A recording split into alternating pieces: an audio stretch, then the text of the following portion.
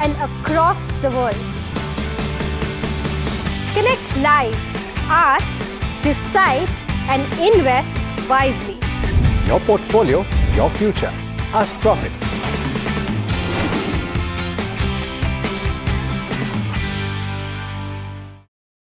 Mohit, you are known for your music. All your films, musics stay with us till today. I'm a millennial and those music are kind of music. So whenever we say Mohit Suri film aa raha hai, we know the music will be good, right? It's a given.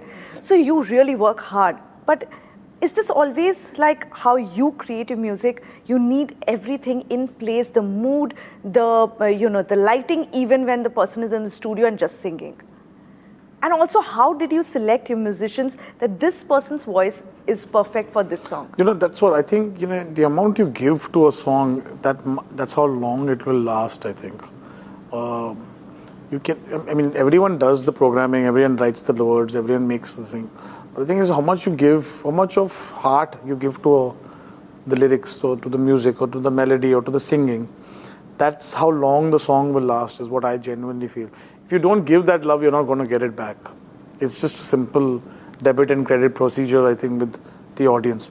I genuinely feel I don't have any special skill. I don't know any scale or anything else. It's just that I enjoy that process a lot. Give me an evening to just go for a film party or something, I'll skip it. But you give me like a struggling musician to go who has a great tune, some new guys, chill all night with them. I can do that. I can just sit there, make music and stuff like that. We just did that recently. Fahim came down. He just surprised us, and we met in my Bandra office, and Han was there, Aneet was there, and he made me hear his other songs and stuff like that. But it was it's so much fun, because I just think making music, film, you still get to see something. Yeah. I think music is so amazing. You don't need to see anything. It's in the air, and suddenly it just comes together, and it's just, you can just feel it. And something you hear makes you feel something. It's just magical. Rajasthan is history, culture, and much more. And I have been reporting on all things royal for more than 25 years. The colors, the culture, and the complexities of the Northeast is different from the rest of the country. I have been bringing the Northeast closer to the capital for over 15 years. Madhya Pradesh is the heart of India, and I have been capturing its every beat for over 10 years, covering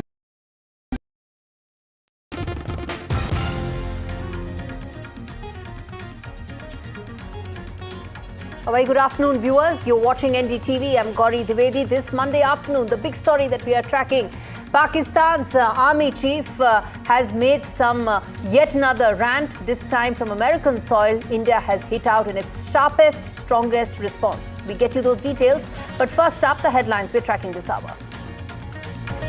India nukes Pakistan's nuclear blackmail. India says will not give in to any nuclear blackmail. External Affairs Ministry hits out in a very sharply worded statement saying nuclear saber rattling is Pakistan's trade. Capital clash over voter wrist row. Police block opposition march and detain MPs. BJP says false charges are being levelled and opposition is trying to create anarchy in the country. Rahul Gandhi hits back saying it's the fight to save constitution, nothing political about this. Congress versus Congress in Karnataka over the voter list issue. Congress minister admits voter list flaws. Rajanna says, why did we remain silent? DK Shivkumar distances himself from these claims. NDTV campaign on stray dogs has its biggest impact, viewers. Top courts, big move to curb stray dog menace. Apex courts directs civic bodies to ensure that stray dog menace is handled, says, and seeks a status report in days. Rania Rao's cop father reinstated. Father is now the DG of Civil Rights Department.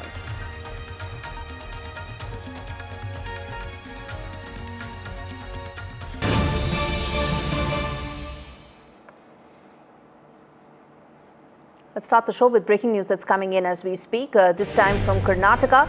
where the Game of Thrones continues. Source-based information that's coming in right now at NDTV viewers is that Congress Minister Rajanna has offered to resign because he's being pulled up over the vote theft remark. This is the big story that we're putting out right now, where Congress seems to have been embarrassed over remarks that have been made by Minister Rajanna. Let's in fact first play out what exactly he said, then we come back and speak to my colleague Deepak Bopanna, who will join us for more perspective on this. ಸುಮ್ಮನೆ ಇದೆಲ್ಲ ಮಾತಾಡೋಕೆ ಹೋದರೆ ಬೇರೆ ಬೇರೆ ಈ voter list ಎಲ್ಲ ಯಾವ ಕಾಲದಲ್ಲಿ ಮಾಡಿದ್ದು, ನಮ್ಮದೇ ಸರ್ಕಾರ ಇರೋವಾಗ ಮಾಡಿರೋದು. ಅವಾಗೆಲ್ಲ ಏನು ಕಣ್ಮುಚ್ಕೊಂಡು ಕೂತಿರ್ತಾರೆ ಎಲ್ಲರೂ. ಸುಮ್ಮನೆ ಮಾತಾಡಿದ್ರೆ ಮಾತಾಡಬೇಕಾಗ್ತದೆ, ಏನು ಬೇಡ ಆಯ್ತಲ್ಲ. ಈಗ ಈ ಅಕ್ರಮಗಳು ನಡೆದಿರೋದು ಸತ್ಯ, ಅದರಲ್ಲೇನು ಯಾವುದೇ ಏನು ಸುಳ್ಳೇನಿಲ್ಲ.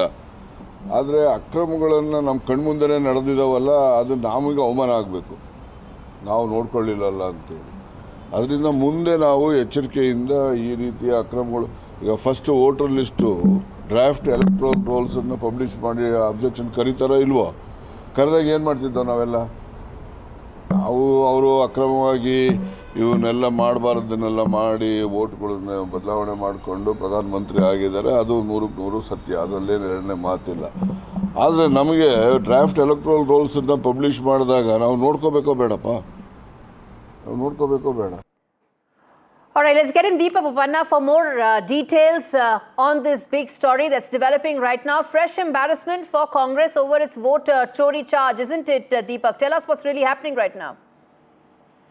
Well, interesting developments. On one hand, K.N. Rajanna, points out that the Congress who was in power should have, of course, taken cognizance, been more vigilant about any such nefarious activities if it was taking place, about vote fraud. And, since the draft electoral roll is given to them, it should have been, brought to their notice by their people, workers, poll agents or more. Now, while he made these suggestions, of course, it came across as a direct contradiction to what Rahul Gandhi has been claiming, because it's one of the lead campaigns by the Congress. Even today, we saw them carry out a protest march. Apart from that, K.N. Rajanna is also a minister who has put the Congress in a spot of bother in the past, be it his statement about a political revolution in September, a big change, or in the past as well, making open statements about leadership changes. It has time and again brought the party and put it in a spot of embarrassment. And now it seems like instructions have gone out directly from the High Command for him to step down, for the Chief Minister to take cognizance as well. Now, we've been told he's offered to resign. Whether they will be able to internally resolve this, which is quite unlikely at this point in time, is what I'm picking up. And this would mean that he could be, out of the cabinet at least. And very soon that will make space for another person. And whether that will be accommodated at this point in time, that's another story altogether. But right now, it's quite interesting that, the Congress has decided to take this action. And because of which, K.N. Rajanna here offering to resign. All right, Deepak Bopanna joining us from Bangalore with the latest as far as Game of Thrones continuing in Karnataka.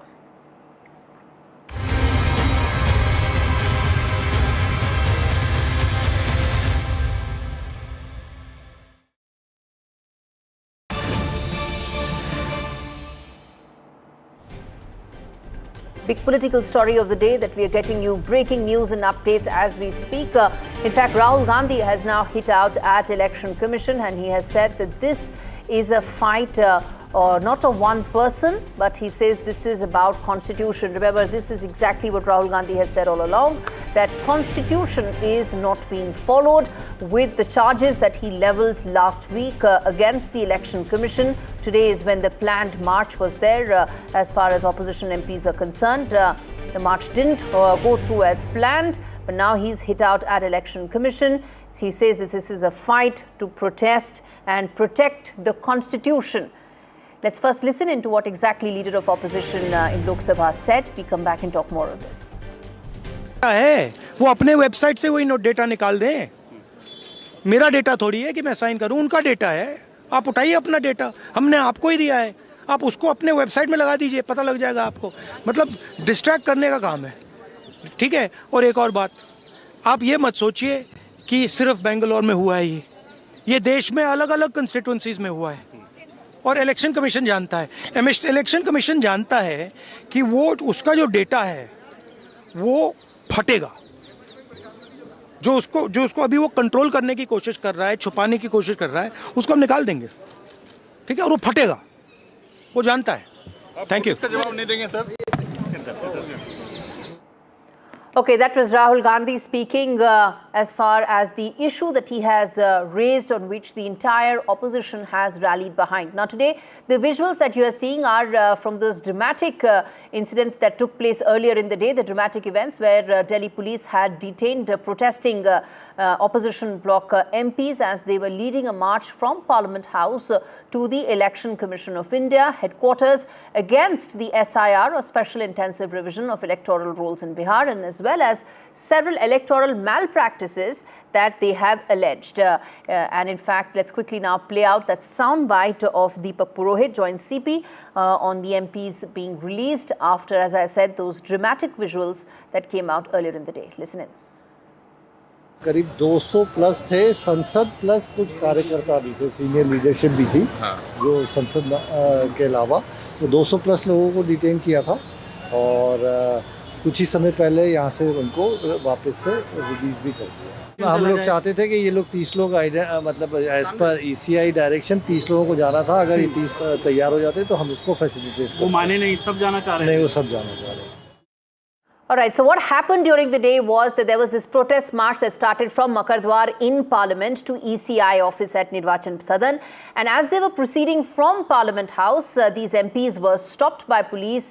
Then there were these barricades that were erected. Those visuals that you're seeing, viewers, are of what happened earlier in the day. Some MPs, including TMC's Mahua Moitra and Samajwadi Party's Akhilesh Yadav, were seen climbing those barricades. Then there were those like Mallikarjun Kharge that began a sit-in protest at the site. So this is really the biggest political story of the day that NDTV has been getting you all details on. I want to now play out some of those face-off bites with the BJP sharpening its attack against the opposition, which has all along maintained that this is not an election-oriented or a political fight. This is all about saving the constitution. Listen in. जाने का उनका अधिकार है, उनके मांग में कोई दम है क्या? आप मुझे बताइए तो। चुनाव आयोग ने बार बार कहा, अभी तक बिहार में एक व्यक्ति ने आपत्ति नहीं दी है, पार्टी ने नहीं दी है। वो कहता है आप चाहे तो डाउनलोड कर सकते हैं, सब कुछ जवाब है। राहुल गांधी से बार बार कह रहे हैं प्रूफ दीजिए, प्रूफ का पता नहीं है। एक ही देखिए, जो उन्होंने कहा वो सच है, वही स्टेटमेंट मेरा भी है। देखिए, अगर कोई सरकार ऑफिस तक पहुंचने नहीं देती तो वो सरकार को क्या डर है मुझे मालूम नहीं है। बांग्लादेशी और बांग्लादेशी वोटर, उसके सहारे ही कांग्रेस जीत सकती है। ये इसकी साजिश 1972-73 से चल रही है। ये चुनाव जो है भारत के वोटर से होगा कि बांग्लादेश के वोटर से होगा? पहला सवाल तो यही है ना। Rahul ji has raised some serious questions. They deserve serious answers. The Election Commission, I believe, not only has a responsibility to the nation, but it has a responsibility to itself. That there should not be any doubts left in the minds of the public about this entire credibility of our elections. The elections matter to the whole country. And our democracy is too precious to be jeopardized by doubts about whether there is duplicate voting, whether there are multiple addresses, whether there are fake votes.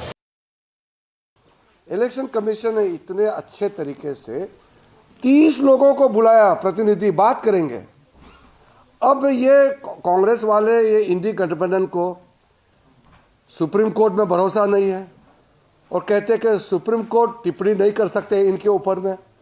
Election commission में भरोसा नहीं है, election commission को attack करते हैं, parliament को विश्वास नहीं करते हैं।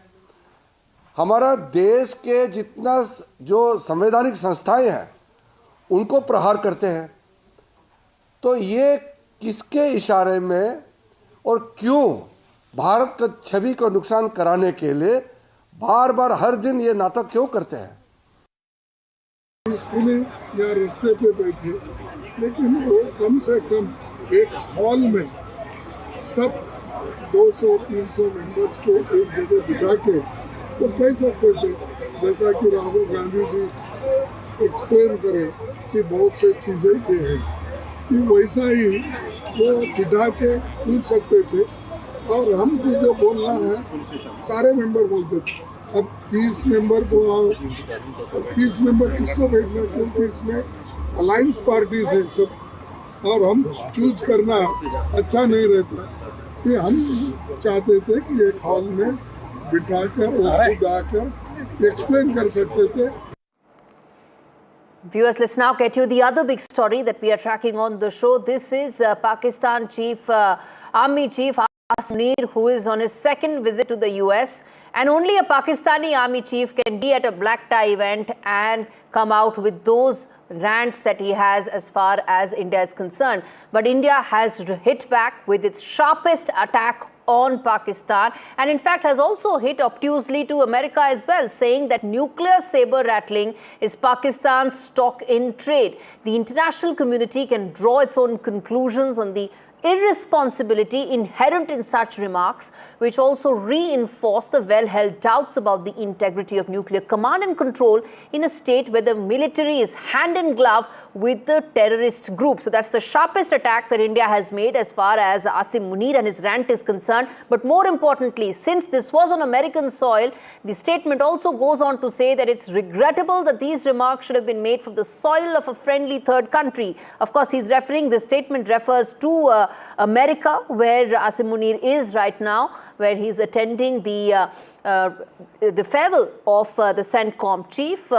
And with this statement that has come out and India's sharpest attack, this is likely to be and will be a big focus for us viewers.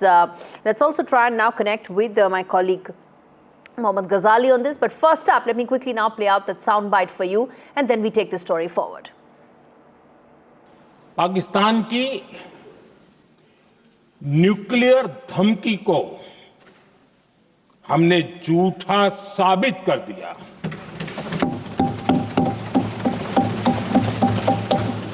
Bharat ने सिद्ध कर दिया कि न्यूक्लियर ब्लैकमेलिंग अब नहीं चलेगा और न ही ये न्यूक्लियर ब्लैकमेलिंग के सामने भारत झुकेगा। Okay, so that was Prime Minister Modi when he spoke on the floor of the House during Operation Sindoor debate, when he very clearly said India has busted that nuclear blackmail that keeps coming in from Pakistan during Operation Sindoor. Let's get in Mohammad Ghazali, who tracks MEA for us. Now, Ghazali, in its sharpest attack, the government of India has said it very clearly that this nuclear saber rattling is something that Pakistan keeps doing. But the most important fact that it's also mentioned America, saying this has actually happened on American soil by that obtuse reference that it has made. Something that India feels needs to be pointed out in no unclear terms. Yeah, and India calls out both the things which you rightly mentioned, Gauri. One, that how it can a statement like this could have been made from a soil of a friendly country. India also reminds that US is still a friendly country, and also says that this statement shows or draws our attention and the attention of the international community towards the entire nuclear facility in Pakistan, which may fall in wrong hands, be it the military leadership, be it the political leadership, and we all know that how the army or the security forces call the shots there in Pakistan over the civilian establishment. So in a very sharp and a very crisp statement, it caters to all what India wanted to highlight. One, that how this entire nuclear saber rattling by Pakistan has not happened for the first time, though it's on record for the first time, but our Prime Minister, our External Affairs Minister, both of them in the past have called out Pakistan on global forums as well. I remember just a couple of months ago, Dr. Jaishankar was in UN addressing terrorism, counter-terrorism exhibition over there, where he had called out Pakistan just weeks after Operation Sindoor, that Pakistan can never get into this nuclear blackmailing. India will never give into that. And yet again today, the sharpest response, calling out Pakistan's military establishment, calling out US as well to be a mute spectator when the army chief of another country comes onto their soil and threatens its neighborhood. All right, Ghazali, stay with us. Let me also get in General Rajendra Singh, who's joining us on the broadcast with his comments. He's a former DG Infantry, to talk about the messaging, the clear messaging that has come in from the MEA, where we've called out what Asim Munir's rant was all about. We've also called out the fact that he is in America and on American soil. This is the kind of rant that he's coming out with. Sharpest attack by India against Pakistan. Your reaction? Yes, you're right. I think our MEA has done the right thing by responding to this particular statement of Asif Munir in United States. You see, this Pakistani army chief seems to be living in a world of great delusion. After having been sorted out in Operation Sindoor, this gentleman is going around and shouting from the rooftops to say that his army has really done a great job. And over there in this farewell ceremony of the CENTCOM chief, he goes and announces all kinds of things, including nuclear blackmail, including talking about that in case India creates any or constructs any dam, he's going to launch missiles on it. And then in case there is a nuclear threat, he is going to take half the world down. Such kind of things are highly unexpected from a person of his stature. I think it is no wonder that this gentleman is the world clearly knows as to what the basic thing. I will have to interrupt you there, sir. There's breaking news coming in, and I have to shift focus to some important update that we're putting out right now on the broadcast, which is inside scoop as far as Rajanna's resignation is concerned. This is big news coming in as far as breaking updates that we are getting right now as far as the story regarding Congress versus Congress in Karnataka, where the Game of Thrones is underway, and Rajanna was pulled up for anti-Congress remarks. Source-based information also coming in is that K.N. Rajanna was in fact unhappy about the leadership diktat, and he wanted to discuss the issue with Siddaramaiah in terms of the leadership. Remember, this Game of Thrones in Karnataka has been one thing that has really impacted the overall political climate in Karnataka. I want to first play out what exactly the minister said, then we come back and tell you more as far as the breaking news that's coming in on the broadcast as we speak. ಸುಮ್ಮನೆ ಇದೆಲ್ಲ ಮಾತಾಡಕ್ಕೆ ಹೋದ್ರೆ ಬೇರೆ ಬೇರೆ ಈ voter list ಎಲ್ಲ ಯಾವ ಕಾಲದಲ್ಲಿ ಮಾಡಿದ್ದು, ನಮ್ಮದೇ ಸರ್ಕಾರ ಇರೋವಾಗ ಮಾಡಿರೋದು. ಅವಾಗೆಲ್ಲ ಏನು ಕಣ್ಮುಚ್ಕೊಂಡು ಕೂತಿರ್ತಾರೆ ಎಲ್ಲರೂ. ಸುಮ್ಮನೆ ಮಾತಾಡಬೇಕಾಗ್ತದೆ, ಏನು ಬೇಡ ಆಯ್ತಲ್ಲ. ಈಗ ಈ ಅಕ್ರಮಗಳು ನಡೆದಿರೋದು ಸತ್ಯ, ಅದರಲ್ಲೇನು ಯಾವುದೇ ಏನು ಸುಳ್ಳೇನಿಲ್ಲ. ಆದರೆ ಅಕ್ರಮಗಳನ್ನು ನಮ್ಮ ಕಣ್ಮುಂದೆನೇ ನಡೆದಿದ್ದಾವಲ್ಲ, ಅದು ನಮಗೆ ಅವಮಾನ ಆಗಬೇಕು, ನಾವು ನೋಡ್ಕೊಳ್ಳಿಲ್ಲಲ್ಲ ಅಂತೇಳಿ. ಅದರಿಂದ ಮುಂದೆ ನಾವು ಎಚ್ಚರಿಕೆಯಿಂದ ಈ ರೀತಿಯ ಅಕ್ರಮಗಳು, ಈಗ first voter list draft electoral ರೋಲ್ಸನ್ನು ಪಬ್ಲಿಷ್ ಮಾಡಿ ಅಬ್ಜೆಕ್ಷನ್ ಕರೀತಾರೋ ಇಲ್ವೋ, ಕರೆದಾಗ ಏನು ಮಾಡ್ತಿದ್ದೋ ನಾವೆಲ್ಲ, ಅವರು ಅಕ್ರಮವಾಗಿ ಇವನ್ನೆಲ್ಲ ಮಾಡಬಾರ್ದನ್ನೆಲ್ಲ ಮಾಡಿ ವೋಟ್ಗಳನ್ನ ಬದಲಾವಣೆ ಮಾಡಿಕೊಂಡು ಪ್ರಧಾನಮಂತ್ರಿ ಆಗಿದ್ದಾರೆ. ಅದು 100% ಸತ್ಯ, ಅದರಲ್ಲೇನು ಎರಡನೇ ಮಾತಿಲ್ಲ. ಆದರೆ ನಮಗೆ ಡ್ರಾಫ್ಟ್ ಎಲೆಕ್ಟ್ರಲ್ ರೋಲ್ಸನ್ನು ಪಬ್ಲಿಷ್ ಮಾಡಿದಾಗ ನಾವು ನೋಡ್ಕೋಬೇಕೋ ಬೇಡಪ್ಪ, ನಾವು ನೋಡ್ಕೋಬೇಕೋ ಬೇಡ. Mr. K.N. Rajanna is totally false. He doesn't know. My chief minister will reply to it, and my party high command. And your party leader has also written a letter to Randeep Surjewala to take disciplinary action against him, my party, Delhi, and the chief minister will react to it. All right, let's get in Deepak Bopanna to give us and fill us in with the latest that's come in.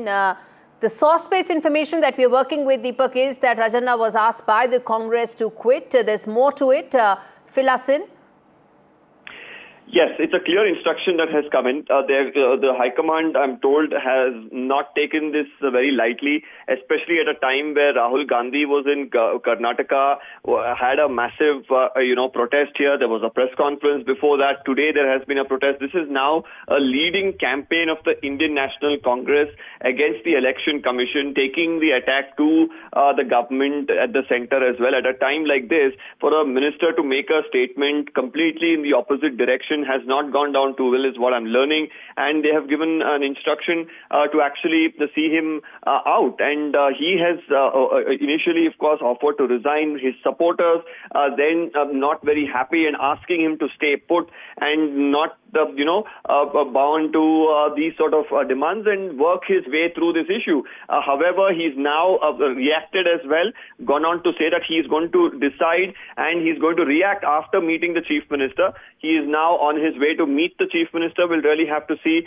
once the meeting is done whether a confirmation will come in from him or whether he will decide to rebel against this diktat that's come in, and whether how that will really implode within the Congress is something to watch out for now. Right, and Deepak, this is also very, the timing of this is something that needs to be told in greater detail. The fact that this is now the biggest political campaign of Rahul Gandhi, leader of opposition in Lok Sabha. He spoke about it just minutes ago, that this is a fight against protecting the constitution. We're going to keep doing it. At least that's what he's hinting at. This is likely to really stand out with the Rajanna, isn't it, going forward? Well, it's trying, because now we should understand that as far as KN Rajanna is concerned, it's not one statement that has put the party in a fix. It has repeated statements at repeated intervals that have time and again brought some sort of an embarrassment to the party in one way or the other. And now we have a situation where he's again, gone against the lead campaign, which has been initiated by the leader of the opposition in the, in the Lok Sabha, Mr. Rahul Gandhi himself. And be it his earlier statements of saying that there will be a political revolution by September, be it his earlier statements talking about a change in leadership, all of them have been noted time and again by the AICC leaders, and it seems like this was the final nail on the coffin, which they didn't want to put up with. How this will really develop now, or whether he will gradually move out, or whether he will actually decide to rebel, that is something that we'll have to see. Indeed, that remains to be seen. Deepak, stay with us, because I want to play out this soundbite of Rajanna and come back and talk more on this. ನಾನು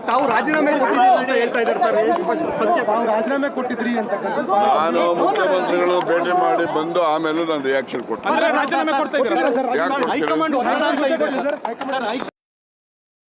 Question that was asked to him was, will you resign?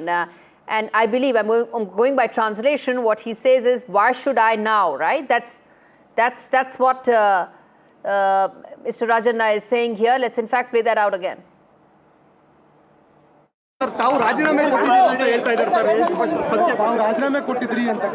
ನಾನು ಮುಖ್ಯಮಂತ್ರಿಗಳು ಭೇಟಿ ಮಾಡಿ ಬಂದು ಆಮೇಲೆ ನಾನು reaction ಕೊಡ್ತೀನಿ.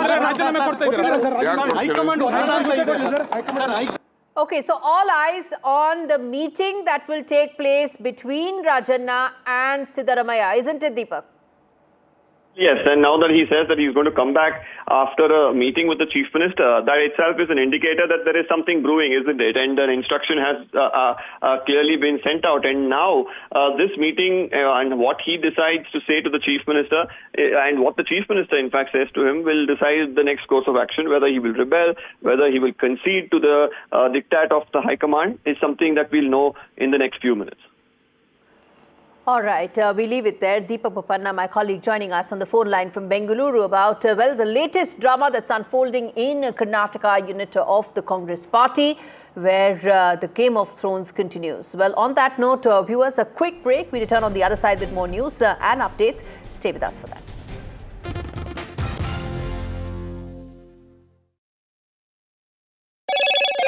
Hello, Moto. Moto G96 5G. All eyes on you.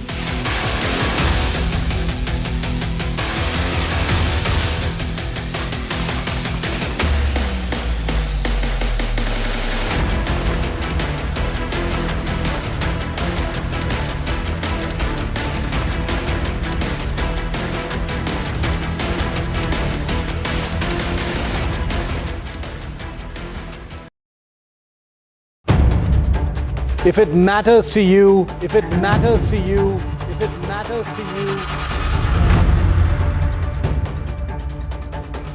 it matters to India. It matters to India.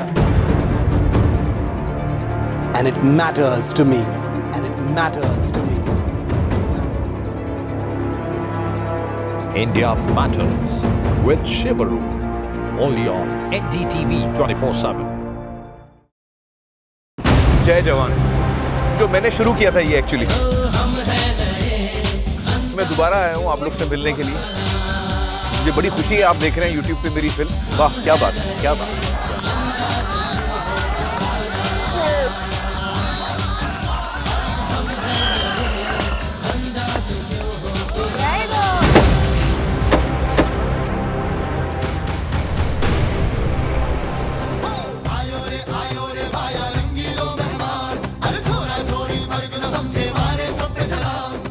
देखिए जय जवान मेरे साथ 15 अगस्त को सिर्फ एनडीटीवी पर जय जवान जय जवान जय हिंद जय Hind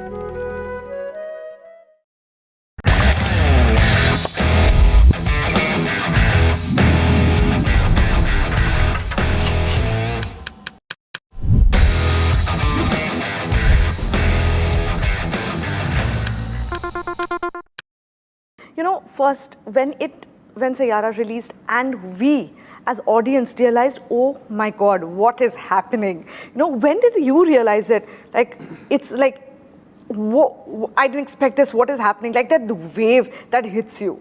You know, the first thing that really hit me, I'm telling you, was a month back actually, to be honest, is when Adisa saw the film. And he saw a very loose cut and he decided the release date. But he was always, like me and Akshay were so into making the film, I think, along with Sumanna and all. Sometimes when you're so into it and you don't realize, you don't see it from, and then he saw it from a third person perspective. I mean, he was always super confident about the film. And he had actually had this talk with me about how I've done. And yeah, we all grew up. I was in the 8th grade when I saw Dilwale Dulhania Le Jayenge and said I want to make a love story like this. For a person like him to say that, you've made a great film. All he had asked for me was to make your best film for me. And I did, and I'm just glad that, so that was the first thing, and that validation was great. I wasn't shouting over the roof for it.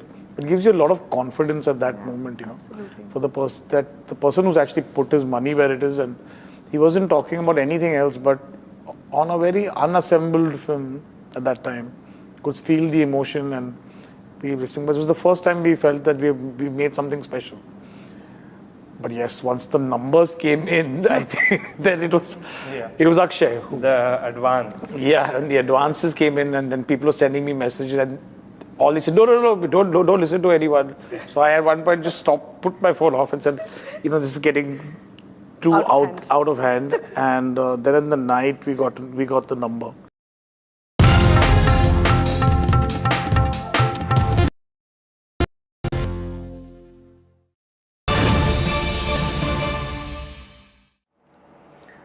Breaking news coming in as we speak. This is update as far as the betting scam is concerned, the online betting app case in which celebrities are in the dock. And what you're seeing right now on your screens, visuals that are coming in of actor Rana Daggubati, who's leaving the Enforcement Directorate premises after being grilled for 5 hours. Those are live visuals that are coming in, viewers, of actor Rana Daggubati leaving from the Enforcement Directorate office. Let's get in my colleague Uma Sudhir for more on the kind of charges that are leveled against these actors, and more importantly, the kind of questions that were put forth to them. All right, Uma, fill us in, please. So Rana Daggubati came at around 11 and his questioning was over by 3 p.m. So about 4 hours of questioning, or he spent about 4 hours at the Enforcement Directorate office. They asked him for one, bank account details, the kind of contracts that he had signed up, the details of the company with whom he had signed up the contract, and he was asked about what he had endorsed. And Rana Daggubati has explained to them, saying that he had only endorsed gaming apps. These are not betting apps, but gaming apps, and that they were skill-based games which the Supreme Court has allowed, and only in the regions where it has been allowed. He also mentioned that he had, got his team to vet it legally, the legal team to vet the contracts that he had signed up. before doing the endorsement itself. And subsequently, of course, there has been a lot of concern about celebrity endorsements and a lot of talk about celebrity endorsements. And he also was aware of the kind of influence that a celebrity has when he endorses something that is illegal or betting. But Rana Daggubati holding his ground, saying that he has only endorsed a gaming app, not something that he believes is an illegal betting app. But yes, the Enforcement Directorate would also be looking at violations of the Prevention of Money Laundering Act, which means any tax evasion in either the sponsorship deals or the promotional deals or the revenue that is earned from the digital advertisements that were endorsed by celebrities like Rana himself. And after finishing with the deposition, Rana has left. He has not spoken to the media, unlike Vijay Deverakonda, who last week came out and spoke about the distinction, making that distinction between a gaming app and a illegal betting app, and saying that gaming app is something that is supporting even sports in the country, cricket, Indian cricket, women's cricket, volleyball and kabaddi and other such like, and saying that it is a legally permissible activity because it has a GST, it has a license, and you pay taxes for it, and he had not been promoting any illegal betting app. But yes, the next celebrity who will be coming in will be Lakshmi Manchu. Her questioning comes up on the 13th of August. Of course, 26 others also going to be questioned, who were all named in the FIRs that were lodged by the Telangana police when these cases were filed, saying that because of celebrity endorsements, lots of people were losing money in the illegal betting apps. Back to you. Right, Uma Sudhir, bringing us up to speed with what really is the case all about, and with these big celebrities that are in the dock as far as the online betting app case is concerned, where all of them have said that this is legit, companies are paying GST or taxes are being paid, and they are just endorsing this. Let's quickly now get in Ashish, my colleague, to tell us more in terms of the latest that's unfolding as far as this case is concerned. After almost over 4.5 hours of questioning Rana Daggubati, actor who is quite famous in Tollywood film industry in Hyderabad, he appeared before Enforcement Directorate here. He left after questioning. He was summoned by Enforcement Directorate in alleged illegal betting app case, and for that he had appeared. However, he was supposed to appear earlier last month, but he sought some time, and later, after ED allowed him, he appeared today. He was questioned. He was asked questions related to him promoting the betting app. There, the actor sources suggest that actor has conveyed to the questioning authorities that he has not done anything illegal. Everything he has done as per under law. And he assured authorities as well as everyone here that he will cooperate in the investigation. It's worth mentioning that earlier famous actor Prakash Raj and Vijay Deverakonda, they too participated in the questioning in this very same office here in Hyderabad. Now it was turned for Rana Daggubati. He came here. He spent almost over 4.5 hours time, and after attending the questioning, he has left from here. With camera person Nagaraj, Ashish, NDTV.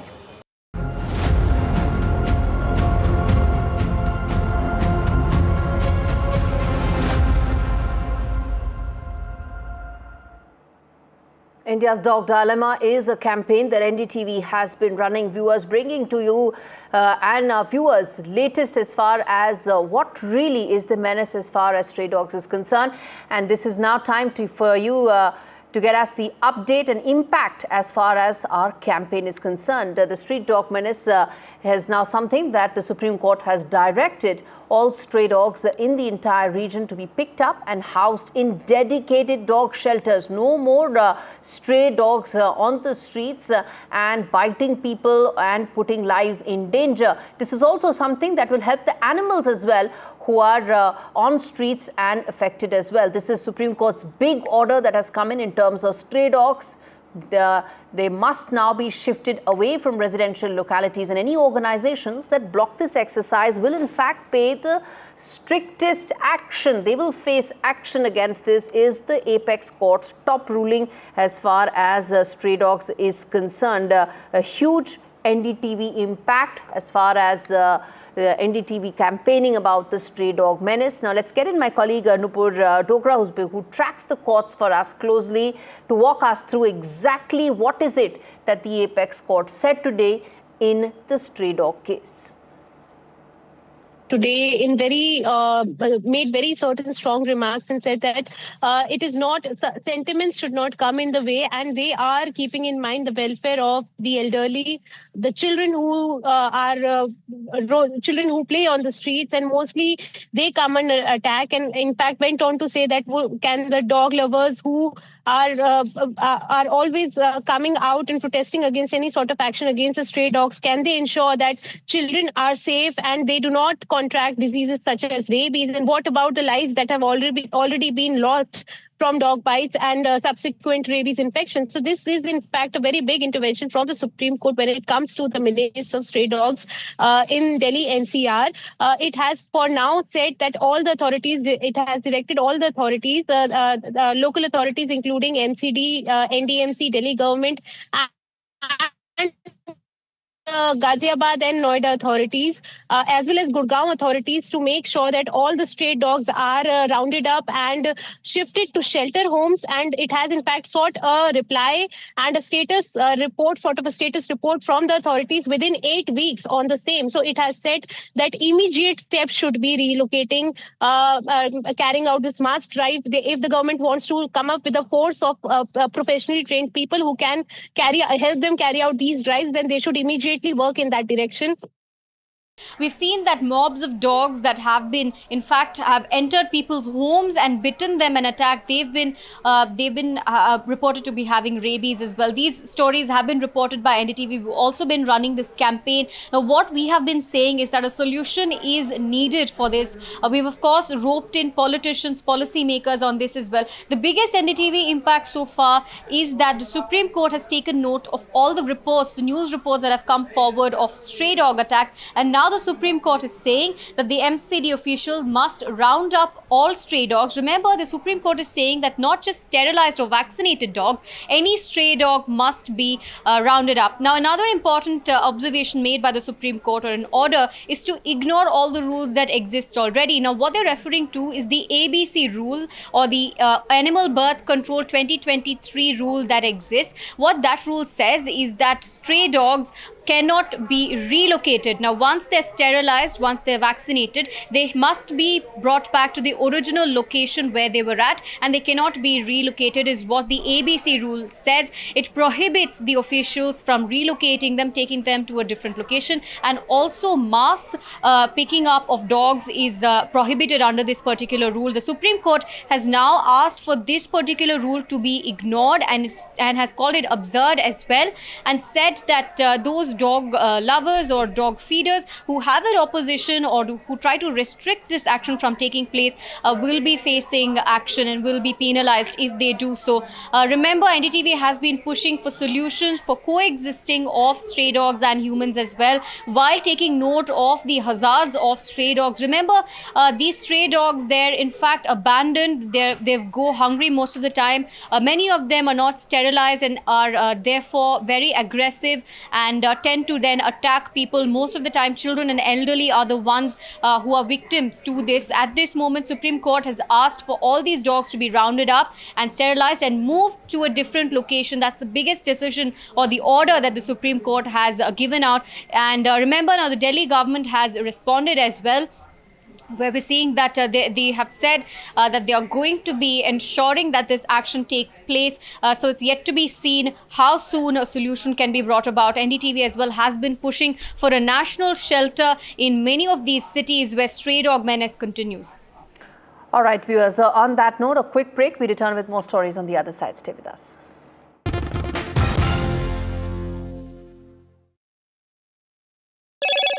Hello, Moto. Moto G96 5G. All eyes on you.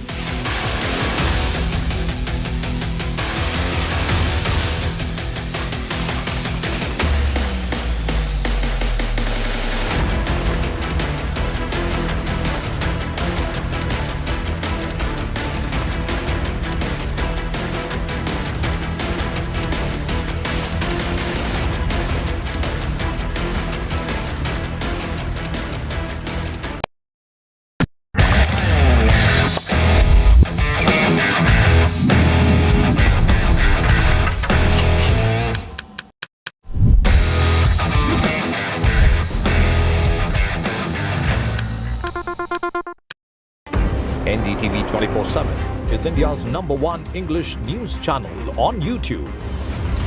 Credible, compelling, always ahead of the curve. Thank you for choosing NDTV 24/7 as your trusted source for news. Vanakkam Tamil Nadu. Now the battle for Tamil Nadu 2026 is open now. After Chief Minister Stalin rolls up his sleeves and Vijay steps in as a star challenger. This is a mass gathering, not for cash. Meanwhile, a former Chief Minister Edappadi Palanisamy begins his fight back. The big comeback campaign by EPS has well and truly begun. These are all the ultimate players, and this is going to be the ultimate test.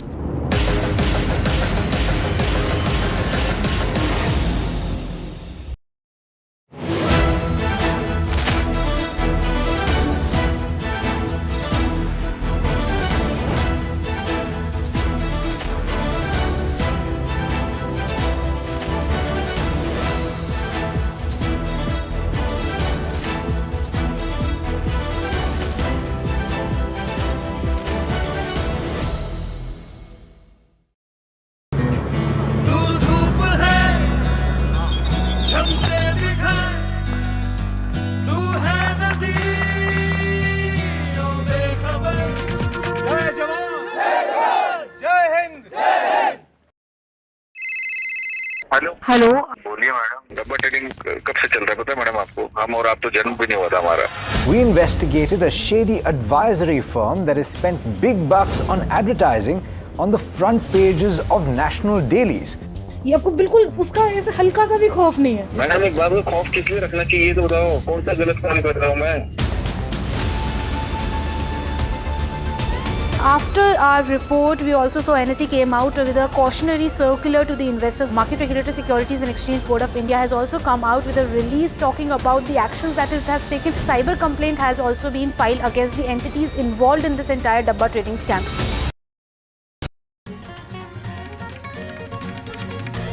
India News sparks nuclear blackmail. India says it will not give in to any nuclear blackmail. External Affairs Ministry says nuclear saber rattling is Pakistan's trade. Capital clash over the voter list row. Police block opposition march and detain Member of Parliament. BJP says it's a false charge with opposition creating anarchy. Rahul Gandhi hits back saying the fight is for saving the constitution. It's not political. Congress versus Congress playing out in Karnataka over the voter list row. Congress minister admits voter list flaws. Rajanna says, why did we remain silent till now? DK Shiv Kumar distances himself from KN Rajanna's claim. And this is an NDTV campaign impact, where top court's big move to curb stray dog menace says civic bodies must ensure that all stray dogs now have a house to live in. Presented by Canara Bank. Together we can.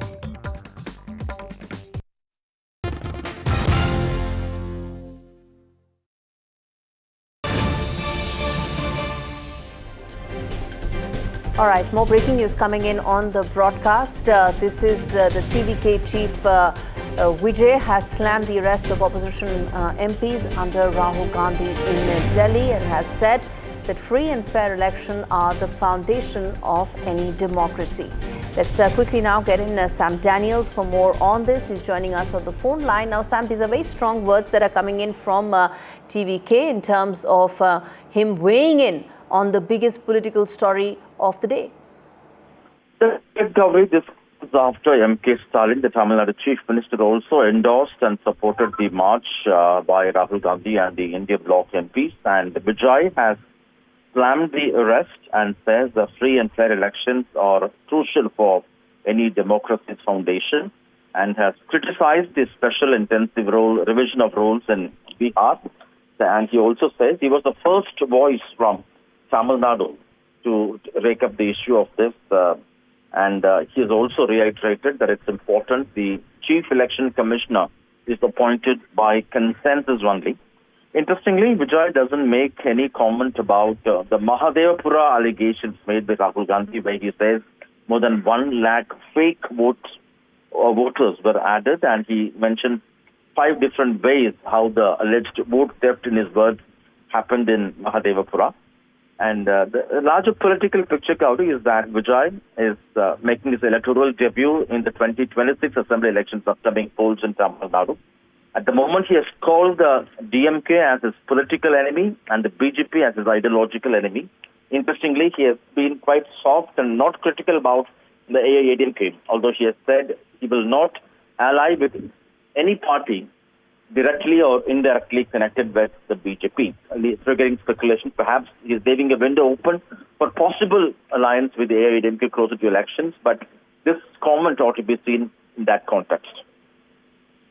All right, we leave it there. Sam Daniels joining us on the phone line for his take as far as TVK's comments that have come in, saying that fair elections are the foundation of any democracy in terms of the political showdown that continues between Rahul Gandhi and the Election Commission. On that note, viewers, a quick break. We return on the other side, talk more about Tesla's second showroom, which has opened in Gurugram. Stay for that and lots more on the other side.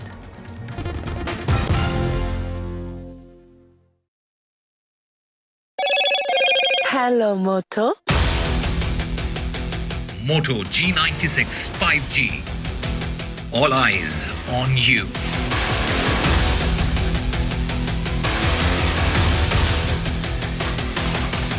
Greetings to Finance Minister Abudale Saber Faudul, the government and the people of Chad on their Independence Day.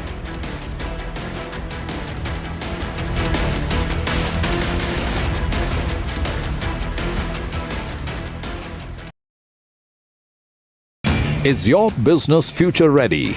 Join the 13-week strategic ESG certification program for business sustainability and growth for CXO and business leaders by NDTV, Terry and Zenora.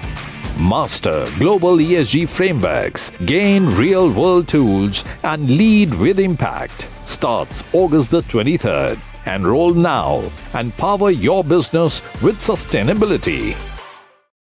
And you know, that's why it's being said that after Kahuna Pyare, this is the film that has got 2 superstar debutants who are becoming superstars.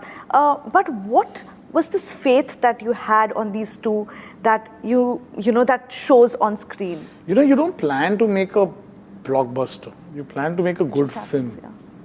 And that's what I think they never let me, you know, they didn't put that pressure on me to live up to. They never gave me a number that we have to hit or a so-called figure that I have to open to. There was all these trappings were just not there, which normally producers do end up putting that pressure. You know, then you make wrong things. Then you add a song for a shadi song, add a Punjabi song. All these trappings were not there in this film. They were like, just go there and make your film. Do this script. We love this script and make it honestly. And I think the minute that happened, a filmmaker I could just spread my wings and just go out, not worrying about a few. I think when you do that, you get a little more fearless, and then that's what got picked up by people. So I cast appropriate for the film. I didn't cast thinking. I cast what felt right. You were saying that you are going to say no to him. Yeah. But that's his fault. Huh? He was now you see, now that we can talk about the film, Krish Kapoor cannot be a timid, sweet boy. Yes, sir, how are you, sir? Last time we spoke. Yeah, and I was like, what is this guy? He was a sweet boy. And then by the end of the night, I could see the boisterous self, and I could see the Krish Kapoor who could stand on top and say, don't forget this name, it's Krish Kapoor. So I think I was looking for that a bit. I needed a spark of that.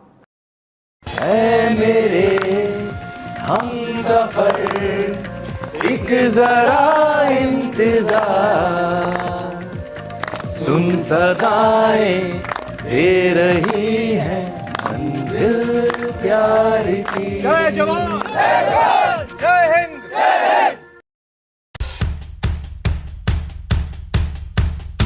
The markets move fast. And so should your portfolio. Expert insights, real-time stock picks. Do I buy Ola? Should I hold ICICI CDSL for the long term? buy, sell, or hold? The answers you need, straight from the experts. Callers from India and across the world. Connect live, ask, decide, and invest wisely. Your portfolio, your future. Ask Profit.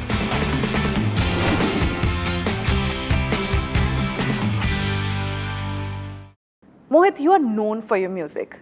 All your films, musics stay with us till today. I'm a millennial and those music are kind of music.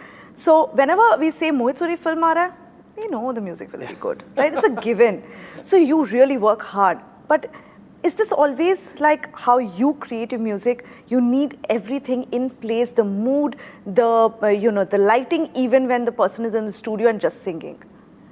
And also, how did you select your musicians that this person's voice is perfect for this song? That's what I think, the amount you give to a song, that's how long it will last, I think. Everyone does the programming, everyone writes the words, everyone makes the thing. But the thing is how much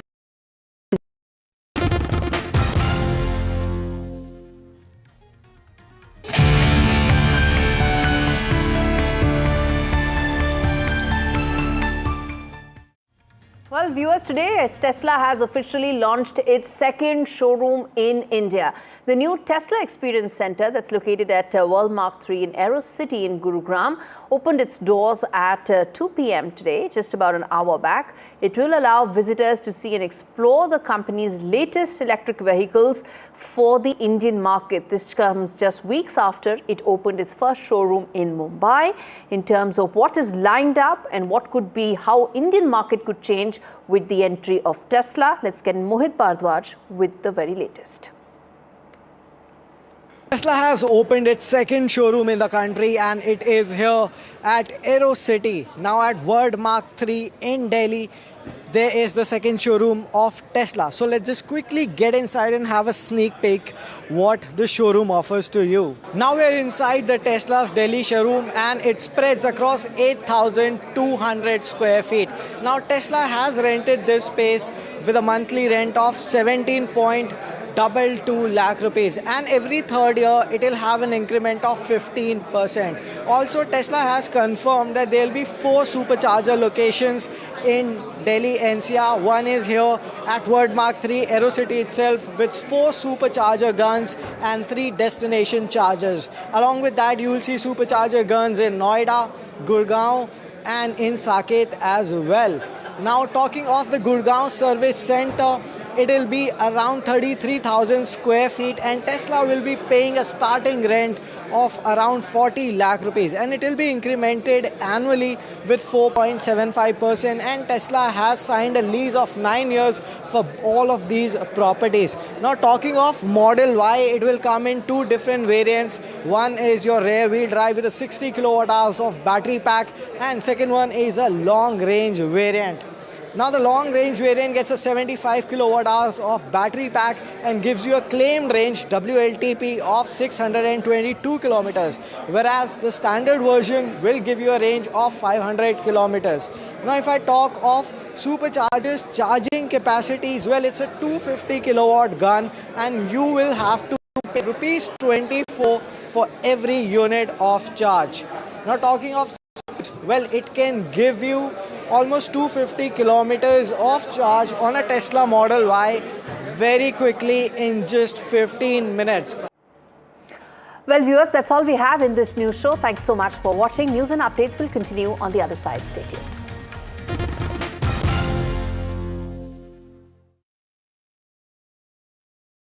Rajasthan is history, culture, and much more. And I have been reporting on all things royal for more than 25 years. The colors, the culture, and the complexities of the Northeast is different from the rest of the country. I have been bringing the Northeast closer to the capital for over 15 years. Madhya Pradesh is the heart of India, and I have been capturing its every beat for over 10 years, covering the corridors of power, what is said, what is left unsaid, and what it actually means for you and me. I have it all covered. Kashmir is often called paradise on earth, a region that has been in a state of flux from conflict to India's crowning glory. I have been reporting and decoding Jammu and Kashmir for last 3 decades.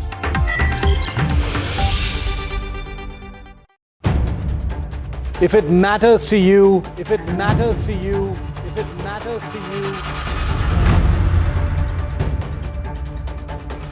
it matters to India, it matters to India, and it matters to me, and it matters to me. India Matters with Shivaru, only on NDTV 24/7. जय जवान जो मैंने शुरू किया था ये actually मैं दोबारा आया हूँ आप लोग से मिलने के लिए मुझे बड़ी खुशी है आप देख रहे हैं YouTube पे मेरी फिल्म वाह क्या बात है क्या बात है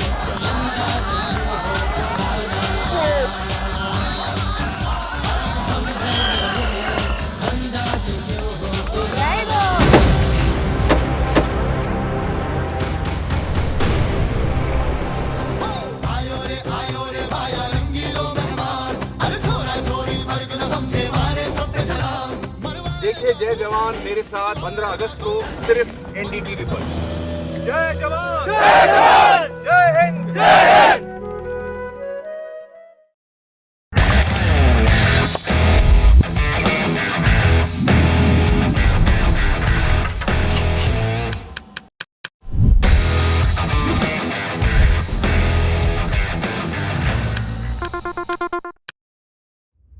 Vanakkam Tamil Nadu. Well, the battle for Tamil Nadu 2026 is open now. After Chief Minister Stalin rolls up his sleeves and Vijay steps in as a star challenger. This is a mass gathering, not for cash. Meanwhile, a former Chief Minister, Edappadi Palanisamy, begins his fight back. The big comeback campaign by EPS has well and truly begun. These are all the ultimate players, and this is going to be the ultimate test.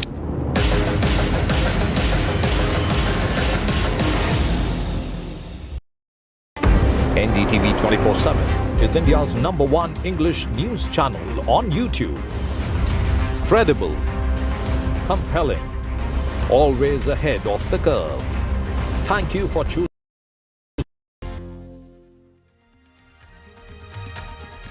It is Congress versus the Congress in Karnataka. Sources suggest that Karnataka minister had been asked to step down. Sources also indicate that Mr. Rajanna was unhappy with his sacking. Rajanna admitted irregularities during his tenure with the Congress. The latest in the online betting case, Enforcement Directorate drills actor Rana Daggubati. In fact, the actor was drilled for nearly 5 hours.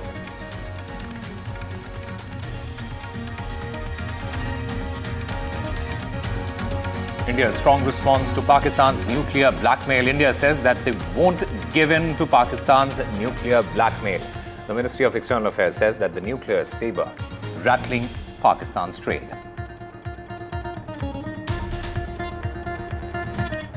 A big clash over the voter list row. Opposition the police block opposition march and detain most of their MPs. The BJP in the meanwhile says that these are false charges. And the opposition is creating anarchy. Rahul Gandhi, meanwhile, suggests that this is a fight to save the constitution and not political.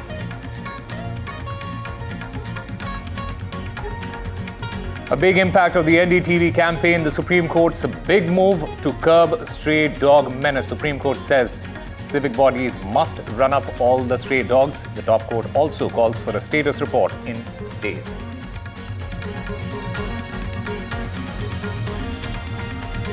Rania Rao's father has been reinstated. The father now is a DG of Civil Rights Department.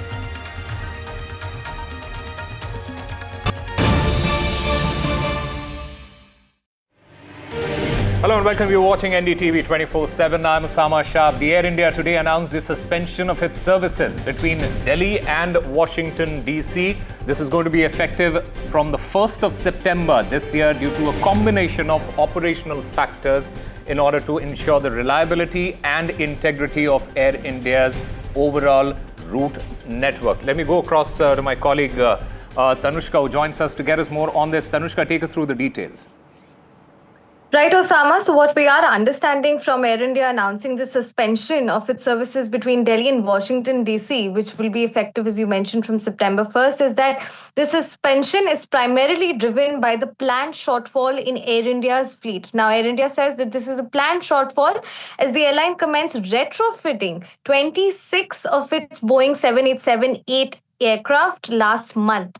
This extensive retrofitting program is being done to keep in mind to enhance customer experience is what Air India says and necessitates a prolonged unavailability of multiple aircraft at any given time until at least the end of 2026. So potentially Air India is saying at this point that while this would start, the suspension would start at September 1st, 2025, this could go on until the end of 2026. Why? Because of the retrofitting that is happening, they are carrying out on its Boeing 787-8 aircraft. And the second reason that Air India also states is the continued closure of airspace over. Right, we'll try and reconnect with Tanushka there. All right, Tanushka, go ahead. Yeah. So we do understand that the second reason that Air India is stating at this point is the continued closure of airspace over Pakistan as well, which is impacting these long-haul operation airline flights, leading to longer flight routings and increased operational complexity as well. Customers who have already, booked such flights to Washington, D.C. have been offered and contacted with alternative travel arrangements, including rescheduling and reimbursements and refunding. Full refunding is being offered to the customers as well as per their individual preferences. So essentially, it is because of the retrofitting program that these flights from Delhi to Washington, D.C. are being discontinued. Tanushka, has the airline indicated as to, you spoke about retrofitting in the airlines spoke about it. Has the airline indicated as to what components are they talking about? What components, in the sense that, it is a combination of operational factors that Air India is talking about at this point. Now, retrofitting, at this point means that it's part of their extensive retrofitting program, which is aimed to, what they say, to enhance basically the customer experience. And these are operational measures that are being taken with Boeing 787-8 model aircraft at this point. And it is a temporary suspension. They do say that this is a planned shortfall and that this will go on until at least the end of 2026. All right, Tanushka there, thank you very much for getting us all those details. Meanwhile, the other big story that we are tracking is from the south of India. The TVK chief, actor Vijay, he has slammed the arrest of opposition MPs. In fact, he has slammed the arrest of Rahul Gandhi as well, the detention of Rahul Gandhi. He in fact went on to say that free and fair elections are the foundation of any democracy. He claims that our special voter list, he called it a threat to democratic rights. He in fact reiterated that the election commissioners ought to be chosen by consensus. My colleague Sam Daniel joins us to get us more on this. Sam, from all these statements, is there any indication as to where his leaning would be? Well, we can't infer any such a thing through these comments, but certainly he has supported the cause of the opposition, India bloc, their fight for justice, their fight for free and fair elections in that sense. And he has pointed out that fair elections are a foundation for a democracy. And while the Election Commission and the Chief Election Commissioner Osama facing the heat of the opposition, in fact, who question his credibility and the credibility of the poll panel itself, he says it's important that the Chief Election Commissioner is appointed on a consensus basis, and he has reiterated that particular thing. And he has also claimed he was the first one in Tamil Nadu, or from Tamil Nadu, to raise the special intensive revision of the electoral roll in Bihar, saying that any such tampering would be a threat to democratic rights. But interestingly, he has not made any specific comments over Rahul Gandhi's allegations of massive irregularities in the Mahadevapura constituency in Karnataka, where Rahul alleges more than 1 lakh fake votes have been incorporated. And the larger picture in Tamil Nadu, Vijay is all set to fight elections in the upcoming 2026 polls to make his view in that sense. And he has been critical of the DMK, calling it as his political enemy and the BJP as his ideological enemy. He has been soft on the AIMK and been saying that he will not align with the BJP directly or indirectly. But he has been quite soft on the AIMK, triggering speculation that he could possibly be leaving a door open for possible alliance closer to elections. And it's in that context we'll have to look at these allegations. But so far the Election Commission has been claiming that no major complaints received from the political parties with respect to the allegations raked up by Rahul Gandhi, and that it has wanted Rahul Gandhi to provide or to give his complaints under oath, which again has drawn flags, saying that in a democratic country like India, when questions are being raised, none other than the leader of opposition raising questions over the integrity of the system or the electoral roll, it's important the Election Commission takes it seriously and forward for a larger investigation. All right, Sam Daniel there. Thank you very much for getting us all those details.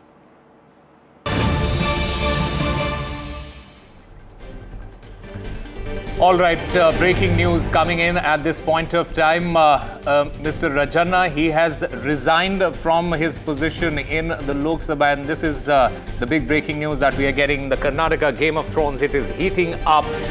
Sources suggest that Mr. Rajanna has resigned. He has put in his papers. He has given his resignation.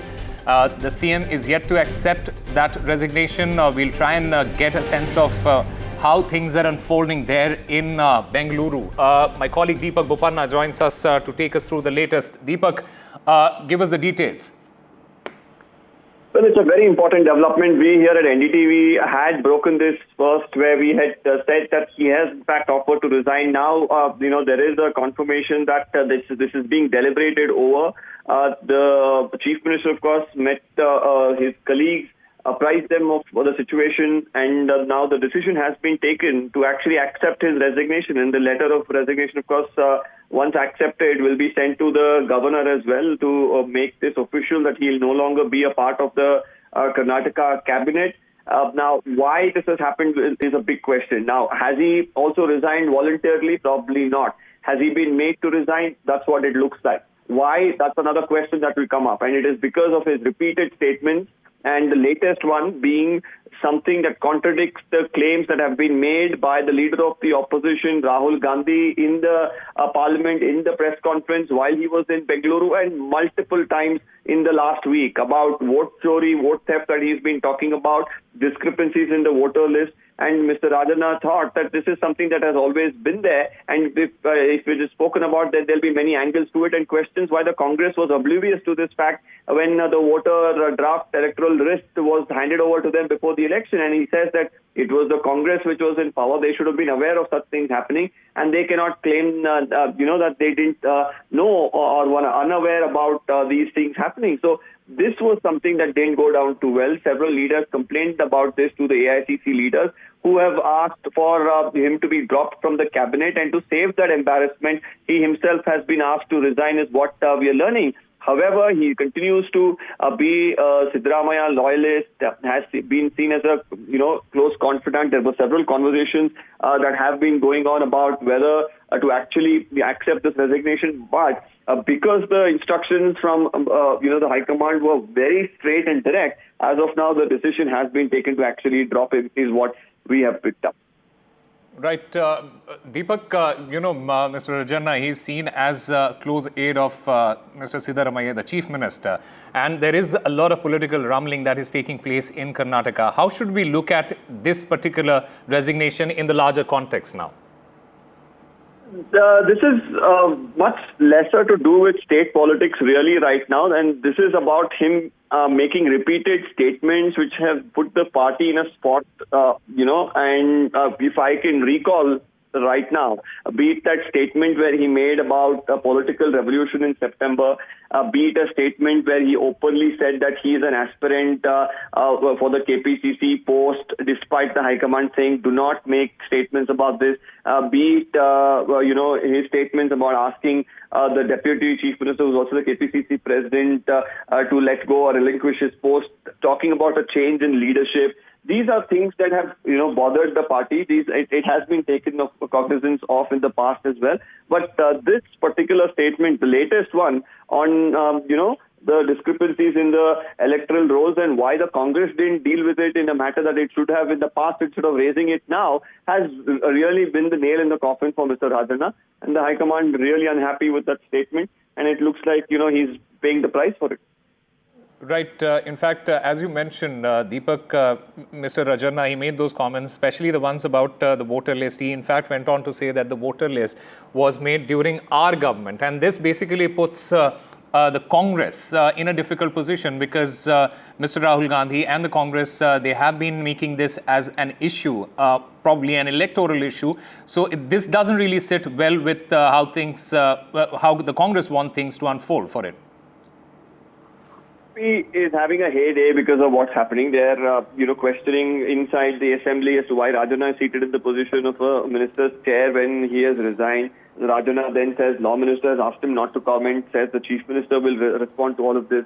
Then we've, heard the BJP say that this is what happens within the Congress for speaking the truth. There's no democracy within the Congress party. So a host of statements that are being made by, the BJP leaders who definitely now seem to have an edge over these sort of developments. We'll have to really see, what the chief minister will say. We're expecting to speak on the matter shortly. All right, Deepak Bopanna, thank you very much for getting us the details. Meanwhile, the latest as far as the online betting app case, Rana Daggubati, the actor, he has left from the ED office. He was in fact quizzed for nearly 5 hours.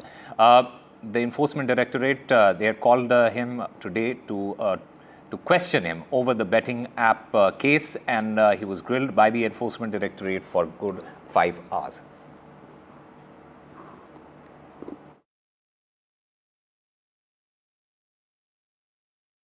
After almost over 4.5 hours of questioning Rana Daggubati, actor who is quite famous in Tollywood film industry in Hyderabad, he appeared before Enforcement Directorate here. He left after questioning. He was summoned by Enforcement Directorate in alleged illegal betting app case, and for that he had appeared. However, he was supposed to appear earlier last month, but he sought some time, and later, after ED allowed him, he appeared today.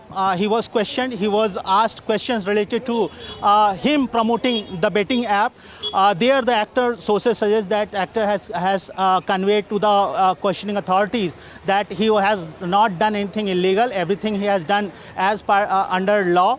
And he assured authorities as well as everyone here that he will cooperate in the investigation.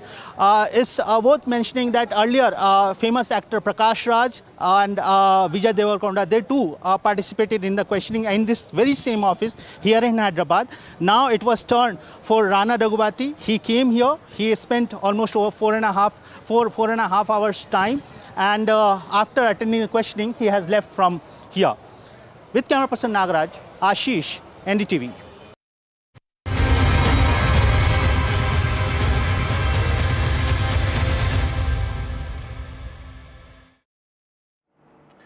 Meanwhile, the face-off between the Congress and the government continues. Delhi police detained protesting India bloc MPs as they were leading a march from the Parliament House to the Election Commission headquarters against the special intensive revision exercise of the electoral rolls in Bihar and also the alleged electoral malpractices.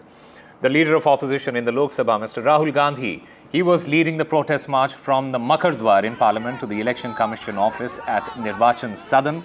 As they proceeded from the Parliament House, they were stopped by the police who had erected barricades. While some MPs, including the TMC's Mahua Moitra and Samajwadi Party's Akhilesh Yadav, they were seen climbing those barricades. Others, including Mallikarjun Kharge, he began a sit-in protest at that side. There was additional drama after TMC MP Mahua Moitra fainted. TMC MP Mahua Moitra fell unconscious during this protest, and earlier Mahua Moitra and Akhilesh Yadav, they were seen climbing the barricades. In fact, all those MPs who were detained, they have now been released. Let's listen in to all the political reactions that came in.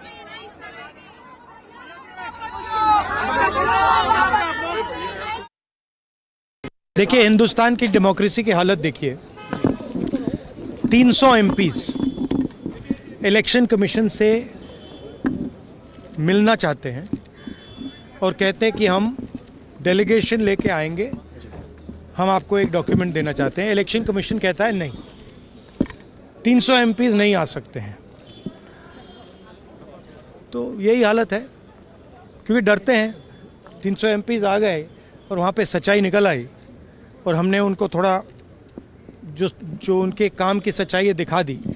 देश की जो आत्मा है, spiritual देश का जो आत्मा है, उसके लिए लड़ाई हो रही है, कॉन्स्टिट्यूशन की लड़ाई है। 1 मैन 1 वोट कॉन्स्टिट्यूशन का फाउंडेशन है। 1 मैन 1 वोट के बिना कॉन्स्टिट्यूशन का कोई मतलब नहीं है। जो सुधार हो रहा है उस सुधार के खिलाफ बजाय के समझने के विषय क्या है, एक बेबुनियाद विवाद खड़ा करने की कोशिश कर। डिस्ट्रिक्ट कलेक्टर और डिस्ट्रिक्ट ऑफिशियल्स वही इलेक्शन कमीशन होते हैं, वही चलाते हैं। तो हर एक राज्य में उनके राज्य के जो इलेक्टोरल ऑफिसर्स हैं वो सुधार अगर करते हैं और ईमानदारी से अच्छी इलेक्शन लिस्ट बनती है, वोटर लिस्ट बनती है, वो हम सबका सामूहिक प्रयास होना चाहिए। तो राहुल गांधी जी देश को जवाब दें, पार्लियामेंट में महत्व का काम होने नहीं दे रहे। इलेक्शन कमीशन को सहायता देनी चाहिए। इलेक्शन कमीशन ने इतने अच्छे तरीके से 30 लोगों को बुलाया, प्रतिनिधि बात करेंगे। अब ये कांग्रेस वाले, ये इंडी गठबंधन को सुप्रीम कोर्ट में भरोसा नहीं है और कहते हैं कि सुप्रीम कोर्ट टिप्पणी नहीं कर सकते इनके ऊपर में। इलेक्शन कमीशन में भरोसा नहीं है, इलेक्शन कमीशन को अटैक करते हैं, पार्लियामेंट को विश्वास नहीं करते हैं। हमारा देश के जितना जो संवैधानिक संस्थाएं हैं उनको प्रहार करते हैं। तो ये किसके इशारे में और क्यों भारत की छवि को नुकसान कराने के लिए बार बार हर दिन ये नाटक क्यों करते हैं? कांग्रेस पार्टी के अंदर लोकतंत्र ही नहीं। सच बोलेगा तो आप पार्टी छोड़ना पड़ेगा। क्या हालत हुई राजन्ना को, उन्हें एसटी लीडर, उन्हें एक सच बोला। क्या बोला? वोटर लिस्ट में एडिशन डिलीशन करना स्टेट गवर्नमेंट का काम है। दूसरों के ऊपर उंगली दिखाएगा तो उसकी गलती नहीं है, ऐसा सच बोला। ऐसा सच बोलने के वजह से उन्हें मंत्री पद से उनको हटाया। पीसफुली या रास्ते पे बैठे, लेकिन वो कम से कम एक हॉल में सब 200-300 मेंबर्स को एक जगह बिठा के तो कह सकते थे, जैसा कि राहुल गांधी जी एक्सप्लेन करें कि बहुत से चीज़ें ये हैं, कि वैसा ही वो बिठा के पूछ सकते थे और हमको जो बोलना है सारे मेंबर बोलते थे। अब 30 मेंबर को, अब 30 मेंबर किसको भेजना, क्योंकि इसमें अलायंस पार्टीज है सब और हम चूज करना अच्छा नहीं रहता। कि हम चाहते थे कि एक हॉल में बिठाकर खुद आकर एक्सप्लेन कर सकते थे। बांग्लादेशी और बांग्लादेशी वोटर, उसके सहारे ही कांग्रेस जीत सकती है। ये इसकी साजिश 1972-73 से चल रही है। ये चुनाव जो है भारत के वोटर से होगा कि बांग्लादेश के वोटर से होगा? पहला सवाल तो यही है ना। Rahul ji has raised some serious questions. They deserve serious answers. The Election Commission, I believe, not only has a responsibility to the nation, but it has a responsibility to itself. That there should not be any doubts left in the minds of the public about this entire credibility of our elections. The elections matter to the whole country. And our democracy is too precious to be jeopardized by doubts about whether there is duplicate voting, whether there are multiple addresses, whether there are fake votes. जाने का उनका अधिकार है, उनके मांग में कोई दम है क्या? आप मुझे बताइए तो। चुनाव आयोग ने बार बार कहा अभी तक बिहार में एक व्यक्ति ने आपत्ति नहीं दी है, पार्टी ने नहीं दी है। वो कहता है आप चाहे तो डाउनलोड कर सकते हैं, सब कुछ जवाब है। राहुल गांधी से बार बार कह रहे हैं प्रूफ दीजिए, प्रूफ का पता नहीं है। एक ही देखिए, जो उन्होंने कहा वो सच है, वही स्टेटमेंट मेरा भी है। देखिए, अगर कोई सरकार ऑफिस तक पहुंचने नहीं देती तो वो सरकार को क्या डर है मुझे मालूम नहीं है। India bloc member of parliaments, they protested against the election commission's alleged electoral malpractices. It was led by leader of opposition Rahul Gandhi. Today we saw some dramatic visuals of Akhilesh Yadav, Mahua Moitro climbing up the police barricades and raising their voice and saying that vote chori nahi chalega.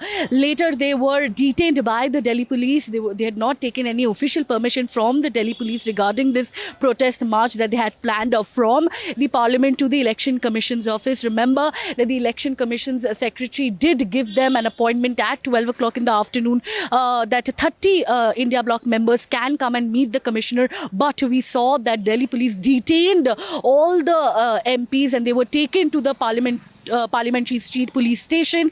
All the leaders, be it Rahul Gandhi, Priyanka Gandhi, Mallikarjun Kharge, along with other India bloc MPs, they were taken to the police station, and for 2 hours they were kept in the police station, and then their meeting with the Election Commission got cancelled. They went back to the Parliament, and we spoke to several such leaders, and they are of the opinion that it is not a political fight that they are fighting. It is a fight to ensure free and fair elections. It is a fight to save the constitution and to ensure that the founding principle of a democracy, that is one man, one vote. This is what Mr. Rahul Gandhi has reiterated time and again.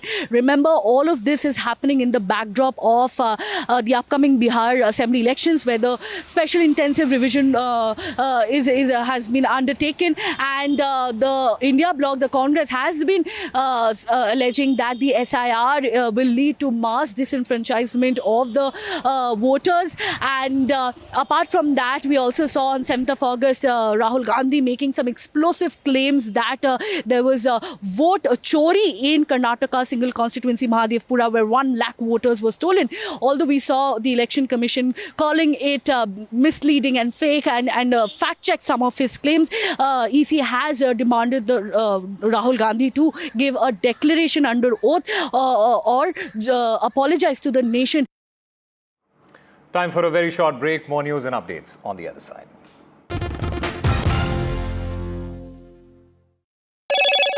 Hello, Moto.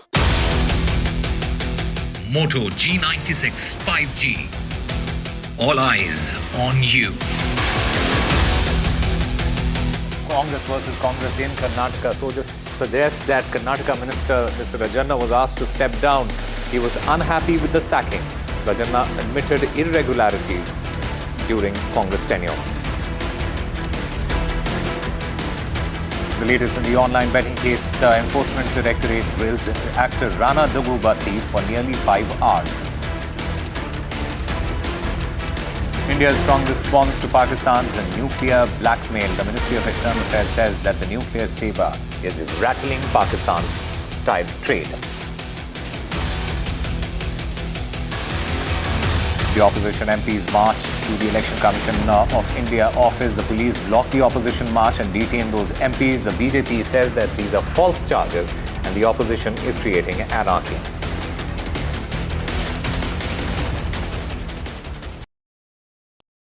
You know, first, when Sayyara released and we as audience realized, oh my God, what is happening? You know, when did you realize it? Like, it's like, I didn't expect this, what is happening? Like that wave that hits you. You know, the first thing that really hit me, I'm telling you, was a month back actually, to be honest, is when Adi sir saw the film. And he saw a very loose cut and he decided the release date. But he was always, like me and Akshay were so into making the film, I think, along with Sumanna and all. Sometimes when you're so into it and you don't realize, you don't see it from, and then he saw it from a third person perspective. I mean, he was always super confident about the film. And he had actually had this talk with me about how I've done. And yeah, we all grew up. I was in the 8th grade when I saw Dilwale Dulhaniya Le Jayenge and said I want to make a love story like this. For a person like him to say that, you've made a great film. All he had asked for me was to make your best film for me. And I did, and I'm just glad so that was the first thing, and that validation was great.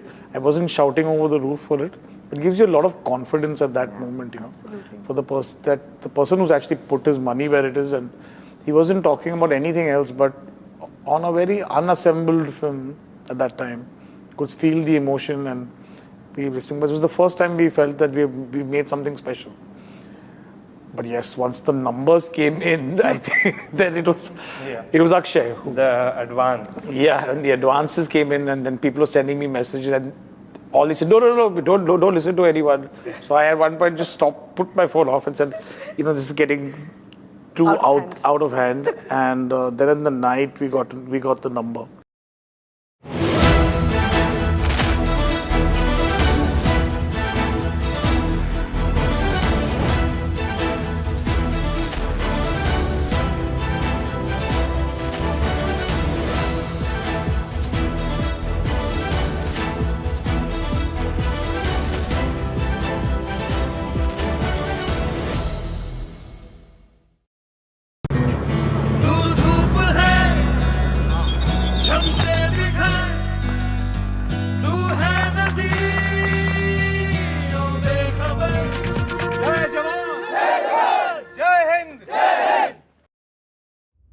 Vanakkam Tamil Nadu.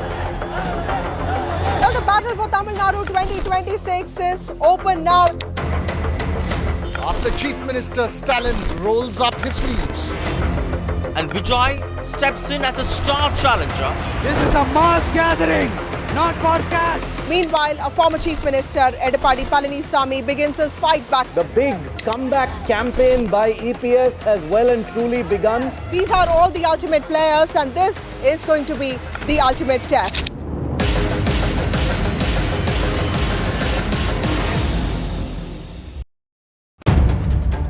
If it matters to you, if it matters to you, if it matters to you,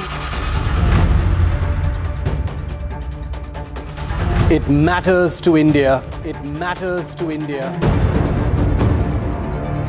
And it matters to me. And it matters to me. India Matters with Shivaru. Only on NDTV 24/7.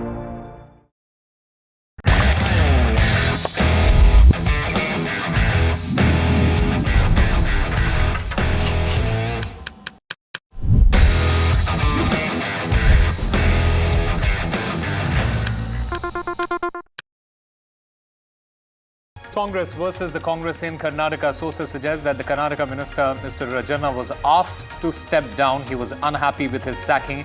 Mr. Rajanna had admitted irregularities during the Congress tenure. In the online betting case, the Enforcement Directorate drills actor Rana Daggubati for nearly 5 hours. India's firm response to Pakistan's nuclear blackmail. India says that won't give in to Pakistan's nuclear blackmail and that nuclear saber rattling is Pakistan's trade.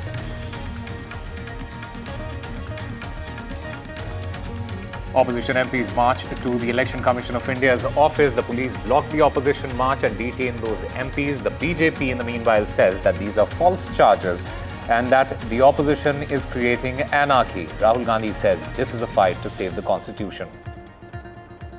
Presented by Canara Bank. Together we can.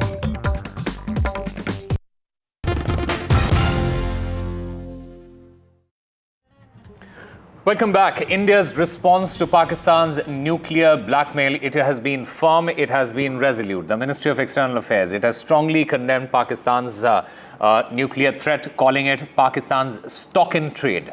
The Ministry of External Affairs, it emphasizes that India will not give in to nuclear blackmail and will take all necessary steps in order to safeguard national security. Meanwhile, listen in to what the Prime Minister of India, Narendra Modi, had to say earlier in the Parliament.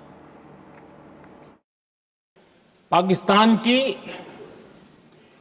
Nuclear धमकी को हमने झूठा साबित कर दिया।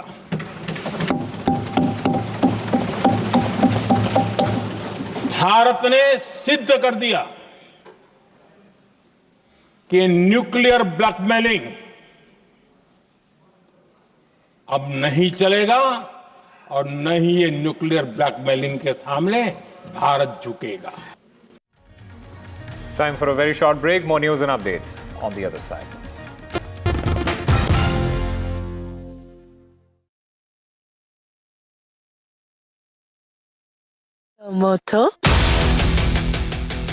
Moto G96 5G. All eyes on you.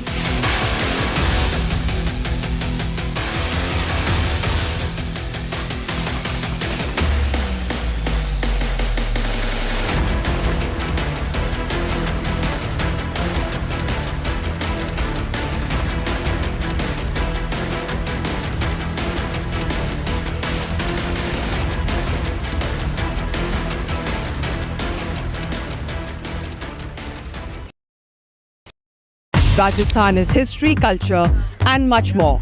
And I have been reporting on all things royal for more than 25 years. The colors, the culture, and the complexities of the Northeast is different from the rest of the country. I have been bringing the Northeast closer to the capital for over 15 years. Madhya Pradesh is the heart of India, and I have been capturing its every beat for over 10 years, covering the corridors of power, what is said, what is left unsaid, and what it actually means for you and me. I have it all covered. Kashmir is often called paradise on earth, a region that has been in a state of flux from conflict to India's crowning glory. I have been reporting and decoding Jammu and Kashmir for last 3 decades.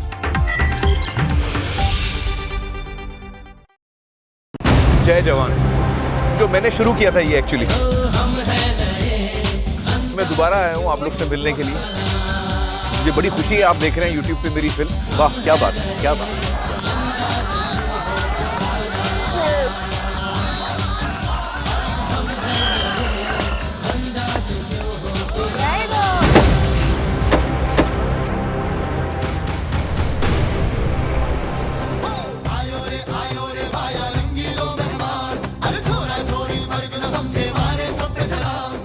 देखिए जय जवान मेरे साथ 15 अगस्त को सिर्फ NDTV पर।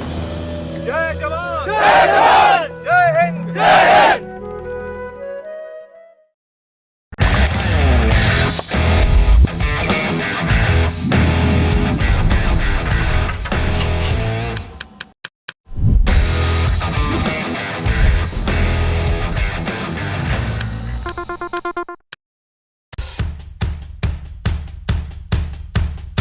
The markets move fast.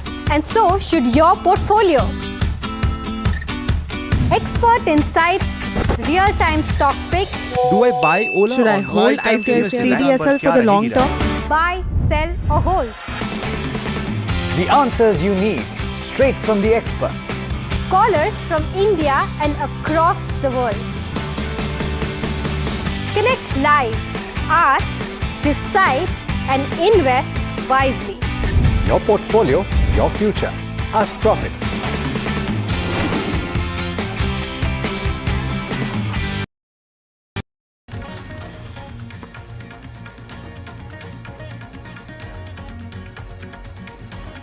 Sources suggest that Karnataka Minister Rajanna has been asked to step down. Rajanna was unhappy with his sacking. He admitted irregularities during the Congress tenure. The latest in the online betting case, Enforcement Directorate grills actor Rana Daggubati for nearly 5 hours.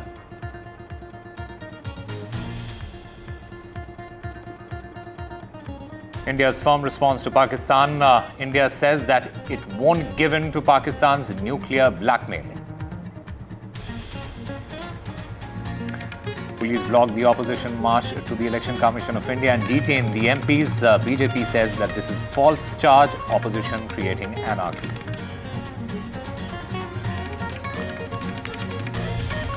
Presented by Canara Bank. Together we can.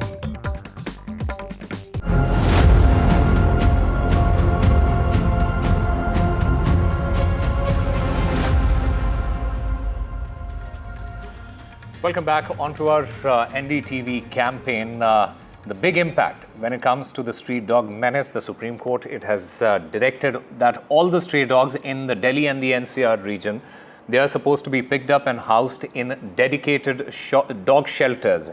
This is the Supreme Court's big order. The stray dogs must be shifted away from the residential localities, and any organization that blocks this exercise will face the strictest of action. The top court has come out with this significant order amid a rise in cases of dog bites and deaths due to rabies. And NDTV has been campaigning about the stray dog menace on the streets that has left children and the elderly persons injured and in some cases dead as well.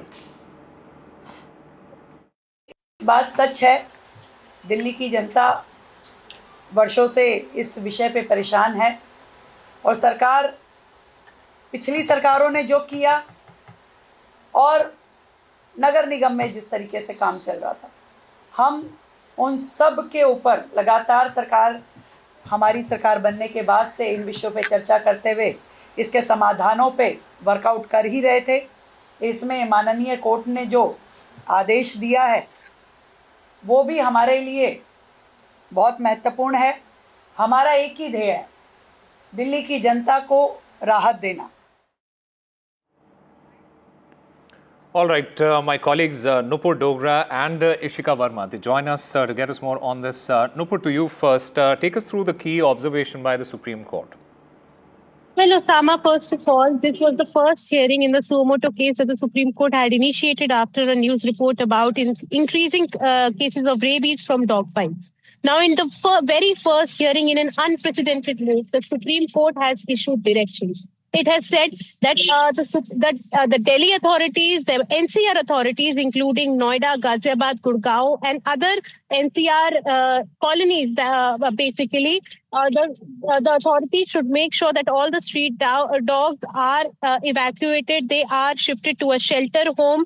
And the Supreme Court said that it will not hear any intervention applications by any dog lovers or any organizations from the who are claiming to be from the any animal welfare side. So this is a very big move by the Supreme Court that in the very first hearing it has passed this direction that the Delhi and has in fact set a deadline, that is 8 weeks timeline for the Delhi government to come up with an action plan to designate shelter homes. To in fact, it also went on to say that if needs be, it must mobilize a force that will go on to rescue or catch these stray dogs from the streets, and they should be sterilized, they should be neutered, they should be vaccinated, and they should remain in the shelter homes. But in fact, there will be challenges for the Delhi government, because right now, what the current ABC rules were there in the place.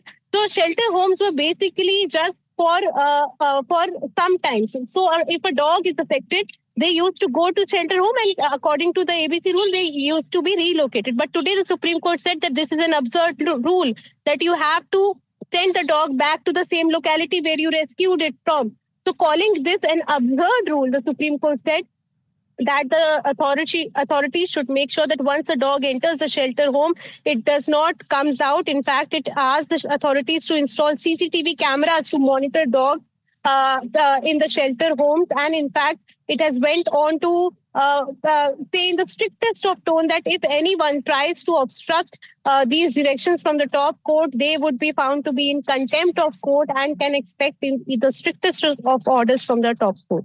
Right. Let me also go across to Ishika Verma. Ishika, there is also the flip side to the argument.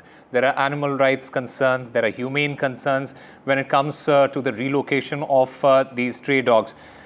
Are those shelters, are the existing shelters, capable enough to get all these dogs and take care of them? That is the question.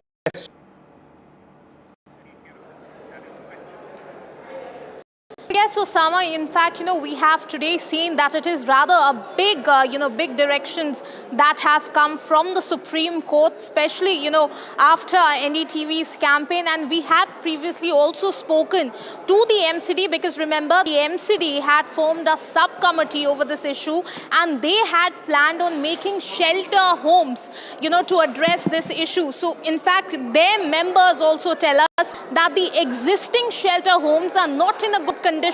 That is why, in fact, 1 month time, in fact, has been given, to the subcommittee to prepare this entire report and then to make sure, in fact, that shelter homes, in fact, are made so that, this problem can be addressed here.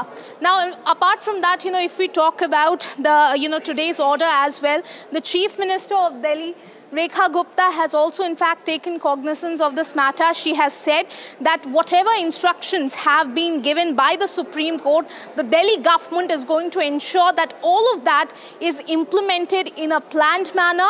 Also, in fact, saying that that Delhi government may also come up with a policy to address this issue, considering how serious this issue has gotten.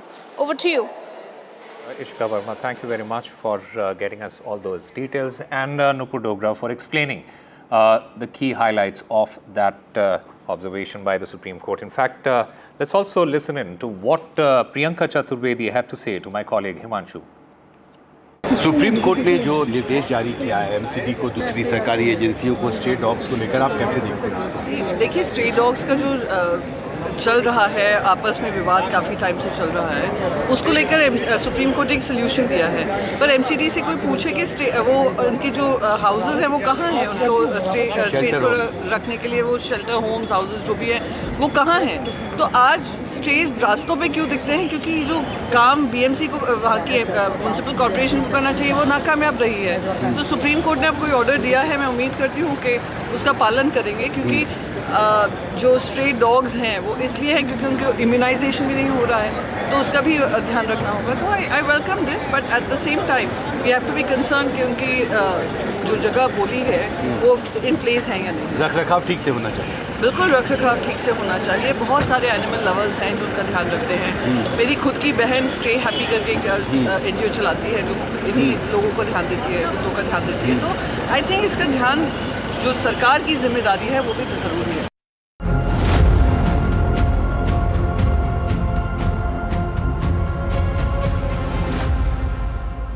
We've seen that mobs of dogs that have been, in fact, have entered people's homes and bitten them and attacked. They've been reported to be having rabies as well. These stories have been reported by NDTV. We've also been running this campaign. Now, what we have been saying is that a solution is needed for this.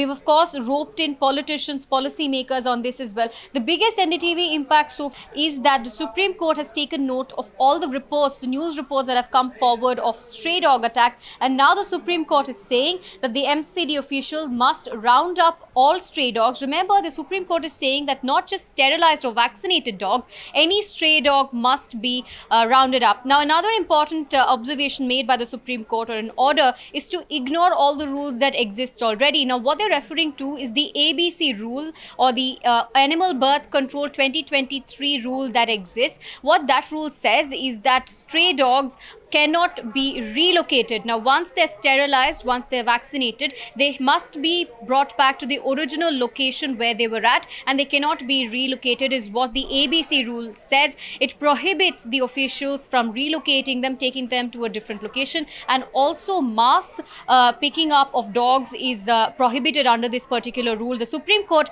has now asked for this particular rule to be ignored, and has called it absurd as well, and said that those dog lovers or dog feeders who have an opposition or who try to restrict this action from taking place will be facing action and will be penalized if they do so. Remember, NDTV has been pushing for solutions for coexisting of stray dogs and humans as well, while taking note of the hazards of stray dogs. Remember, these stray dogs, they're in fact abandoned. They go hungry most of the time. Many of them are not sterilized and are therefore very aggressive and tend to then attack people. Most of the time, children and elderly are the ones who are victims to this. At this moment, Supreme Court has asked for all these dogs to be rounded up and sterilized and moved to a different location. That's the biggest decision, or the order, that the Supreme Court has given out. And remember, now the Delhi government has responded as well, where we're seeing that they have said that they are going to be ensuring that this action takes place. So it's yet to be seen how soon a solution can be brought about. NDTV as well has been pushing for a national shelter in many of these cities where stray dog menace continues.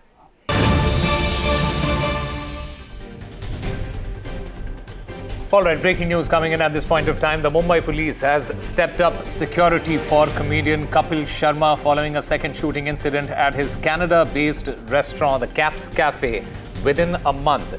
The banned terror group, the Babbar Khalsa International, it had claimed responsibility, citing retaliation for comments made about Nihang Sikh's attire on his show.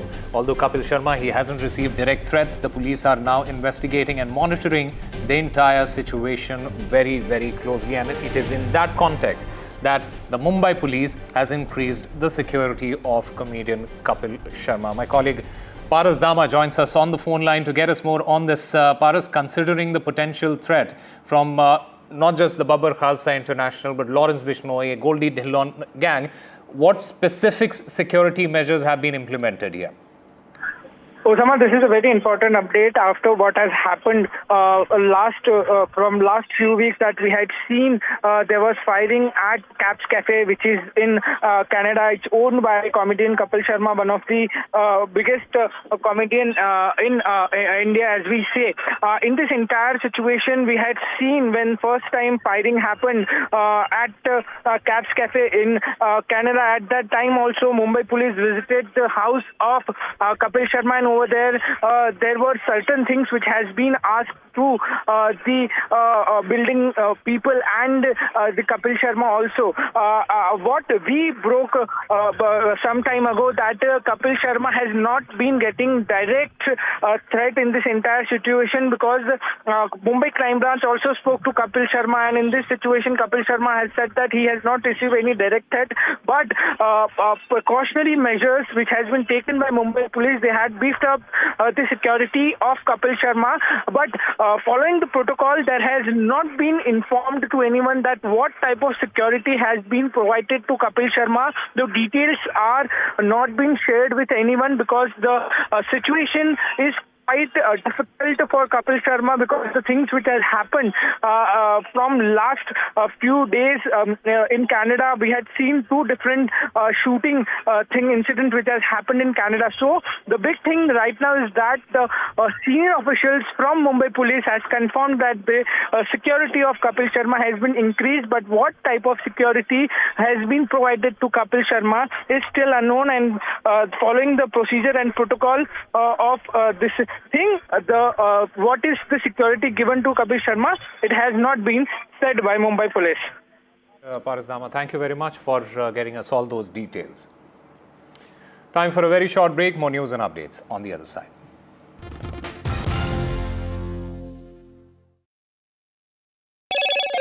Hello, Moto. Moto G96 5G. All eyes on you.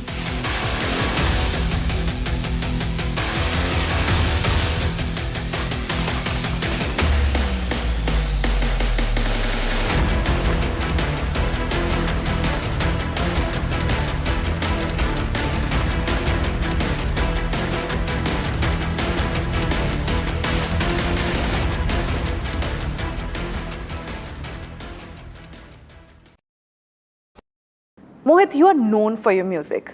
All your films, musics stay with us till today. I'm a millennial, and those music are kind of music. So whenever we say Mohit Suri film aa raha hai, we know the music will be good, right? It's a given. So you really work hard. But is this always like how you create your music? You need everything in place, the mood, the lighting, even when the person is in the studio and just singing. And also, how did you select your musicians that this person's voice is perfect for this song? That's what I think, the amount you give to a song, that's how long it will last, I think. Everyone does the programming, everyone writes the words, everyone makes the thing. But the thing is how much you give, how much of heart you give to the lyrics, or to the music, or to the melody, or to the singing. That's how long the song will last, is what I genuinely feel. If you don't give that love, you're not going to get it back. It's just a simple debit and credit procedure, I think, with the audience. I genuinely feel I don't have any special skill. I don't know any scale or anything else. It's just that I enjoy that process a lot. Give me an evening to just go for a film party or something, I'll skip it. But you give me like a a struggling musician to go who has a great tune, some new guys, chill all night with them. I can do that. I can just sit there, make music and stuff like that. We just did that recently. Fahim came down. He just surprised us, and we met in my Bandra office, and Han was there, Aneet was there, and he made me hear his other songs and stuff like that. But it was it's so much fun, because I just think making music, I mean, film, you still get to see something. I think music is so amazing. I mean, you don't need to see anything. It's in the air, and suddenly it just comes together, and it's just, you can just feel it. And something you hear makes you feel something. It's just magical.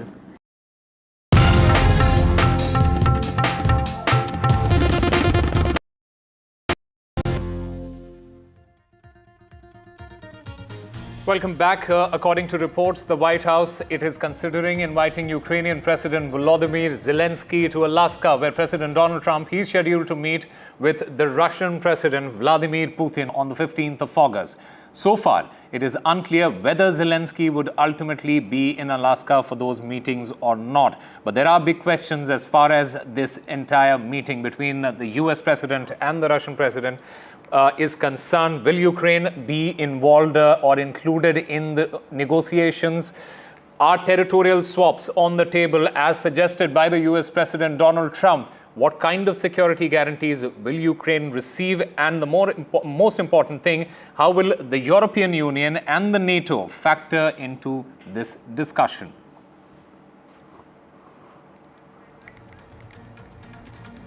That's all we have for you. Keep watching NDTV for more news and updates.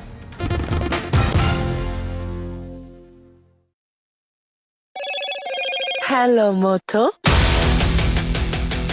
Moto G96 5G. All eyes on you. Delhi's auto scene as Tesla officially launches its second showroom, the new Tesla Experience Center. It is located at World Mark III in AeroCity.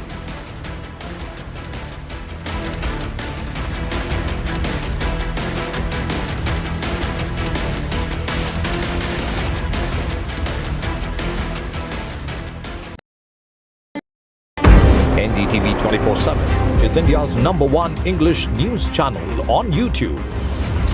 Credible, compelling, always ahead of the curve. Thank you for choosing NDTV 24/7 as your trusted source for news. Is your business future ready? Join the 13-week strategic ESG certification program for business sustainability and growth for CXO and business leaders by NDTV, Terry, and Zenora. Master global ESG frameworks, gain real-world tools, and lead with impact. Starts August the 23rd. Enroll now and power your business with sustainability. And you know, that's why it's being said that after Kaho Na Pyar Hai, this is the film that has got two superstar debutants who are becoming superstars. But what was this faith that you had on these two that you know that shows on screen? You know, you don't plan to make a blockbuster. You plan to make a good film. And that's what I think they never let me, you know, they didn't put that pressure on me to live up to. They never gave me a number that we have to hit or a so-called figure that I have to open to. There was, all these trappings were just not there, which normally producers do end up putting that pressure. You know, then you make wrong things. Then you add a song for a shadi song, add a Punjabi song. All these trappings were not there in this film. They were like, just go there and make your film. Do this script. We love this script and make it honestly. And I think the minute that happened, a filmmaker I could just spread my wings and just go out, not worrying about a few. I think when you do that, you get a little more fearless, and then that's what got picked up by people. So I cast appropriate for the film. I didn't cast thinking. I cast what felt right. You were saying that you are going to say no to him. Yeah.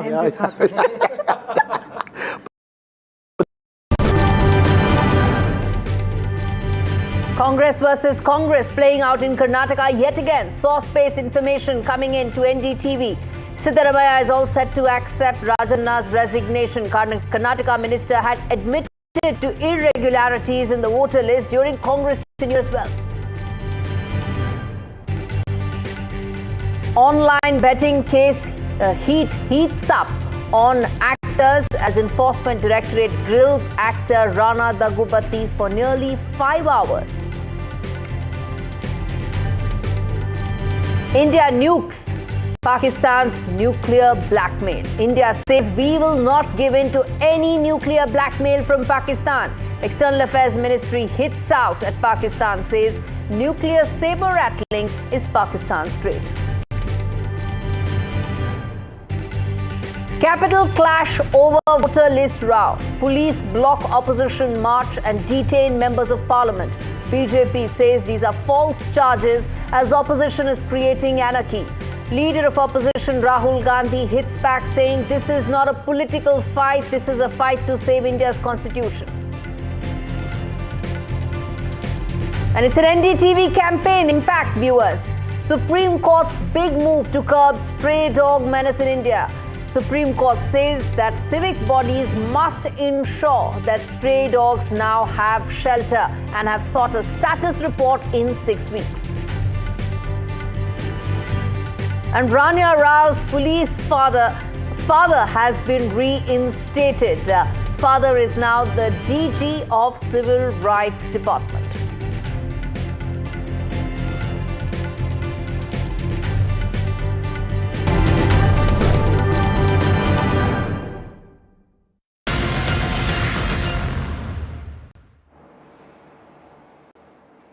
Viewers, the top story on Prime 5 this evening is the response that has come in from India.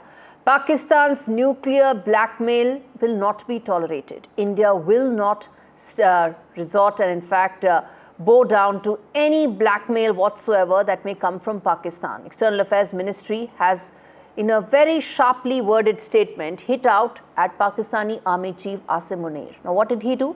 He went on American soil at a black tie dinner, which was supposed to be a farewell for a US CENTCOM chief. What he did was, he in fact hit out at India with a blackmail as far as nuclear threat is concerned, something that MEA says it will not tolerate. In fact, the statement says that India will not give in to nuclear blackmail, will take all necessary steps to safeguard national security. Our attention has been drawn to remarks made by Pakistani Army Chief while on a visit to the US. Nuclear saber rattling is Pakistan's stock in trade. Nothing new in that. Pakistan has all along been saying that they have nuclear weapon and therefore the world needs to worry.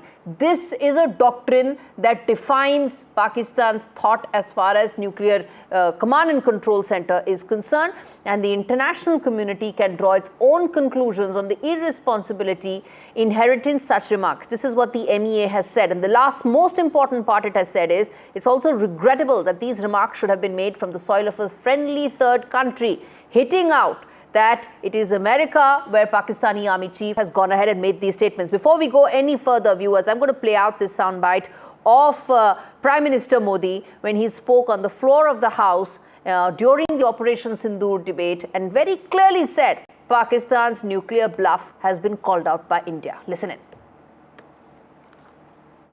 Pakistan की nuclear धमकी को हमने झूठा साबित कर दिया।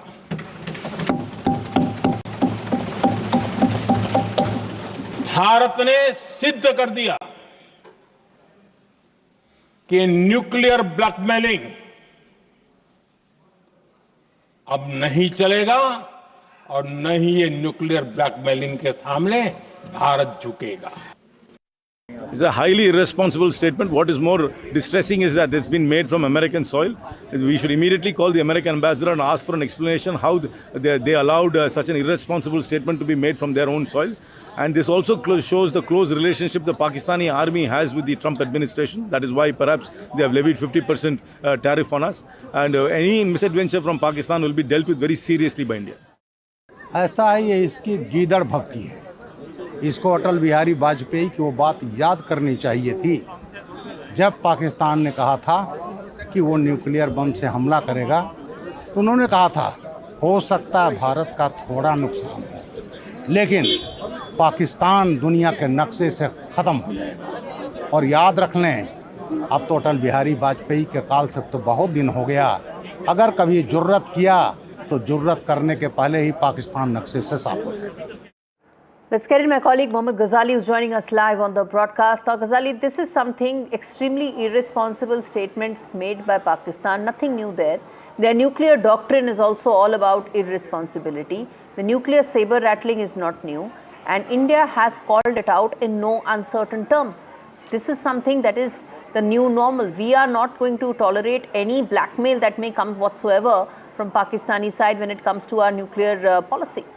Oh yes, and Pakistan has used it not just once. Even during Operation Sindoor, it was being told that perhaps they had used the same trick to get US on their side, which India categorically rejected. Indian Prime Minister had spoken on the floor of the House, as you heard it in the soundbite there. External Affairs Minister has said so. But what is more concerning is that the Pak Army Chief was able to throw such statements from US soil, and India has also called out United States to take note of it, that how our neighbor, Army Chief of our neighboring country could go to United States, issue threats like using nuclear weapons, while there is set procedures, there are set procedures to check any country which possesses nuclear weapons, and it also shows that countries which have nuclear weapons, it is used for peaceful deterrence. You can't just go along announcing it, boasting about it, and threatening your neighbor about using nuclear weapons. Indeed, and most important is the nuclear doctrine, right? We have a no first use policy. We are extremely clear that this is a deterrent that we will not look at till the time we are attacked. No first use policy that we have. None of that exists as far as Pakistan is concerned. One, it is irresponsible. Second is the fact that no one knows who actually even has the nuclear button, so to say. The credibility, the sanctity of the command and control centers is another issue. It's time for the world to now take a look at this. Oh yes, and External Affairs Ministry's statement also highlights it, that it's now the time for the international community to check that who is in control there, because time and again we have seen the most popular leader getting detained. There is a coup there, military establishment calling the shots, and then there are extremist elements also there. So it's a major concern as well, that who controls the nuclear arsenal there, who calls the shots there, who is taking the orders there. And his own statement now points or sort of brings to light that what kind of deterrence the international community needs to take when it comes to nuclear program of Pakistan. Mohammed Ghazali, my colleague, joining us for the very latest there in terms of the nuclear saber rattling by Pakistan, called out by India in no uncertain terms. In fact, staying with the fact that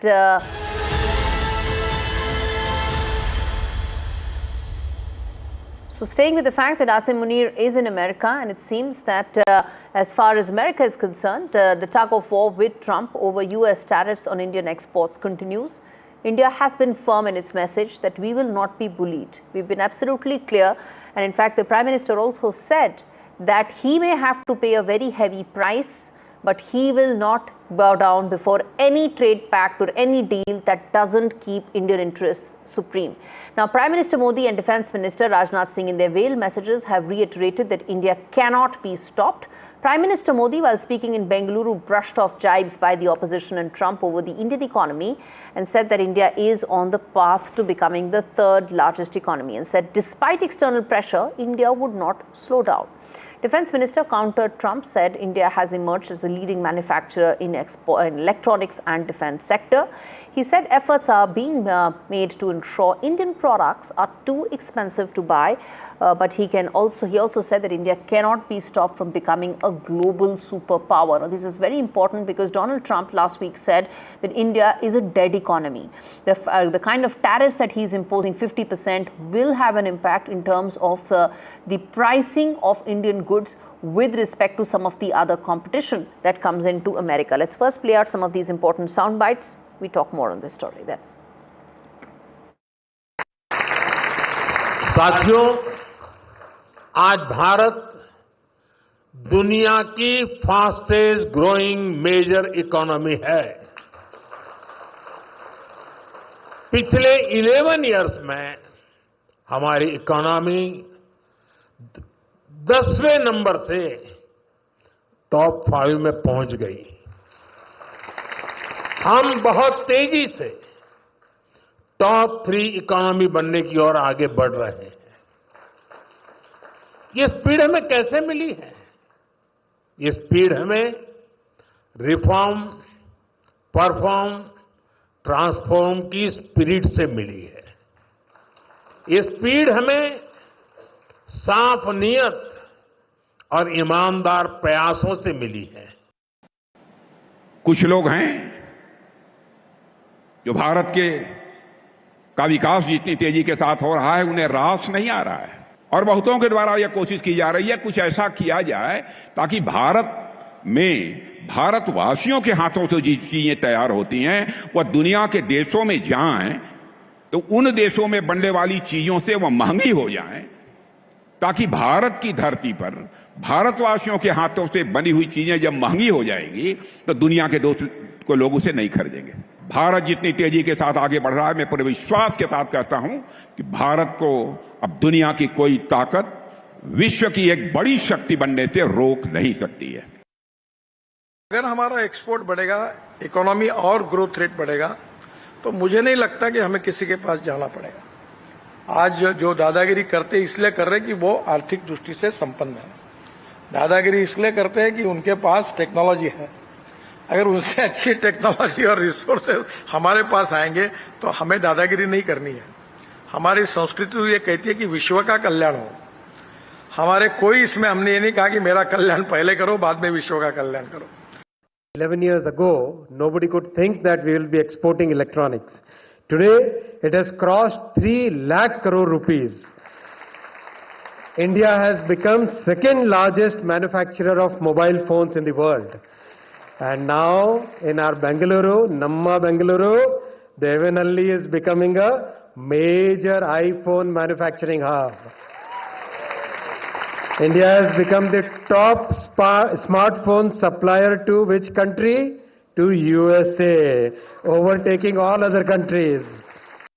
So what these sound bites are telling you, viewers, is very simple. The fact that India, A, will not bow down, B, India is not a dead economy at all by no stretch of imagination, and C, the third important fact, which is that we will continue to ensure that we cut deals only and only on our terms. Let's get in Himanshu Shekhar, my colleague who tracks this space closely for us. Now, Himanshu, these are some very strong messaging that's come in from top leadership of the government. First, it was Prime Minister Modi, and now top leaders and top ministers in his cabinet are essentially saying that whatever deals that we will look at, trade pacts that we will look at, will be only and only on our terms. That's right. A very strong rebuttal, essentially, to the kind of statements US President Donald Trump has made in last few weeks. And I think this is the first very concerted response from the very top of the Modi government, with Prime Minister Narendra Modi, Defense Minister Rajnath Singh, Electronics and IT Minister Ashwini Vaishnav, and other senior leaders, one by one, very categorically asserting that all these attempts to browbeat India will not fructify.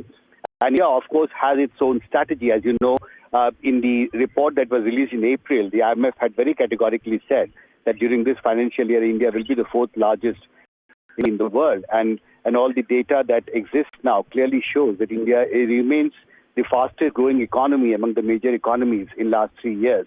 And this is essentially the spirit that has been echoed by Prime Minister Modi, Rajnath Singh, Ashwini Vaishnav and other senior cabinet ministers in Parliament, outside Parliament. And I think there is also a response in terms of the fact that India is now preparing to deal with the impact of the US tariff which comes into force in the last week of August. And as part of that strategy, sources have told us that the government has already started charting out a new path, looking at new markets, new countries, and there are a large number of suggestions that have come from the stakeholders, and the proposal also includes giving some kind of cushion to those exporters who will be hit directly by Donald Trump's high tariff. So I think whether it is charting out a new path for taking India on a further growth trajectory or meeting with the impact of the US tariff, government has a plan which is ready. And I think the confidence with which Prime Minister Modi, Defence Minister Rajnath Singh and Electronics and IT Minister Ashwini Vaishnav has asserted the strength of the Indian economy, it is absolutely clear that India has decided to look for new markets, and in the coming days we'll see more and more of the outcome of this new effort that the government has decided to follow. All right, we leave it there. Himanshu Shekhar, my colleague, telling us more in terms of the messaging that India is putting out here to Donald Trump. You can't expect that we're going to keep responding, even as you call us a dead economy, slap those tariffs which are absolutely unacceptable to us. All right, viewers, turning attention now to the other big international story today, which is that Gaza plan that Benjamin Netanyahu, Israeli Prime Minister, has come out with includes going deep inside the Gaza city. And that is aimed at ensuring that Israel is able to completely decimate Hamas and bring back those hostages. But is it working? And what is the next step? Could it mean taking over the whole of Gaza Strip, not just Gaza City?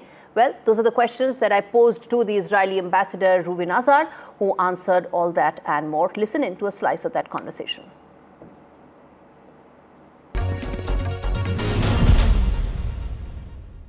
Today we are also talking on a day when there have been journalists that have been killed. The organization is somebody that I don't speak much about simply because they have a very strong agenda against India. But I want to speak about the journalists. Those 5 journalists have been killed even before those massive ground ops have actually begun. Many say, is this a precursor to what lies ahead? Because this is what Israeli ground ops inside Gaza City will be all about. More civilian casualties, more media and more journalists being attacked and killed in the entire process. Your response? Gauri, this is another example of the deceit that is coming from Hamas. We have targeted a terrorist whose name is Anas al-Sharif, who was a listed member of the Hamas military wing and a commander of a cell in Jabalia. And this guy, who was also an Al Jazeera journalist, was military trained by the military wing of Hamas. So Hamas is disguising itself as journalists, as medical teams, as aid workers, in order to try to deceive the international community. Each time they put their terrorists, we have to be, by now, after 22 months, people have to understand. Yeah. No journalist can really work freely in Gaza if he's not a member of Hamas or he doesn't pay allegiance to Hamas. Now, we didn't just target somebody for paying allegiance to Hamas. We targeted Anas al-Sharif because he was a military operative. And we have proof of that because we have actually captured the intelligence materials from the intelligence arm of Hamas that was sitting under a UN installation. Okay? So we have to stop thinking and thinking that Hamas is playing clean and buying all this information that is coming from agencies that are trying to portray something that is not true. So a lot of this is exactly what it was at the beginning of the conflict, right? Hamas needs to be decimated, hostages need to be brought back. Gaza City still runs because of the way Hamas wants to run it. They are mingling within the civilian enclaves. All of that is still the same. So the question I come back to ask what I started, which is that will it really solve your problem 22 months into the conflict? Any lessons and learnings that you can now incorporate to ensure that this gets done? So, well, first of all, we have had a lot of advances. We are now controlling about 70% of the territory of the Gaza Strip. We have destroyed the Hamas military machinery, both their missiles, their missile factories, their battalions and their regiments. What is left is a situation in which thousands of Hamas operatives, on top of the 25,000 that we have killed, are hiding themselves behind civilians, are in underground areas, are in densely urban population centers, mainly 2 centers that we still haven't taken. One is Gaza City itself, and the second is the central area and southern area near the shores of Gaza. And we are going to target Gaza City because we believe that this is actually the center of power that Hamas has. What if you're not able to... Well, then we'll have to take the entire Gaza Strip. At the end of the day, You take then the entire Gaza City? Yes. The entire strip, in fact? The entire strip, yes. If Hamas continues to refuse to disarm and to give us back the hostages, Israel will have no choice but take the entire Gaza Strip. So now we are going to one of the centers of power that Hamas still has. They are hiding under buildings in Gaza City. That is going to be a pretty heavy operation.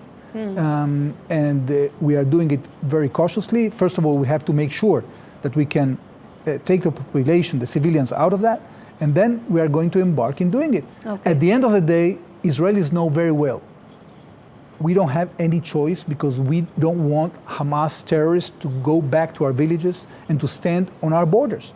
What they wanted to do, why did they refuse the deal that was proposed by the Americans? Because they want complete withdrawal from Israel so they can rearm and regroup. Israel will not agree to that. The big headline that came from that interview, viewers, was that Israel could even take the entire Gaza Strip if Hamas doesn't disarm. That entire interview you can catch on NDTV and NDTV World. It's time now for a quick break. We return on the other side of Prime 5 with more stories. Stay with us.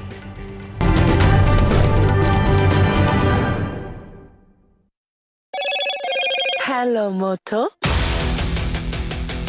Moto G96 5G. All eyes on you.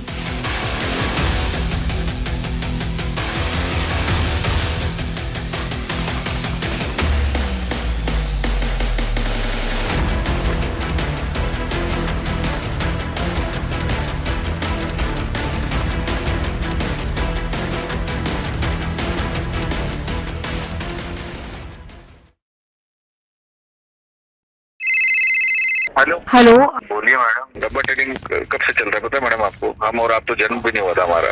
We investigated a shady advisory firm that has spent big bucks on advertising on the front pages of national dailies.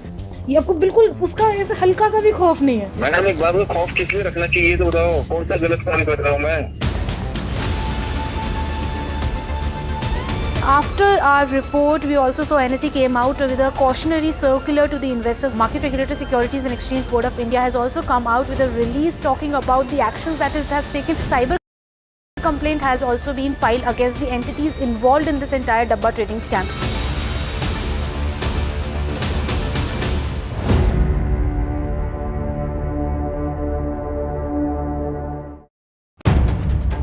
If it matters to you, if it matters to you, if it matters to you, it matters to India, it matters to India, and it matters to me, and it matters to me. India Matters with Shivaru, only on NDTV 24/7. You know, first, when Sayyara released and we as audience realized, oh my God, what is happening? You know, when did you realize it? Like, it's like, I didn't expect this, what is happening? Like that wave that hits you. You know, the first thing that really hit me, I'm telling you, was a month back actually, to be honest, is when Adi sir saw the film. And he saw a very loose cut and he decided the release date. But he was always... like me and Akshay were so into making the film, I think, along with Sumanna and all. Sometimes when you're so into it and you don't realize, you don't see it from, and then he saw it from a third person perspective. I mean, he was always super confident about the film. And he actually had this talk with me about how I've done. And yeah, we all grew up. I was in the 8th grade when I saw Dilwale Dulhaniya Le Jayenge and said I want to make a love story like this. For a person like him to say that, you've made a great film. All he had asked for me was to make your best film for me. And I did, and I'm just glad that, so that was the first thing, and that validation was great. I wasn't shouting over the roof for it. It gives you a lot of confidence at that moment, Absolutely. For the person who's actually put his money where it is, and he wasn't talking about anything else, but on a very unassembled film at that time, could feel the emotion and be listening. But it was the first time we felt that we made something special. But yes, once the numbers came in, I think then it was Akshay. The advance. Yeah, and the advances came in, and then people were sending me messages, and all they said, no, don't listen to anyone. So I at one point just put my phone off and said, this is getting too out of hand. And then in the night we got the number. जय जवान जो मैंने शुरू किया था ये actually मैं दोबारा आया हूँ आप लोग से मिलने के लिए मुझे बड़ी खुशी है आप देख रहे हैं YouTube पे मेरी फिल्म वाह क्या बात है क्या बात है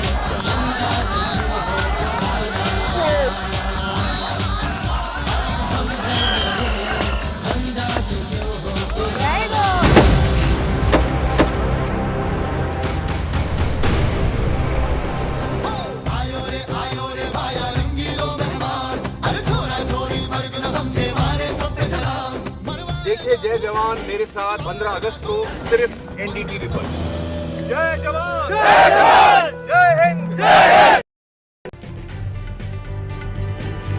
Congress versus Congress playing out in Karnataka. Sources tell NDTV. Chief Minister Siddaramaiah is all set to accept the resignation of Minister Rajanna. Karnataka minister had admitted to irregularities under Congress tenure. In the online betting case, heat building up as far as superstars now being quizzed. Enforcement Directorate grills actor Rana Daggubati for nearly 5 hours.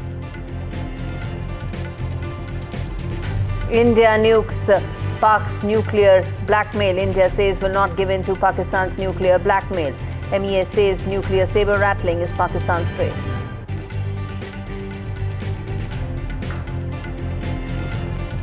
Capital clash over voter list row. Police block opposition march, detained members of parliament. BJP says opposition creating anarchy. Rahul Gandhi hits back saying this is a fight to save constitution.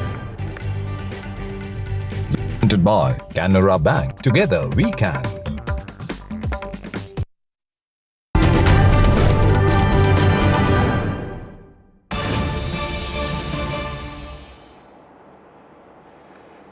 Breaking news coming in on the broadcast on Prime 5 this Monday evening. First up, update as far as Congress versus Congress is concerned in Karnataka, where Minister Rajanna has sent in his resignation letter to the governor. That's the big breaking news that's coming in right now. Minister Rajanna has sent in his resignation.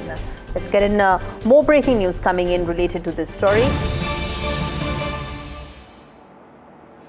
His resignation has in fact been accepted. That's the big news coming in right now, which is the inside scoop on Rajanna's removal. Sources tell that his resignation has been accepted and there could potentially be more action. Now, what is this? This is a fallout of what K. Rajannan had said when he said that the voter list was an anomaly that existed earlier as well during Congress's tenure as well. Interestingly, on a day when Rahul Gandhi is leading that march against Election Commission. Let's first listen in to the soundbite of on this. We come back and talk more then. Satya. Satyameva Jayate. He told truth. That's why Rahul Gandhi, Rahul Gandhi, Rahul nahi, Rahul Gandhi. Now he issued the notice to Rajanna. He is suspended now. I think another second the gazette will come. Siddaramaiah every day is losing his wicket. October, I told October it will be a Kranti. Now August it started. As a leader of opposition, how do you see this type of developments? I think Congress party is divided now. DK and Siddaramaiah. It will be collapse. Big news coming in right now, which is that Congress's Cooperation Minister in Karnataka, K. N. Rajanna, has put in his resignation and it has been accepted. That's the big news coming in. Let's get in Deepak, my colleague, joining us on the phone line for more on this. Deepak, dramatic set of developments unfolded and in the end, Rajanna had to go. Well, very strong reactions to his statements in the past that has now come in from the Congress High Command. It seems like K.N. Rajana has always been in the midst of multiple controversial statements, from questioning the intentions of Randeep Singh Surjewala meeting government officials to talking about a change in KPCC president, a change in leadership.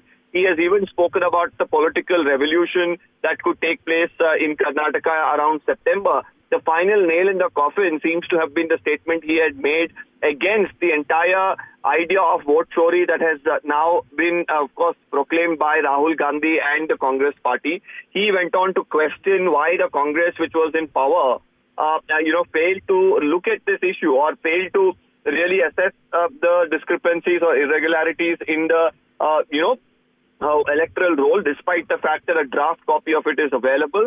This statement was the final nail in the coffin. And now, if he does not allow for a smooth transition post his resignation, I've just been told that there could be more action taken against him, which includes even a suspension from the primary membership of the Congress party. Right. And it seems that all this, of course, ill-timed, happening on a day when Rahul Gandhi has actually said that this is not a fight that is political, but this is a fight to save the constitution of India. So clearly the Congress party had to act against one of its own. Well, I have just got the copy, in fact, of the resignation. We'll just be putting that out. The official confirmation here that the Chief Minister has, in fact, got it, and the resignation, of course, they're accepted as well. And now, the copy being made available. This is a confirmation of the NDTV newsbreak. NDTV, of course, was the first to, confirm that this is happening today. And now this letter, confirms all of that. And K.N. Rajana officially out of the Karnataka cabinet now. All right, we leave it there. Deepak Boppannam, my colleague, joining us from Bengaluru on the phone line as those dramatic developments that have unfolded in Karnataka politics today. Let's shift focus now to the other story that we are tracking on the show. We're shifting focus now to actor Vijay, who has actually slammed as far as the proceedings that have unfolded today with regard to the opposition MPs being arrested as far as Rahul Gandhi's march that was scheduled from Parliament till the election office.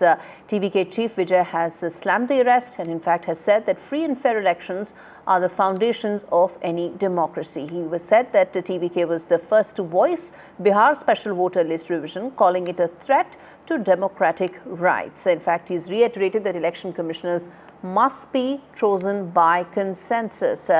Election Commission, viewers, is a constitutional post. It's a constitutional body, and one needs to be very careful when such comments are made. Let's quickly now rope in my colleague Sam Daniels, who joins us live for more on this. Now, Sam, this is a huge political story. Walk us through what is it that Vijay has said and the impact this is likely to have in terms of the opposition dynamics. Well, Gauri, TVK Chief Vijay has slammed arrest of Rahul Gandhi and the team of opposition MPs detained or arrested by the Delhi police this morning as they attempted to march to the Election Commission over the alleged irregularities flagged by leader of opposition Rahul Gandhi. And TVK Chief Vijay has also reiterated that in a democracy, free and fair elections form the foundation, and it's important it's kept intact. And he also has criticized the special intensive revision of the electoral rolls in Bihar. And he again has pointed out he was the first one from Tamil Nadu to raise this issue several months ago and has called this a threat to democratic rights. While questions are being raised over the credibility of the Election Commission and the Chief Election Commissioner in particular, raising questions on his refusal to act on the alleged irregularities flagged by Rahul Gandhi, Vijay has pointed out that it's important to appoint the CEO, Chief Election Commissioner, on the basis of a consensus. Remember, in the past, the Chief Justice of India was removed from the panel of the panel who would recommend his or her appointment, and of course that was done through an amendment, and he reiterates that it ought to be done on a consensus basis. Interestingly, he has not mentioned anything about the Mahadevapura irregularities Rahul Gandhi had raised in terms of allegations of more than 1 lakh fake voters being added there and 5 different types of irregularities through which this was done. The larger political picture, number one, more noise coming from the opposition side. Pressure is mounting on the Election Commission to act on a serious issue like this. Secondly, the Election Commission, of course, has denied these allegations and has wanted Rahul Gandhi to, whatever allegations he makes in the form of a complaint, to give them under oath, which the Congress leader has denied, saying that he himself is an elected member and who has been chosen, who has taken oath over as an MP under an oath. Yes. And again, many have criticized the Election Commission's stand that it cannot act like a court asking for such major allegations to be given under oath. So we'll have to wait and watch whether Vijay, who is making his political foray in Tamil Nadu in the upcoming 2026 elections, tacitly inches towards the Congress at some point in time. That's an interesting question. But at the moment, he has slammed the BJP or called the BJP as his ideological enemy and the ruling DMK in Tamil Nadu as his political enemy, and has distanced himself from aligning with any other party which has directly or indirectly any kind of ties with the BJP. We leave it there. Sam Daniels joining us live from Chennai. Turning attention now to the online betting app case where celebrities have been questioned. Latest being Rana Daggubati, who left the Enforcement Directorate office after being questioned for 5 hours. Now, the Enforcement Directorate heat is building up on Mega South Stars, and this is with regard to the online betting app case where the stars are being questioned. Let's get in Ashish Pandey to tell us more in terms of what really was the specific line of questioning that the Enforcement Directorate had put up for Rana Daggubati. After almost over 4.5 hours questioning Rana Daggubati, actor who is quite famous in Tollywood film industry in Hyderabad, he appeared before Enforcement Directorate here. He left after questioning. He was summoned by Enforcement Directorate in alleged illegal betting app case, and for that he had appeared. However, he was supposed to appear earlier last month, but he sought some time, and later, after ED allowed him, he appeared today. He was questioned. He was asked questions related to him promoting the betting app. There, the actor sources suggest that actor has conveyed to the questioning authorities that he has not done anything illegal. Everything he has done as under law. And he assured authorities as well as everyone here that he will cooperate in the investigation. It's worth mentioning that earlier famous actor Prakash Raj and Vijay Deverakonda, they too participated in the questioning in this very same office here in Hyderabad. Now it was turned for Rana Daggubati. He came here. He spent almost over 4.5 hours time, and after attending the questioning, he has left from here. With camera person Nagaraj, Ashish, NDTV.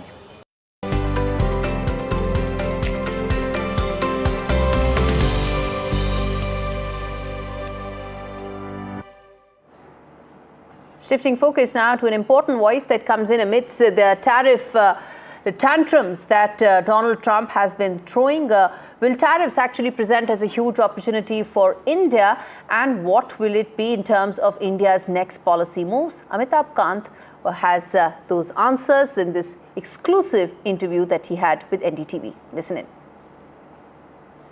What business does Donald Trump have to sanction India on our import of Russian oil?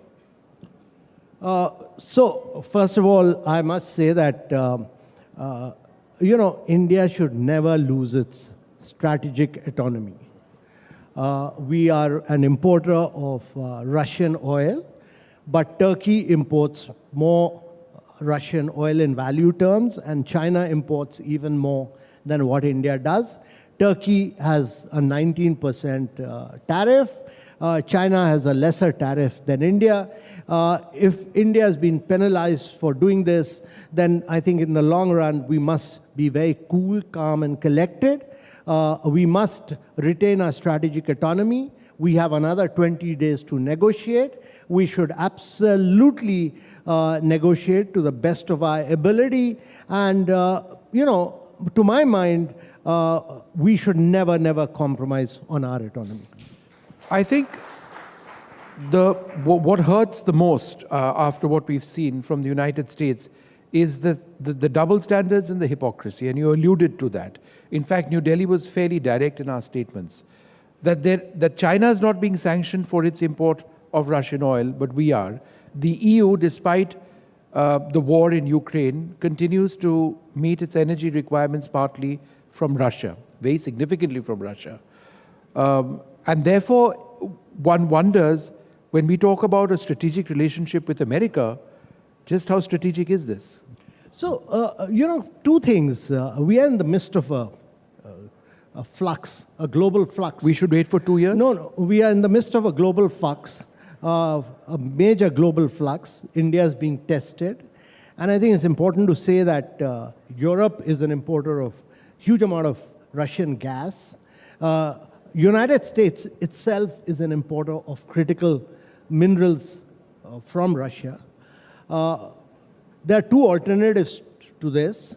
One is to negotiate we still have about 20 days to negotiate to the best of our ability and convince United States.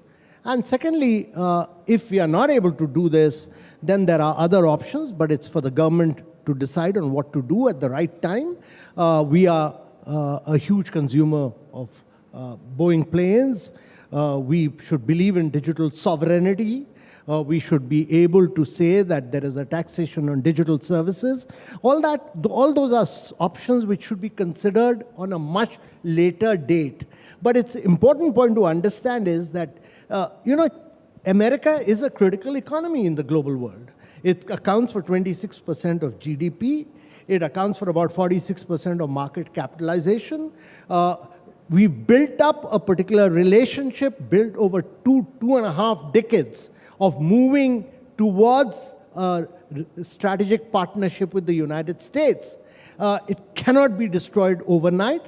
We need to look over a long-term perspective. We may suffer for a short while, but we must look to win the war in the long term, and that would be a sensible policy to my mind. If the war between Russia and Ukraine ended, and again there is talk, in fact Trump is supposed to meet Vladimir Putin in Alaska in the next couple of days, just assuming that the path towards peace in Russia-Ukraine is sorted out, and sanctions go away from Russia, then there's nothing to stop us from continuing to import Russian oil. So in a sense, does the end of the Russia-Ukraine war perhaps offer us a solution to continue importing Russian oil? Well, if the United States and Russia are able to arrive at a settlement without Ukraine to settle the war in Ukraine, the war may get settled, but India's trust in United States would have been lost forever. It's important thing is that it's taken us 2.5 decades to build up trust. What Donald Trump has done by his harsh use of words, including saying that the Indian economy is a dead economy, is that Indians are increasingly losing trust in the United States' ability to be a reliable partner for India in the long run.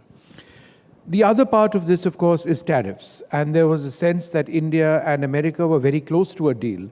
They may still be very close to a deal. Whether it's a mini deal or a deal which will ultimately become a mega deal, we don't know. But there are areas where India is non-negotiable. The pharma sector, the agricultural sector, specifically the dairy sector. How important, where do you see those sectors, pharma and let's say dairy? How are those areas where India will not negotiate? No, those are critical sectors because as the Prime Minister himself has said that we will not compromise as far as the interest of our farmers is concerned.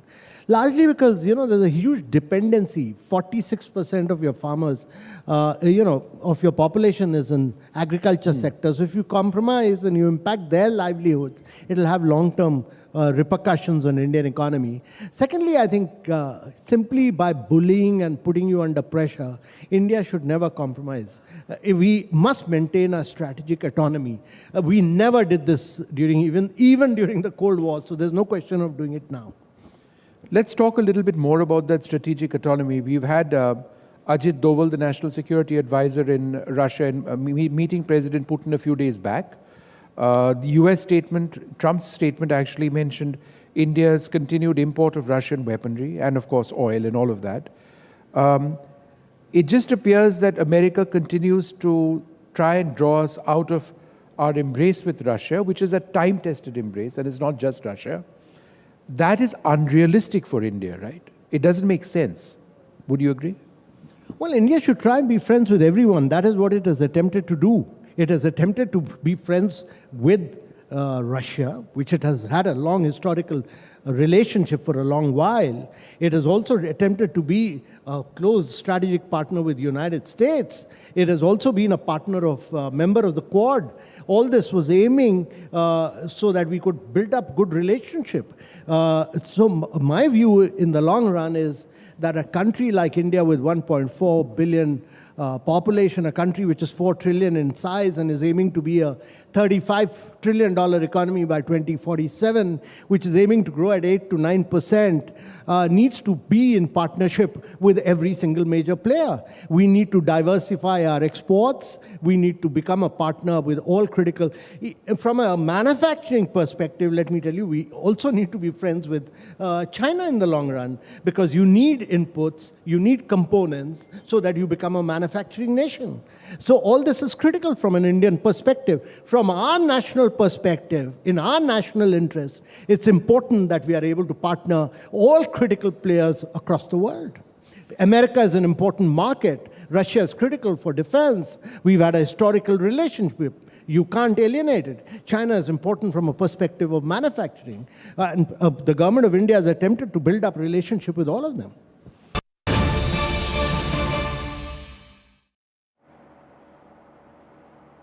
More breaking news coming in on Prime 5 this evening. NDTV has accessed the resignation letter of K.N. Rajanna, the Cooperation Minister in the Karnataka government, who has put in his resignation letter and submitted it to the governor. We have a copy of that letter, and let's try and get you details in terms of what exactly is it that he has actually said in his resignation letter, the reasons for in fact, his resignation. Let's get in Deepak, my colleague who's been tracking this story with every detail, coming in first on NDTV. Deepak, what is it that the letter actually says? You have a copy of it, you've accessed it? Well, this is a very important development. Once again, NDTV was the first channel, like I said, to put out the fact that he has indeed offered to resign, and then he had written that resignation, given it to the Chief Minister. The Chief Minister mulling over it for a while, but the instructions from the High Command were pretty clear that he needs to go because of repeated statements that have really put the Congress leaders, Congress party in a spot of bother. And that resignation, of course, being forwarded to the governor's office. Now, that copy of that, communication that came in from the governor's office available with NDTV, where they have said that the Honorable Governor, in fact, has received the letter, and now the removal of K.N. Rajanna has, in fact, been done from the Council of Ministers with immediate effect. So this would only mean now Rajanna doesn't have too many options before him. He has to go, but whether he will go without a fight now is the bigger question that remains.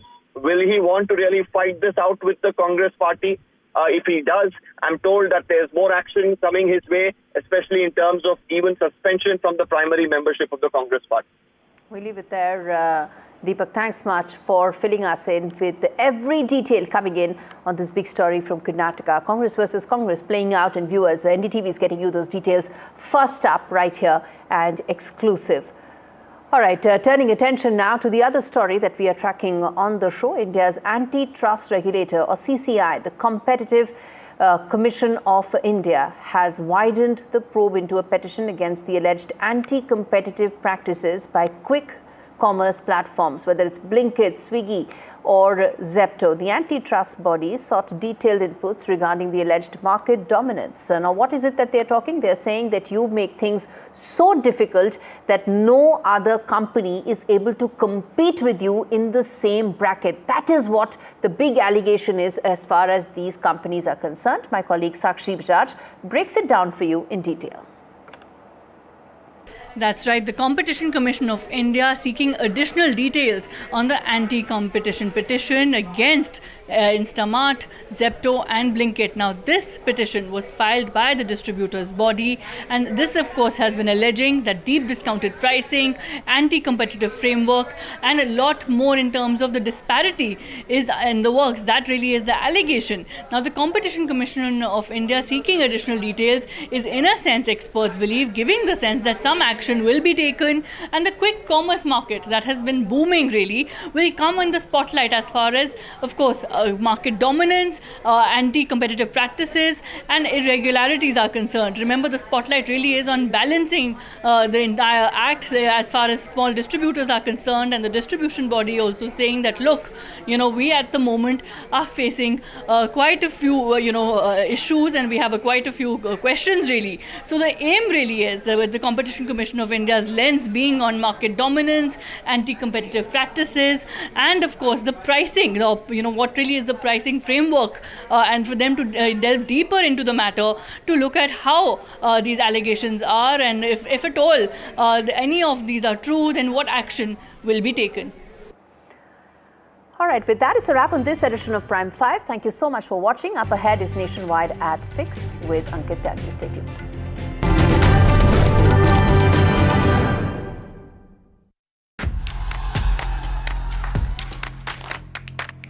बदलाव की इच्छा रखने वाले लोग, उनको ये तय करना है कि वो जनसुराज जैसे नए विकल्प को चुनते हैं कि फिर पिटे पिटाए अपनी पुरानी व्यवस्था में जाना चाहते हैं। मैं चिराग पासवान पूरी तरीके से बिहार विधानसभा का चुनाव लड़ने के लिए तैयार हूँ और तत्पर। तेजस्वी जी मुख्यमंत्री बने हैं, हमारी पूरी सपोर्ट है उनको। हम किंग मेकर की भूमिका में रहना चाहते हैं कि लोग घर से बाहर नहीं निकल पाते। प्रधानमंत्री जी को बताना चाहिए कि इनका जो बिहार में जो सरकार है, 50% जो नीतीश जी की मंत्रिमंडल में जो लोग बैठे वो परिवारवादी लोग हैं। वो अपने आप को भी परिवारवादी बोले। जंगल राज लाने वाले मौका देख रहे हैं, अपने पुराने कारनामे करने का मौका ढूंढ रहे हैं।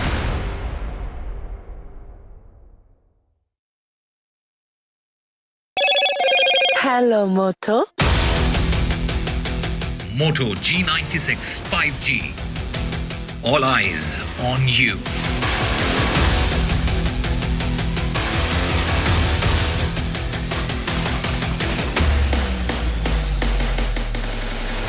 Delhi wired for Tesla takeover as Tesla opens its second showroom in Gurugram today.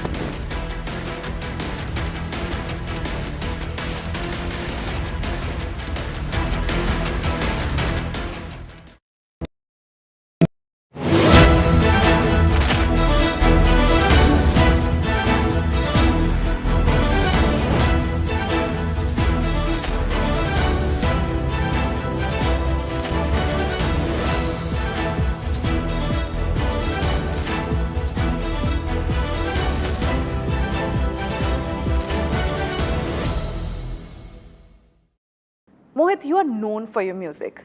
All your films, musics stay with us till today. I'm a millennial and those music are kind of music. So whenever we say Mohit Suri film aa raha hai, we know the music will be good, right? It's a given.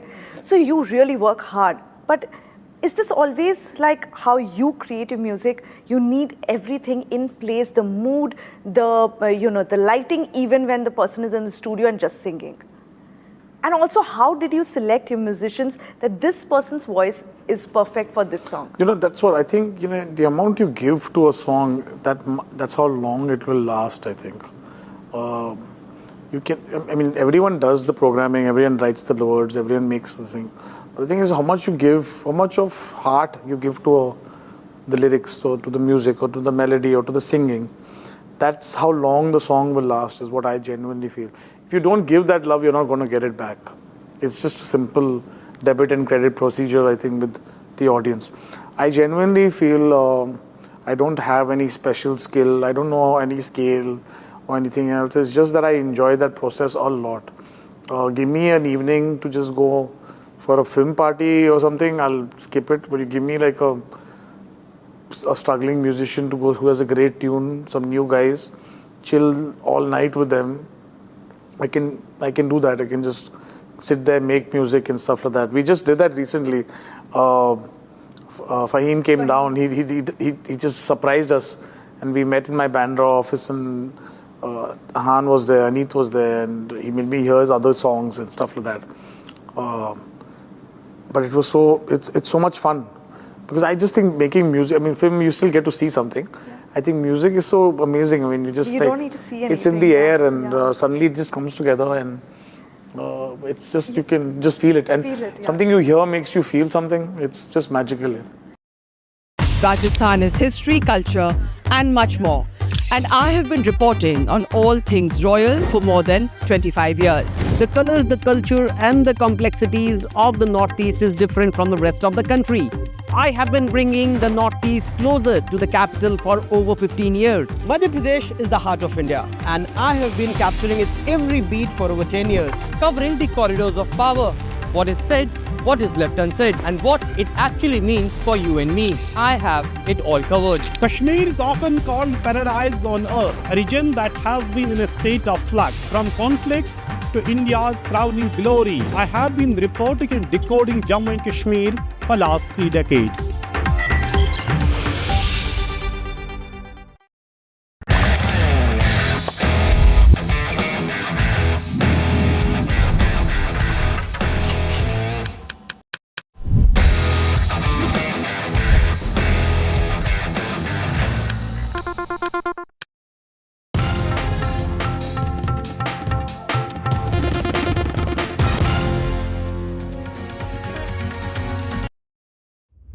Vanakkam Tamil Nadu. Now the battle for Tamil Nadu 2026 is open now. After Chief Minister Stalin rolls up his sleeves and Vijay steps in as a star challenger. This is a mass gathering, not for cash. Meanwhile, a former Chief Minister, Edappadi Palanisamy, begins his fight back. The big comeback campaign by EPS has well and truly begun. These are all the ultimate players, and this is going to be the ultimate test.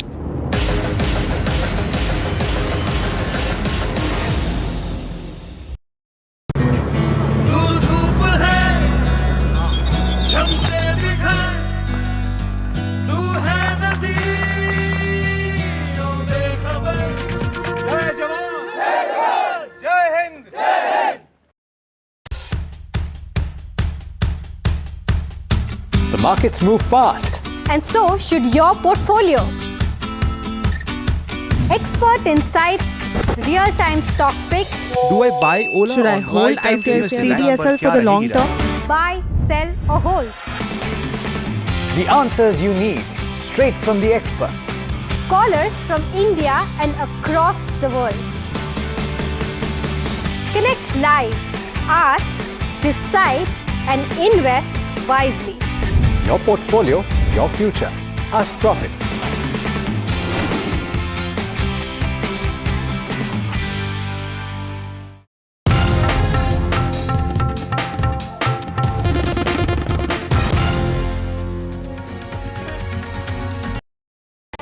NDTV 24/7 is India's #1 English news channel on YouTube. Credible, compelling, always ahead of the curve. Thank you for choosing NDTV 24/7 as your trusted source for news. Is your business future ready? Join the 13-week strategic ESG certification program for business sustainability and growth for CXO and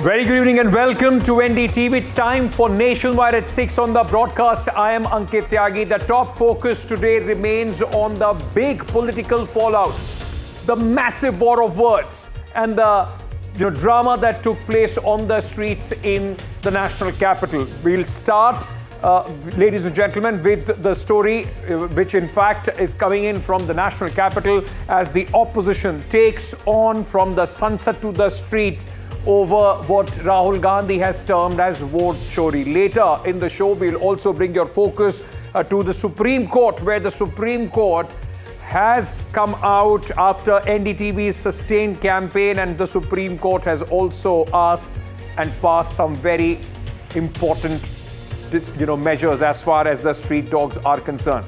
We'll discuss both these top stories, but let's start with the war of words, the fight from Sansad to the streets as the opposition got together to take on the government and the Election Commission.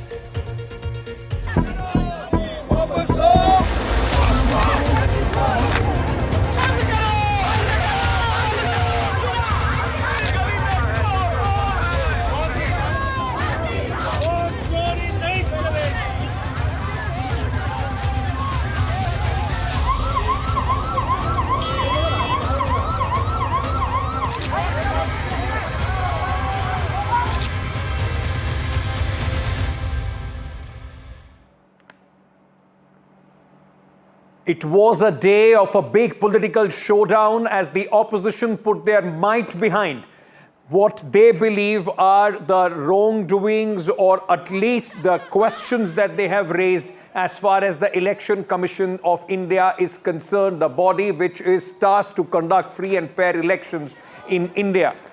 300 India Alliance MPs, opposition MPs from both Lok Sabha and Rajya Sabha, took to the streets today in their march from the Sansad to the Election Commission.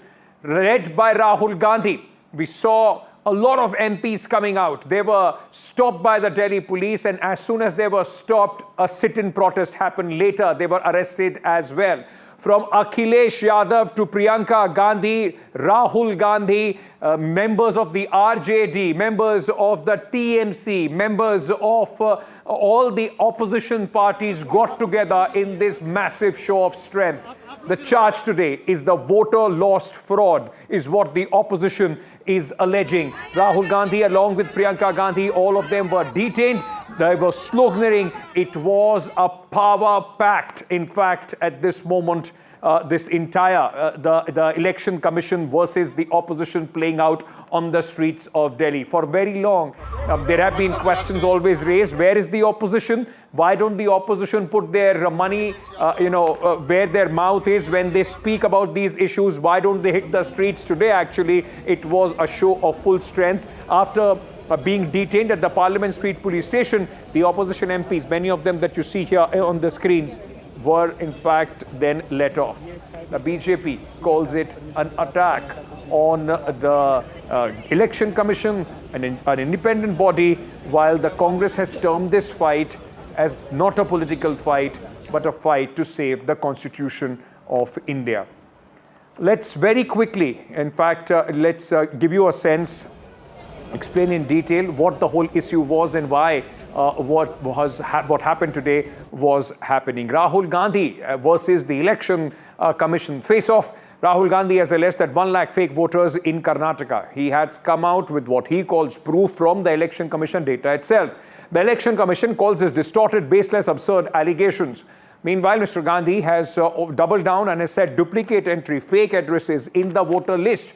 And the Election Commission, on the other hand, rather than checking what Rahul Gandhi has said, they have asked Rahul Gandhi, they have asked for a proof from Mr. Rahul Gandhi and the Congress party. Rahul Gandhi has said, he's listed one lady voter and said Shakun Rani listed as voter and she voted twice. Shakun Rani only voted once, is what the Election Commission's claim has been. Meanwhile, Rahul Gandhi also said that they have been denied CCTV footage of the polling booth. The documents shown not issued by the electoral officer is the charge, or is the counter-attack of the Election Commission. EC is colluding with the BJP to steal elections is Rahul Gandhi's charge. And the Election Commission says Congress is yet to file a formal complaint. They are asking Rahul Gandhi to sign an affidavit so that they can investigate. Should the Election Commission wait for that? That's the big question. Let's first listen in to some reaction. देखिए, हिंदुस्तान की democracy की हालत देखिए. 300 MPs election commission से मिलना चाहते हैं और कहते हैं कि हम दिल्ली लेके आएंगे, हम आपको एक डॉक्यूमेंट देना चाहते हैं. इलेक्शन कमीशन कहता है नहीं, 300 एमपीस नहीं आ सकते हैं. तो यही हालत है, क्योंकि डरते हैं 300 एमपीज आ गए और वहाँ पे सच्चाई निकल आई और हमने उनको थोड़ा जो चूँकि काम की सच्चाई है दिखा दी। देश की जो आत्मा है, स्पिरिचुअल देश का जो आत्मा है, उसके लिए लड़ाई हो रही है, कॉन्स्टिट्यूशन की लड़ाई है। 1 मैन 1 वोट कॉन्स्टिट्यूशन का फाउंडेशन है। 1 मैन 1 वोट के बिना कॉन्स्टिट्यूशन का कोई मतलब नहीं है। जो सुधार हो रहा है उस सुधार के खिलाफ बजाय के समझने के विषय क्या है, एक बेबुनियाद विवाद खड़ा करने की कोशिश कर। डिस्ट्रिक्ट कलेक्टर और डिस्ट्रिक्ट ऑफिशियल्स वही इलेक्शन कमीशन होते हैं, वही चलाते हैं। तो हर एक राज्य में उनके राज्य के जो इलेक्टोरल ऑफिसर्स हैं वो सुधार अगर करते हैं और ईमानदारी से अच्छी इलेक्शन लिस्ट बनती है, वोटर लिस्ट बनती है, वो हम सबका सामूहिक प्रयास होना चाहिए। तो राहुल गांधी जी देश को जवाब दें, पार्लियामेंट में महत्व का काम होने नहीं दे रहे हैं, इलेक्शन कमीशन को सहायता देनी चाहिए। So that's the big question at this moment. Should the Election Commission, not suo moto, in fact, investigate what the Congress party has been saying or Rahul Gandhi has been demanding, or should the Congress party now, in fact, put their money where their mouth is and, in fact, sign the affidavit, bite that bullet and go ahead and put more pressure on the Election Commission? But Gopal, at this moment joining me, Gopal Krishna Agarwal, spokesperson of the BJP. We are also being joined by Dr. Pooja Tripathi, spokesperson of the Congress Party. Thank you so much to both of you for speaking to us. Mr. Gopal Krishna Agarwal Sahab, I just wanted to ask you, before we go into the specifics of this topic, why were these MPs stopped? I mean, this country, the people have a democratic right to protest. If the MPs wanted to go and submit a memorandum to the Election Commission, why were they stopped, sir? No, the thing is that it is ultimately the Election Commission which will decide how meeting will proceed or how investigation will proceed, what are the things that it's an independent institution under the Constitution of India. And it is important. What is happening is we don't say that whatever Rahul Gandhi has every right to file his affidavit, whatever he wants investigation, he can file complaint. But we see you also have to look into the circumstances, how things are evolving. He wrote a public platform and said about certain things. Election Commission has said that you have not even filed one complaint. He is objecting, the Congress in opposition people are objecting about SIR taking place at Bihar. The Election Commission, now it is 11th day, they have opened the list. Not a single objection has been filed about any name being deleted or being added at all. So there is a procedure also laid down in the Constitution to deal certain situations. No, but let me come to that procedure itself. And very quickly, before I get Dr. Tripathi in, you didn't answer the question that I began with. I asked you, why can't 300 opposition MPs protest in the national capital? Because, I mean, that's what I'm telling protesting you. Peacefully is a democratic right of every citizen, more so of the political leaders, 300 elected MPs. Why were they stopped and detained, sir?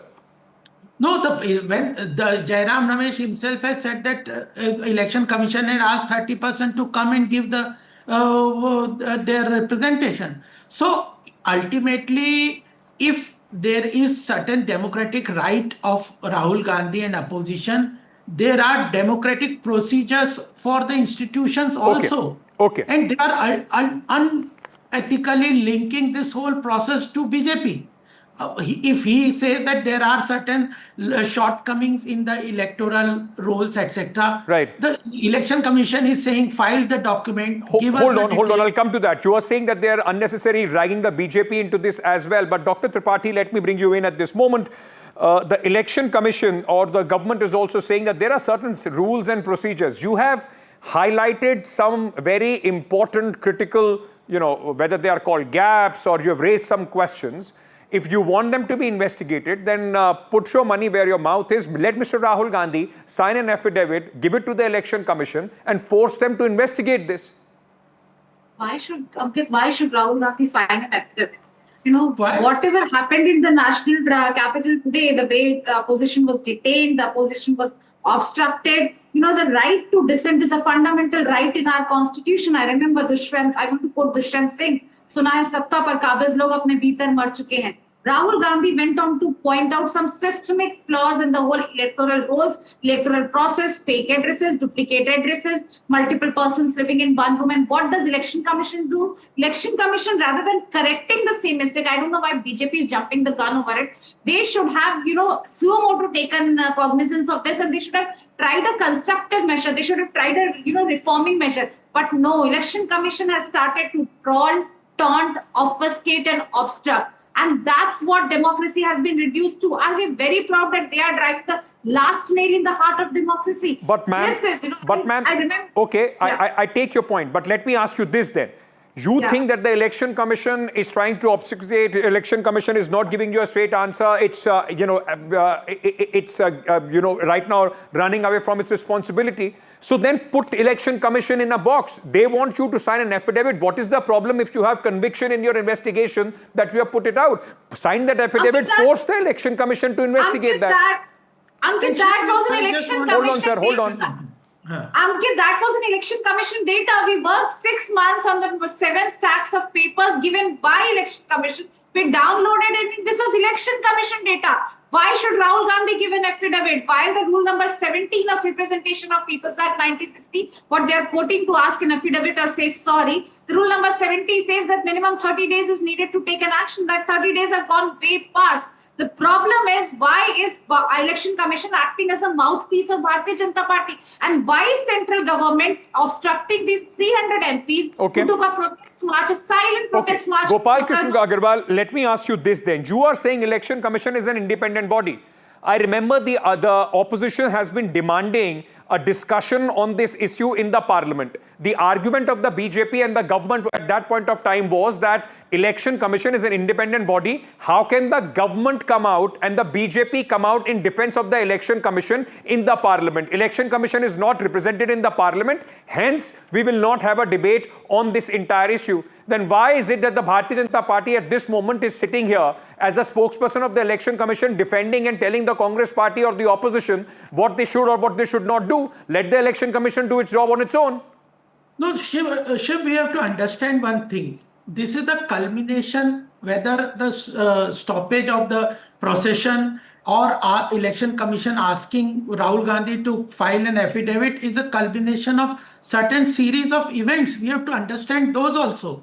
We are not, Rahul Gandhi has every right to file his objections or say whatever he has to deal with Election Commission. BJP has no objection to that. What is happening is the Congress and opposition party, particularly Rahul Gandhi, is aligning everything to the saying that this is under the for benefit of the BJP. Therefore, we have to step in. If Rahul Gandhi has any objection, any question, but Gopal bhai, हम ये क्यों assume करके चल रहे हैं? Why are we assuming? Why are we assuming that all these duplicate voters? Hold on. Let me add to it. Why are we assuming, Gopal bhai, that what Rahul Gandhi is saying is only putting the Congress party on a weaker foot? The BJP said that they are going to get 370 seats. Maybe you got 240 seats because of all these discrepancies in the election roll. Shouldn't you be also asking the Election Commission to go ahead and investigate this? हो सकता है आपके 370 इसलिए नहीं आ पाए because of these rolls. Shiv, Ankit, we are saying what Election Commission itself is saying that there are discrepancy in the electoral, therefore SIR is being taking place. That's what the thing is. What is happening? So then you are saying the Election Commission agrees with Rahul Gandhi that there are discrepancies. There was certain problems. After 1 year, he is coming out with the problem. So we have to follow some procedure. He is saying that I will not follow that his constitutional processes. There is a court where he can go. The thing is, and everything is aligning it that this is at the behest of BJP. Therefore, we have to step in. Why are you drawing that conclusion, Dr. Tripathi, that it is being there to help the BJP? As I said, there is no proof possibly of this poor proof. BJP could not get 370 because of these discrepancies. Hopefully, they should be joining you, asking the Election Commission to look into this. So we are saying Election Commission, SIR is a process that we are supporting. Okay, so you want the electoral roll to be clean. So somewhere you are exactly aligning with Rahul Gandhi and saying that both of you are asking for the same thing. Please say no. It is not aligning with Rahul Gandhi. Okay. What he's saying is that election commission should what Jairam Ramesh said. It is a okay. I got your point, sir. Because I'm completely out of time. Let Dr. Tripathi, respond to that. Dr. Tripathi, on one hand, you are opposing SIR. On other hand, you are actually giving the entire nation the cause why SIR should be conducted all across the country. The roles are so messed up. The whole process, the problem with our SIR is why is Election Commission doubling up as citizenship checking body? We have seen multiple, flaws that are coming with SIR. Yesterday, Tejasvi Yadav went on a press conference and claimed that 3 lakh people have house number as 00. Today, I was reading a News Laundry report which said that 147 people in a block in Samastipur had name as Dot, father's name as Dot, and mother's name as Dot. We have seen Election Commission of India. We have seen the Nivas Amar Pratap, Doggy Babu, and a cat also. So what we are saying there have been discrepancies of ages 120, 119, 150. So what are you conducting in the name of SIR? You're actually trying an exclusionary exercise.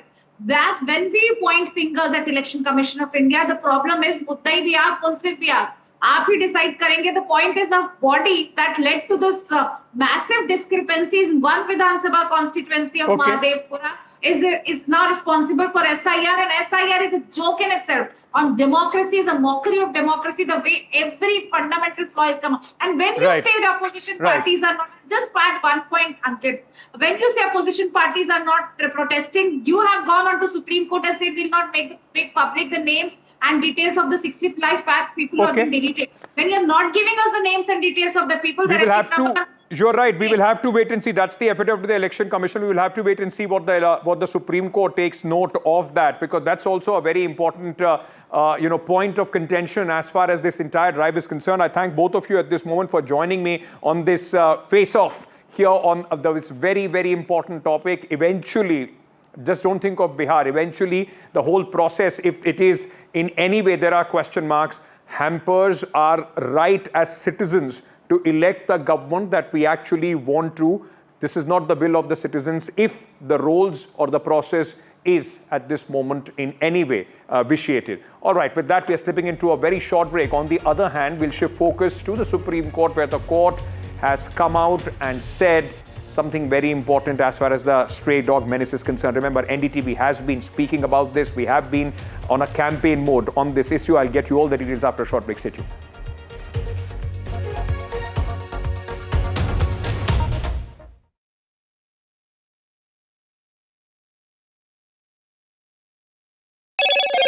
Hello, Moto. Moto G96 5G. All eyes on you.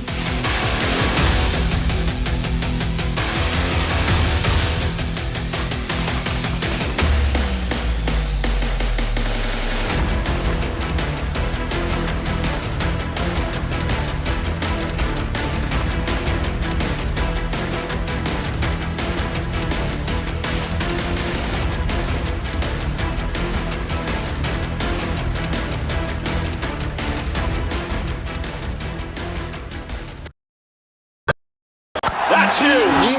That is a biggie. It's out. Gold Plus Clear Glass. Far ho ya near, sab kuch dikhe clear. And that's why it's being said that after Kaho Na Pyar Hai, this is the film that has got two superstar debutants who are becoming superstars. But what was this faith that you had on these two that that shows on screen? You don't plan to make a blockbuster. You plan to make a good film. And that's what I think they never let me, they didn't put that pressure on me to live up to. They never gave me a number that we have to hit or a so-called figure that I have to open to. There was all these trappings were just not there, which normally producers do end up putting that pressure. Then you make wrong things. Then you add a song for a shadi song, add a Punjabi song. All these trappings were not there in this film. They were like, just go there and make your film. Do this script. We love this script and make it honestly. And I think, the minute that happened, a filmmaker I could just spread my wings and just go out, not worrying about a few. I think when you do that, you get a little more fearless, and then that's what got picked up by people. So I cast appropriate for the film. I didn't cast thinking. I cast what felt right. You were saying that you are going to say no to him. Yeah. But that's his fault. Huh? He was now you see, now that we can talk about the film, Krishna Kapoor cannot be a timid, sweet boy. Yes, sir. How are you, remember sir? last time we spoke. Yeah, and I was like, what is this guy? He was a sweet boy, and all that. Then by the end of the night, I could see the boisterous self, and I could see the Krishna Kapoor who could stand on top and say, don't forget this name, it's Krishna Kapoor. So I think I was looking for that a bit. I needed a spark of that. Hello बोलिए madam डब्बा trading कब से चल रहा है पता है madam आपको हम और आप तो जन्म भी नहीं हुआ था हमारा We investigated a shady advisory firm that has spent big bucks on advertising on the front pages of national dailies. ये आपको बिल्कुल उसका ऐसे हल्का सा भी खौफ नहीं है मैडम एक बात को खौफ किस लिए रखना चाहिए तो बताओ कौन सा गलत काम कर रहा हूँ मैं After our report, we also saw NSE came out with a cautionary circular to the investors. Market Regulator Securities and Exchange Board of India has also come out with a release talking about the actions that it has taken. Cyber complaint has also been filed against the entities involved in this entire Dabba trading scam.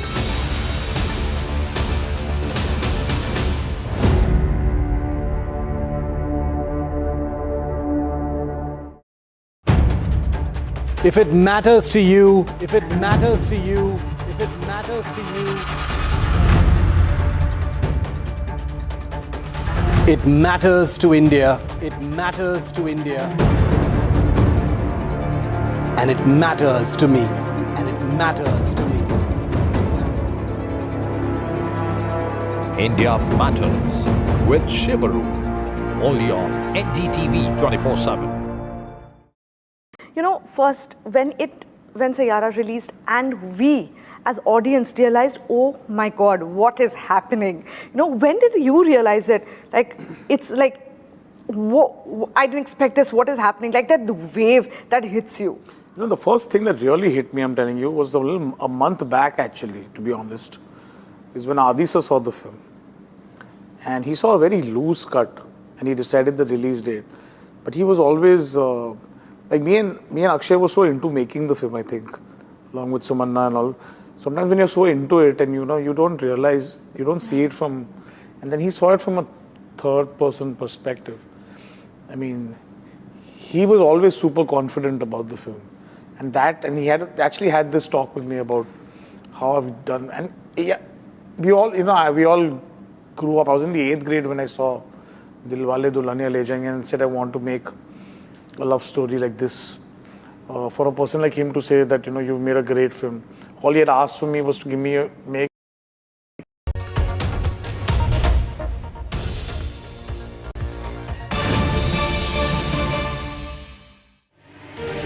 News coming in at this moment on Nationwide at 6. This is related to, the Trump tariff tantrums. Now the government has briefed the parliamentary panel on the tariff. In fact, the Foreign Secretary and the Commerce Secretary have made a detailed presentation before the parliamentary panel, the Standing Committee on External Affairs, on the current developments in India's foreign policy, with special, in fact, reference to US-India trade negotiations and the tariffs which have been imposed on India by President Trump. Let me go across to my colleague Himanshu, who is joining with more details at this moment.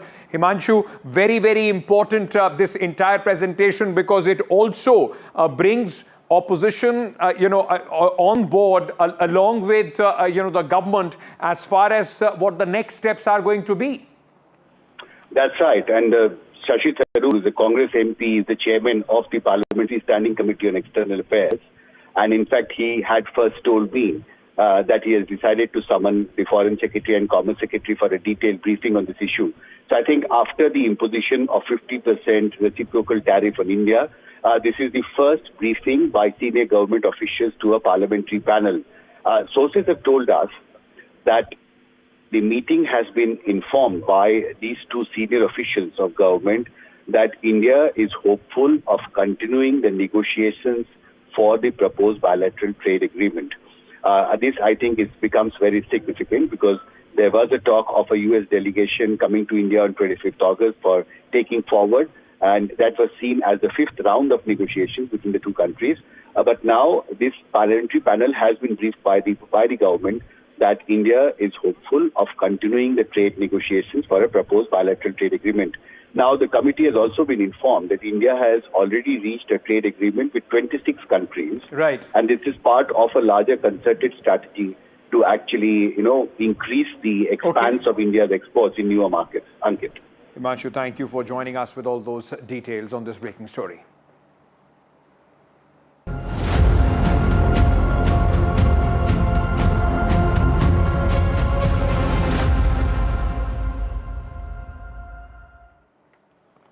Continuous spotlight by NDTV on the dog menace has in fact now seen some very fruitful results. The Supreme Court today has directed in the national capital the municipal corporation that all stray dogs in the Delhi NCR region be picked up and housed in dedicated dog shelters. Now, this is a big order by the Supreme Court, and the court has given 6 to 8 weeks for implementation of this order. So let me bring you more in details, because, a lot of places, and we have been continuously saying, like one image that you're seeing here, a little girl being attacked by stray dogs. And this has become a point of sometimes violent confrontation between animal lovers and people, those who are scared of dogs. So in that context, this becomes a very, very important order. Now, let me very quickly, you're seeing all these images. This was July 15th in Chitradurga. A young girl was attacked by these dogs. NDTV played this story out. July 20th, Bhilwara, 40 attacked in just one place. This little girl was also attacked on July 16 in Ubali by stray dogs, and in Bijnor as well. This kind of a 60-year-old was killed in an attack of the stray dog. So many stories from across the country which we have been continuously highlighting. Let's very quickly tell you what the Supreme Court has said on this. The court has said that pick up all stray dogs in the Delhi NCR region. The court has said relocate them to other localities. If any organization intervenes, they will face action by the Supreme Court. Now, the court also said no sentiments to be involved in the process will only hear the government on this application by dog lovers is not allowed as far as this entire order of the Supreme Court is concerned. Now, many, in fact, are going ahead and terming this cruel as far as dogs are concerned. PETA has come out and has also said that this kind of relocation and taking the dogs out from one city, it has not worked across the world. Now, there are some big questions as far as the dog dilemma is concerned. Being humane in the approach, and also on the other hand, making sure that they don't attack people. Question number one, does Delhi have enough dog shelters? The infrastructure, do we have that infrastructure in place? Question number two on this, how long will it take to round up the stray dogs across the capital? There are thousands and thousands of dogs in the national capital region. Question number three, how will the government ensure 100% sterilization as far as these dogs are concerned? Question number four, are there enough resources allocated to ensure 100% vaccination of stray dogs? And question number five, when was the latest census on stray dogs conducted in Delhi NCR? Do we even know the number of dogs in the national capital? So these are some very important questions that have been raised, or at least needs to be asked as far as this entire order is concerned. Let me very quickly go across at this moment to Abha Singh, a lawyer who is joining us at this moment. Abha, first of all, what do you make of this order, Ms. Singh? Many are calling this, inhumane in a sense that, how will you ensure that all these dogs are not harmed in the process of being rounded up and taken up to the shelters?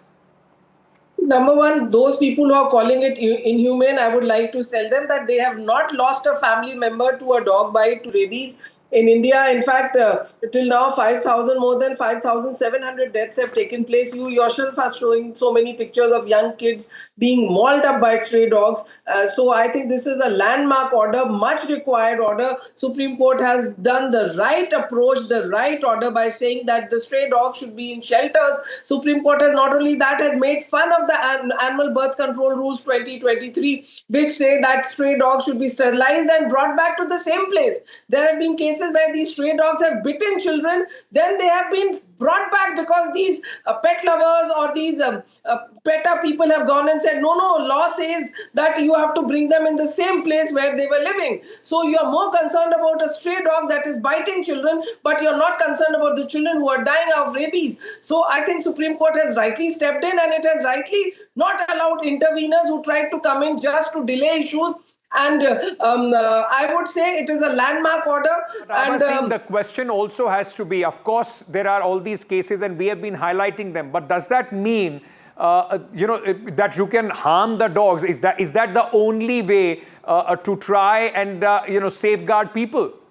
No, the Supreme Court has not said that you harm the dogs. The Supreme Court has said that there should be shelter homes. You should get them to shelter homes, not let them be on roads that they bite senior citizens, they maul up small children. So Supreme Court is very clear.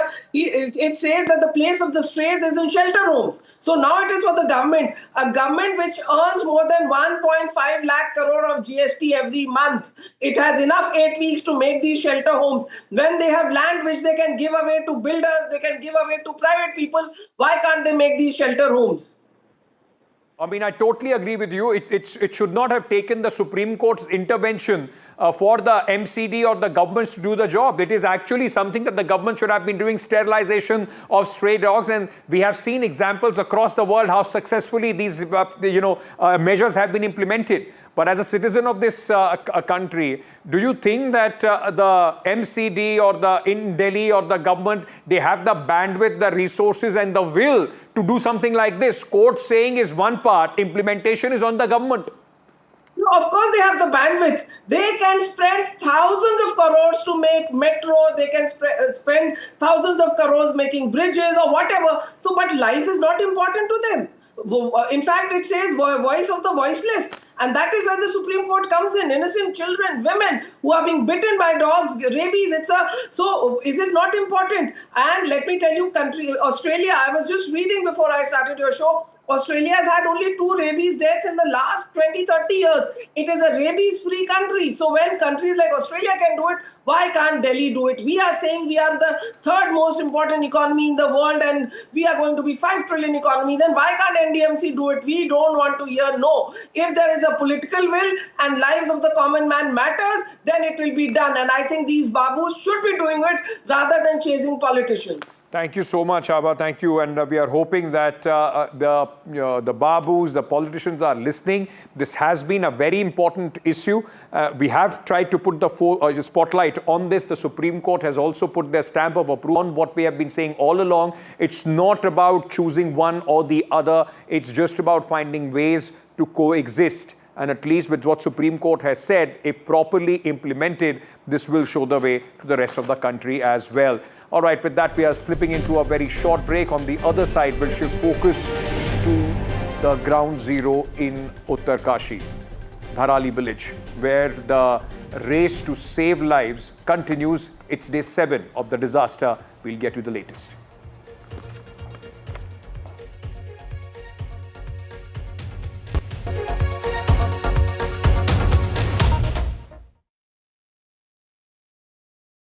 तू ही तो है जिसकी सच्चाई वाली clarity की वजह से मैं आज यहाँ हूँ। गोल्ड प्लस सिल्वॉक्सी मिरर्स, ऐसी क्लैरिटी कि आपको सिर्फ सच नजर आए, चाहे कितने भी साल बीत जाएं।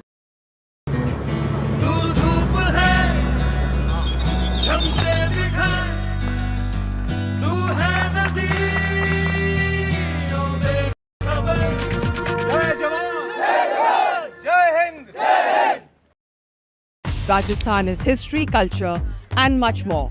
And I have been reporting on all things royal for more than 25 years. The colors, the culture, and the complexities of the Northeast is different from the rest of the country.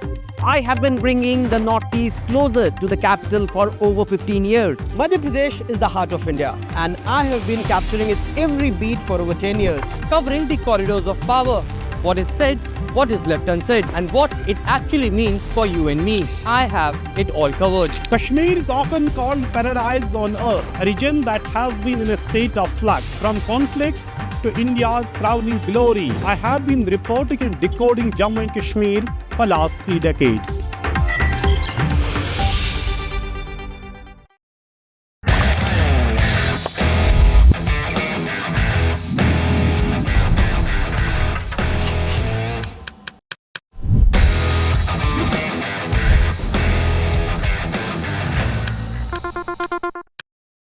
Mohit, you are known for your music. All your films, musics stay with us till today. I'm a millennial and those music are kind of music. So whenever we say Mohit Suri film aa raha hai, we know the music will be good, right? It's a given. So you really work hard. But is this always like how you create your music? You need everything in place, the mood, the lighting, even when the person is in the studio and just singing. And also, how did you select your musicians that this person's voice is perfect for this song? That's what I think, the amount you give to a song, that's how long it will last, I think. Everyone does the programming, everyone writes the words, everyone makes the thing. But the thing is how much you give, how much of heart you give to the lyrics or to the music or to the melody or to the singing. That's how long the song will last, is what I genuinely feel. If you don't give that love, you're not going to get it back. It's just a simple debit and credit procedure, I think, with the audience. I genuinely feel I don't have any special skill. I don't know any scale or anything else. It's just that I enjoy that process a lot. Give me an evening to just go for a film party or something, I'll skip it. But you give me like a struggling musician to go who has a great tune, some new guys, chill all night with them. I can do that. I can just sit there, make music and stuff like that. We just did that recently. Fahim came down. He just surprised us, and we met in my Bandra office. And Han was there, Aneet was there, and he made me hear his other songs and stuff like that. But it was it's so much fun, because I just think making music. Film you still get to see something. I think music is so amazing. You don't need to see anything. It's in the air, and suddenly it just comes together, and it's just, you can just feel it. And something you hear makes you feel something. It's just magical.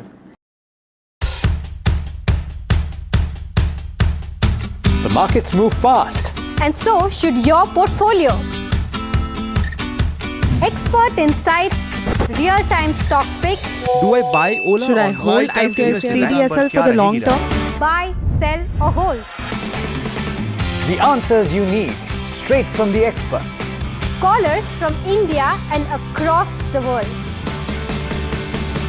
Connect live, ask, decide and invest wisely. Your portfolio, your future. Ask Profit.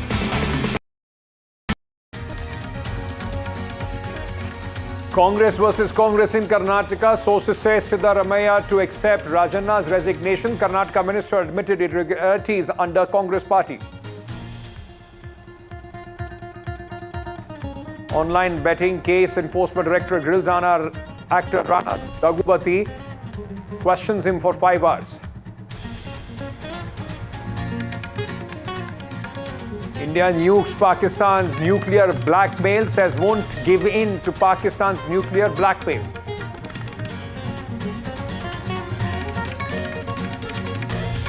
Capital clash over voter list controversy. Police blocks opposition MPs march, detain Rahul Gandhi and other opposition MPs.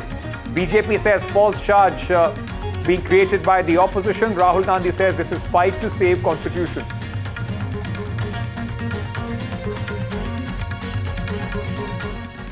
Presented by Canara Bank. Together we can.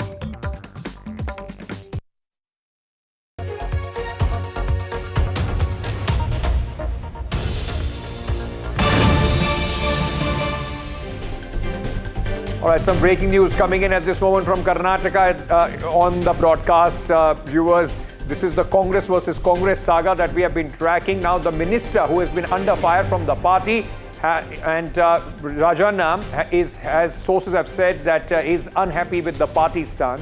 Karnataka minister has been a headache now for the Congress party. Siddaramaya's ally Rajanna is upset. He met the chief minister over this. Now sources telling us that he has been forced to resign, and the Congress seems to have sacked the dissident minister. Let me go across to my colleague. All right, we'll go across to Deepak in a short while from now. These visuals just a short while ago when Rajanna had met the chief minister at the Vidhan Sauda and is coming out. Now there are some MLAs and ministers close to Rajanna who's tried to placate him over his decision, of the High Command.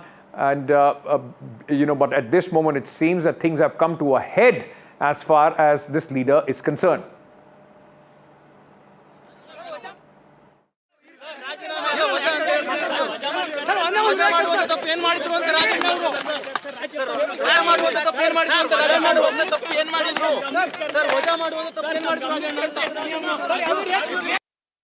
ಸುಮ್ಮನೆ ಇದೆಲ್ಲ ಮಾತಾಡಕ್ಕೆ ಹೋದ್ರೆ ಬೇರೆ ಬೇರೆ ಈ voter list ಎಲ್ಲ ಯಾವ ಕಾಲದಲ್ಲಿ ಮಾಡಿದ್ದು ನಮ್ಮದೇ ಸರ್ಕಾರ ಇರೋವಾಗ ಮಾಡಿರೋದು ಅವಾಗೆಲ್ಲ ಏನು ಕಣ್ಮುಚ್ಕೊಂಡು ಕೂತಿರ್ತಾರೆ ಎಲ್ಲರೂ ಸುಮ್ಮನೆ ಮಾತಾಡಬೇಕಾಗ್ತದೆ ಏನು ಬೇಡ ಆಯ್ತಲ್ಲ ಈಗ ಈ ಅಕ್ರಮಗಳು ನಡೆದಿರೋದು ಸತ್ಯ ಅದರಲ್ಲೇನು ಯಾವುದೇ ಏನು ಸುಳ್ಳೇನಿಲ್ಲ ಆದರೆ ಅಕ್ರಮಗಳನ್ನು ನಮ್ಮ ಕಣ್ಮುಂದೆನೇ ನಡೆದಿದ್ದಾವಲ್ಲ ಅದು ನಮಗೆ ಅವಮಾನ ಆಗಬೇಕು ನಾವು ನೋಡ್ಕೊಳ್ಳಿಲ್ಲಲ್ಲ ಅಂತೇಳಿ ಅದರಿಂದ ಮುಂದೆ ನಾವು ಎಚ್ಚರಿಕೆಯಿಂದ ಈ ರೀತಿಯ ಅಕ್ರಮಗಳು ಈಗ first voter list draft electoral ರೋಲ್ಸನ್ನು ಪಬ್ಲಿಷ್ ಮಾಡಿ ಅಬ್ಜೆಕ್ಷನ್ ಕರೀತಾರೋ ಇಲ್ವೋ ಕರೆದಾಗ ಏನು ಮಾಡ್ತಿದ್ದೋ ನಾವೆಲ್ಲ ಅವರು ಅಕ್ರಮವಾಗಿ ಇವನ್ನೆಲ್ಲ ಮಾಡಬಾರ್ದನ್ನೆಲ್ಲ ಮಾಡಿ ವೋಟ್ಗಳನ್ನ ಬದಲಾವಣೆ ಮಾಡಿಕೊಂಡು ಪ್ರಧಾನಮಂತ್ರಿ ಆಗಿದ್ದಾರೆ ಅದು 100% ಸತ್ಯ ಅದರಲ್ಲೇನು ಎರಡನೇ ಮಾತಿಲ್ಲ ಆದರೆ ನಮಗೆ ಡ್ರಾಫ್ಟ್ ಎಲೆಕ್ಟ್ರಲ್ ರೋಲ್ಸನ್ನು ಪಬ್ಲಿಷ್ ಮಾಡಿದಾಗ ನಾವು ನೋಡ್ಕೋಬೇಕೋ ಬೇಡಪ್ಪ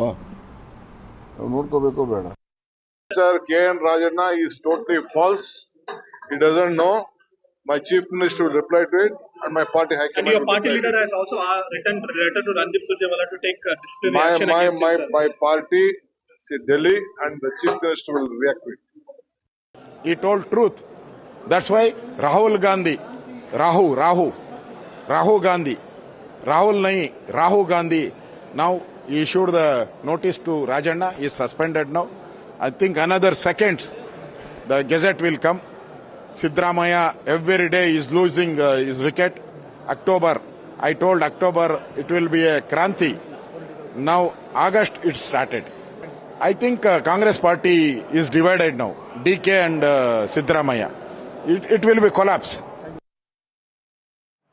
My colleague Deepak Bopana joins me with more details on this. Deepak, on one hand, the Home Minister Parmeshwar, the Deputy Chief Minister DK Shiv Kumar seems to be in, with the High Command. As far as Rajanna issue is concerned, he met the Chief Minister. Important meeting. What happened today? As of now, Rajanna stepping out.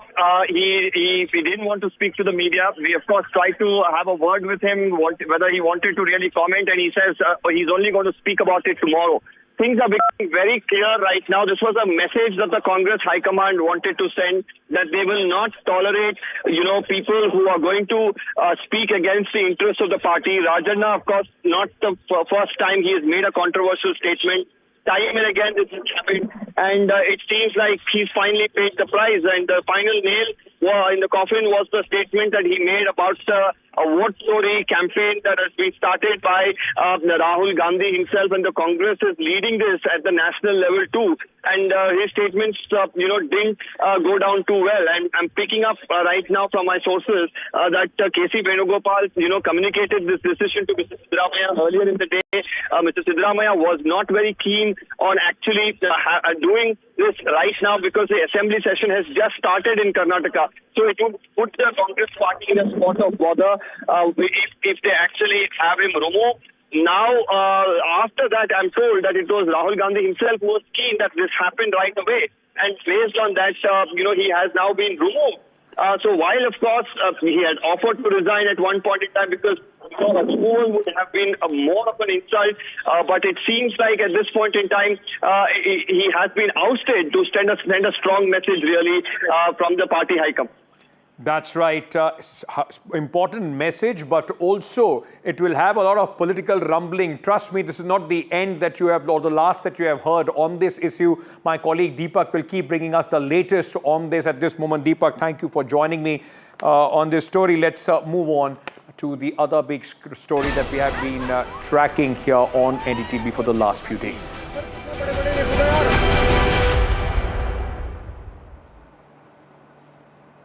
I returned yesterday from Uttarakashi, from Dharali village, and what used to be once a lively village, 80% of that is at this moment under 30 to 40 feet of debris, which is rocks, mud, massive trees. Everything is wiped off. What you see on your screens are rescuers still trying to see if there is anybody that they can find alive. Chances of that are very, very slim now. It's been 7 days at many places in Dharali, which is now, this is Dharali, which it looks like a huge, massive ground at this moment. Finally, the heavy equipment has reached. But after 7 days, for people's chance to come out alive of this rubble is next to nothing. My colleague Aishwarya is in Dharali, and this is what he saw.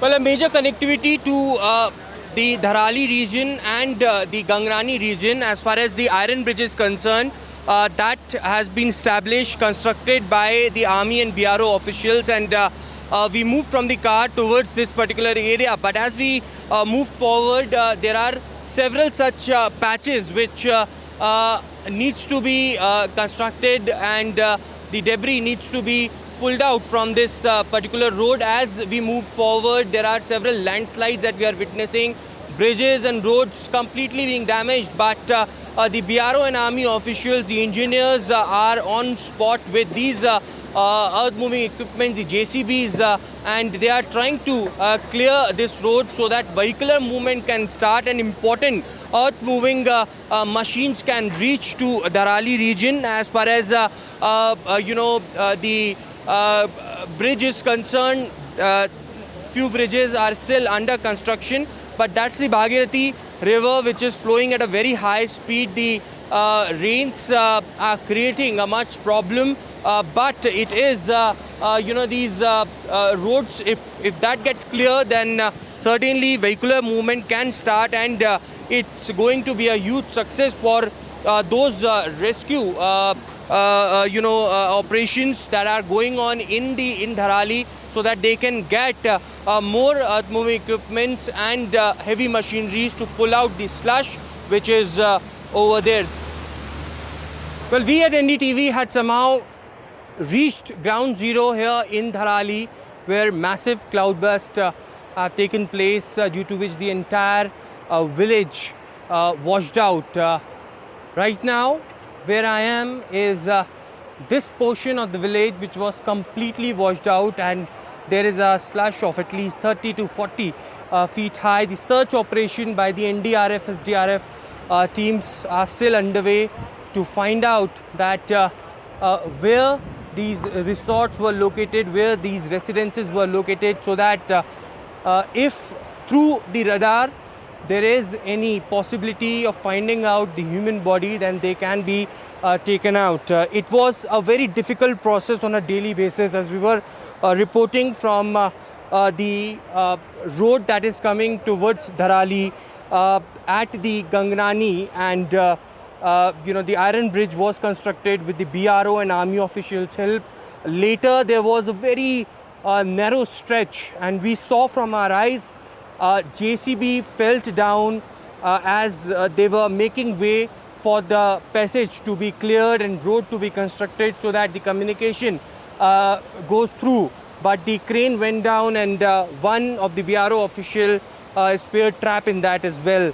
But certainly somehow we managed to reach over here in Dharali, and the rescue operation is still underway. There you can see the dog squad over there searching for any possibility of human remains over here. And it has been stated to us that it's 30 to 40 or perhaps 50 feet high slash because of the cloud bursts that have taken place, and the relief work goes on with the help of the army, BRO, SDRF, NDRF and rest of the agencies. Currently where I am standing are these stones which came along with the water, and that has completely swept away or washed away the entire village. And this is the situation today down in Rishikesh, Dehradun. We have been told that weather was not so good, and therefore more helicopters cannot fly, but evacuation process currently on over here. This is Aishwarya Jain with video journalist Pawan Kumar Tiwari for NDTV.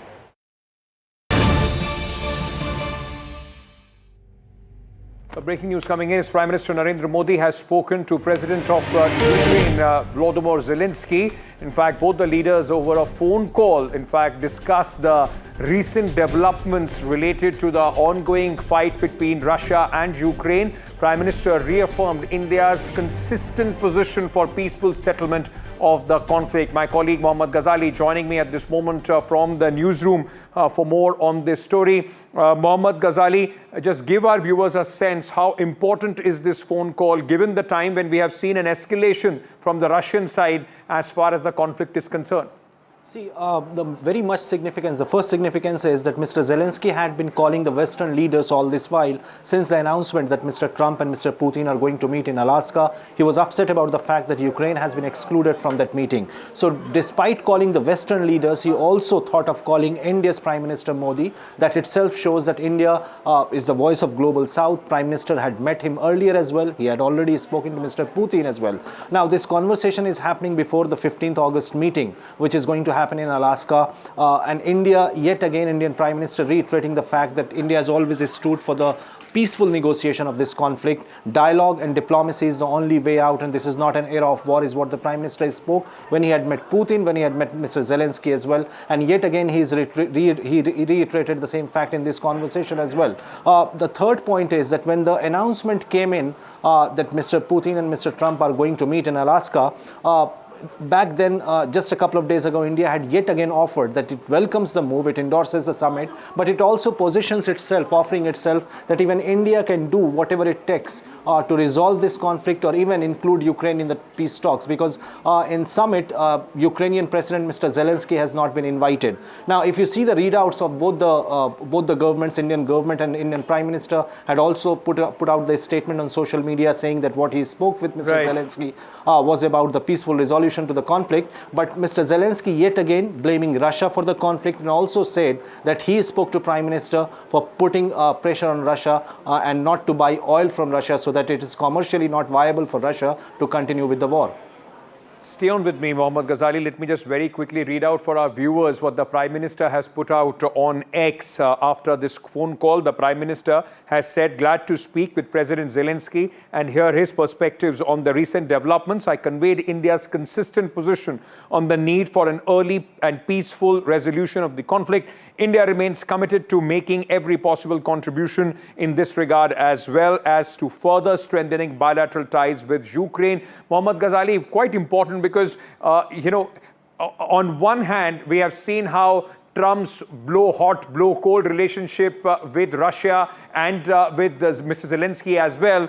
India has been consistent, has links, cordial relations between both the countries, can play a very important role. See the difference between the diplomacy of both the country, India and US being superpower, sort of positions itself as the power which can bring peace between the two countries, and its own diplomatic efforts or behavior toward both the countries has been a roller coaster ride. First, Mr. Trump invited Mr. Zelensky to Oval Office, insulted him, and now he is irritated with Mr. Putin as well for not giving any concessions to the peace talks. But with India, Prime Minister has managed to speak to both the leaders, and our diplomatic position on this conflict is very firm, which has been very it is very firm that we want peace and peaceful negotiations, dialogue on diplomacy to resolve this crisis. Mohammad Ghazali, thank you so much for joining us with this big breaking news coming in at this moment on the broadcast. That's all the time that we have in this edition of Nationwide at 6. News and updates will continue here on NDTV. I'll see you tomorrow, same place, same time.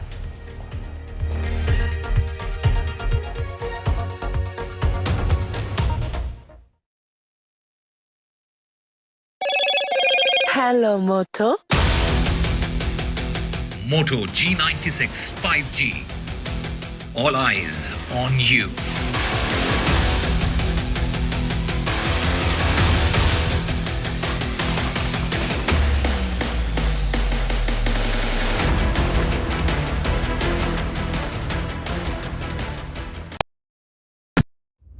Vanakkam Tamil Nadu. Now the battle for Tamil Nadu 2026 is open now. After Chief Minister Stalin rolls up his sleeves. And Vijay steps in as a star challenger. This is a mass gathering, not for cash. Meanwhile, a former Chief Minister, Edappadi Palanisamy, begins his fight back. The big comeback campaign by EPS has well and truly begun. These are all the ultimate players, and this is going to be the ultimate test.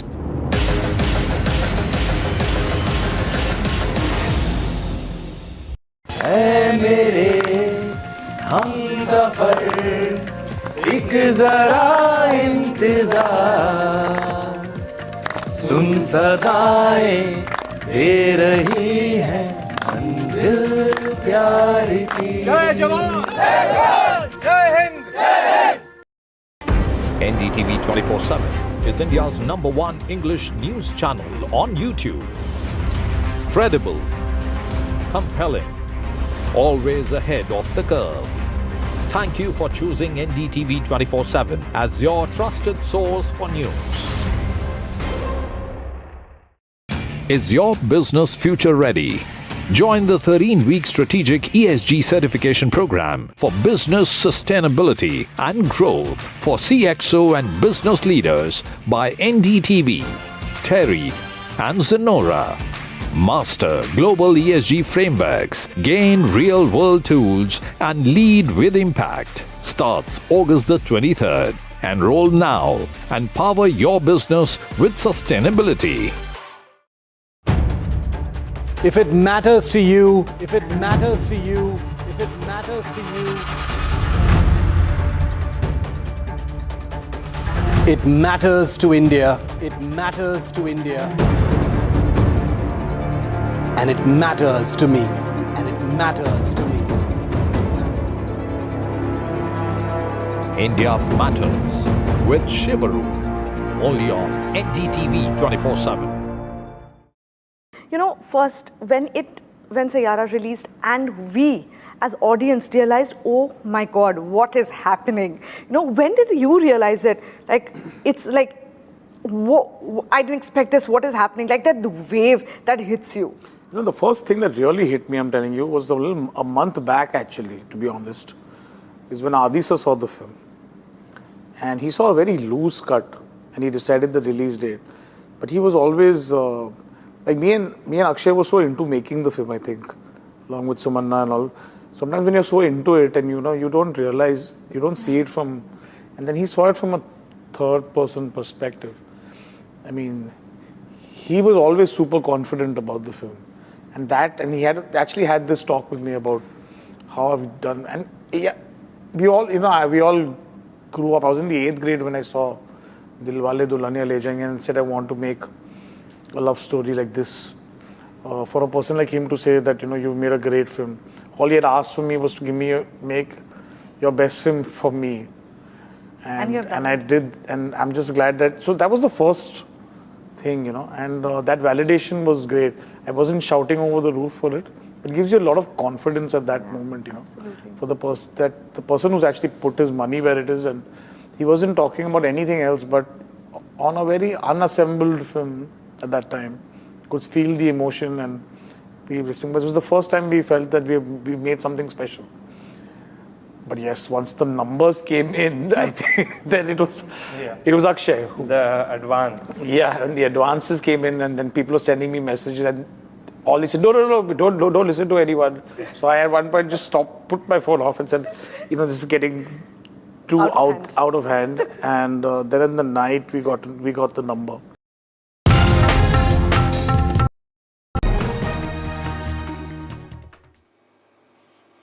Hello and welcome to the Southern View. All the political action, national and from Karnataka, lined up over the next hour. Vasudha will try and join me in a bit. She's stuck at an NDTV conclave in New Delhi.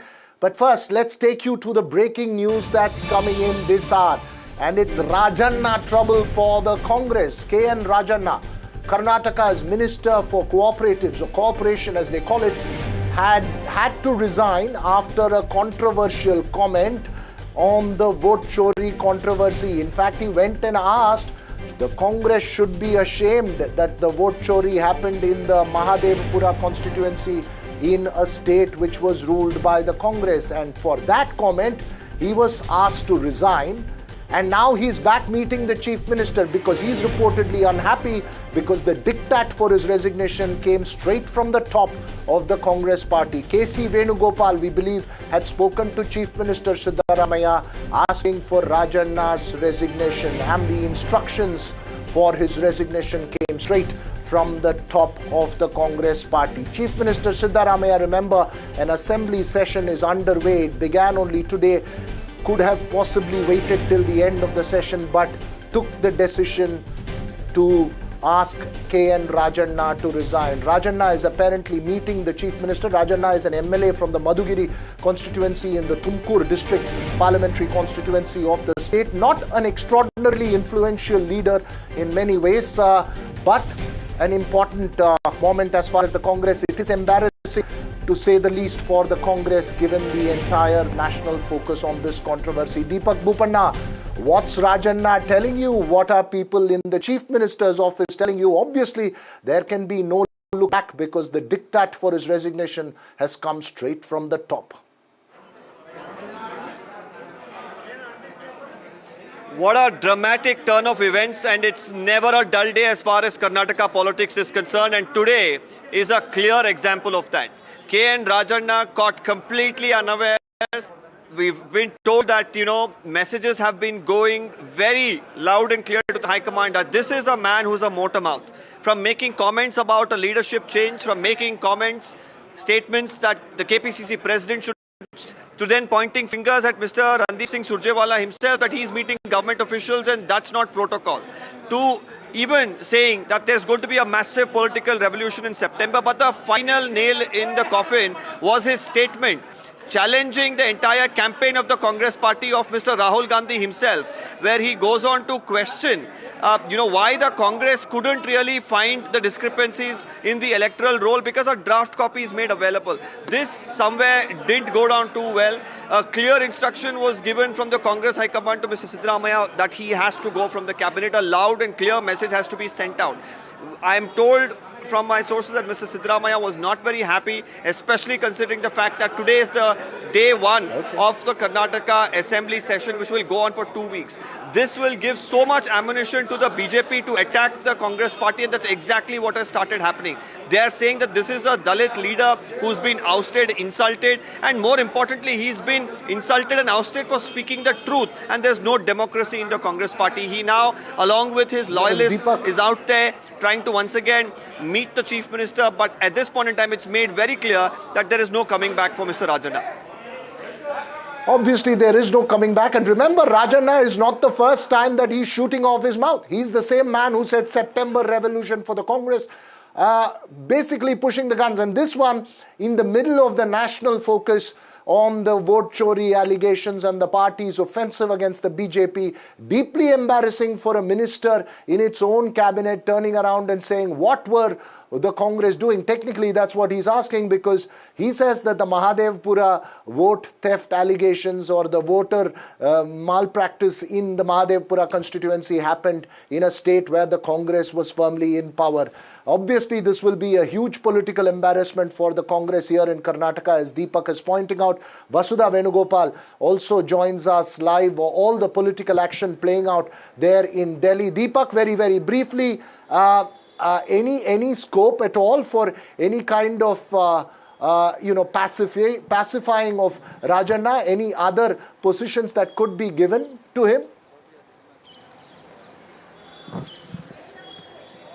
Well, at present, no, because, you know, the message has come in from the High Command. When I say High Command, it has come directly from Mr. Rahul Gandhi himself, is what I'm learning, that he was unhappy because this is a vote chori campaign that was initiated by him. And when you have a minister in a Congress government speak against a massive campaign of Rahul Gandhi, of the Congress party at the national level, it's not something that goes down too well. And like you have said that, you know, this is a person who is known for making controversial statements in the past, which has brought a lot of embarrassment to the party. So this time there is no going back really. And what could even become more trouble, or what could be more trouble for Rajanna, is the fact that if he now rebels against this decision of the government, he could even be removed from the primary membership of the Congress party, is what I'm learning. That would, of course, really stall his entire political career itself. Thanks very much. We will keep focus on Rajanna, but remember, there's a much larger national focus. Vasudha, you also join us there from the location of that NDTV summit. All the focus on the parliament and the MPs who quoted arrest from the opposition today, protesting against this same vote chori controversy. Joining us right now is the DMK's parliamentary party chief, Kanimozhi Karunanidhi. Ma'am, thanks very much for joining us. What will pacify the opposition? What are you exactly pushing for? Is it a complete reversal of the SIR process in Bihar? Is it a discussion in parliament? Or would you believe that the opposition now needs to take a tempered stand on this issue? See, it is just not one problem, issue we are talking about. We've been asking the government to have a discussion and debate about SIR in Parliament, which they've been refusing. And Parliament has not been able to function because of that. Time and again, the opposition has been demanding for a debate, which they haven't given into at all till today. And moreover, certain bills which we've been requesting the government to send it to select committee has been passed today in the din. So this is what the parliamentary democracy, the state of the parliamentary democracy today in the country is.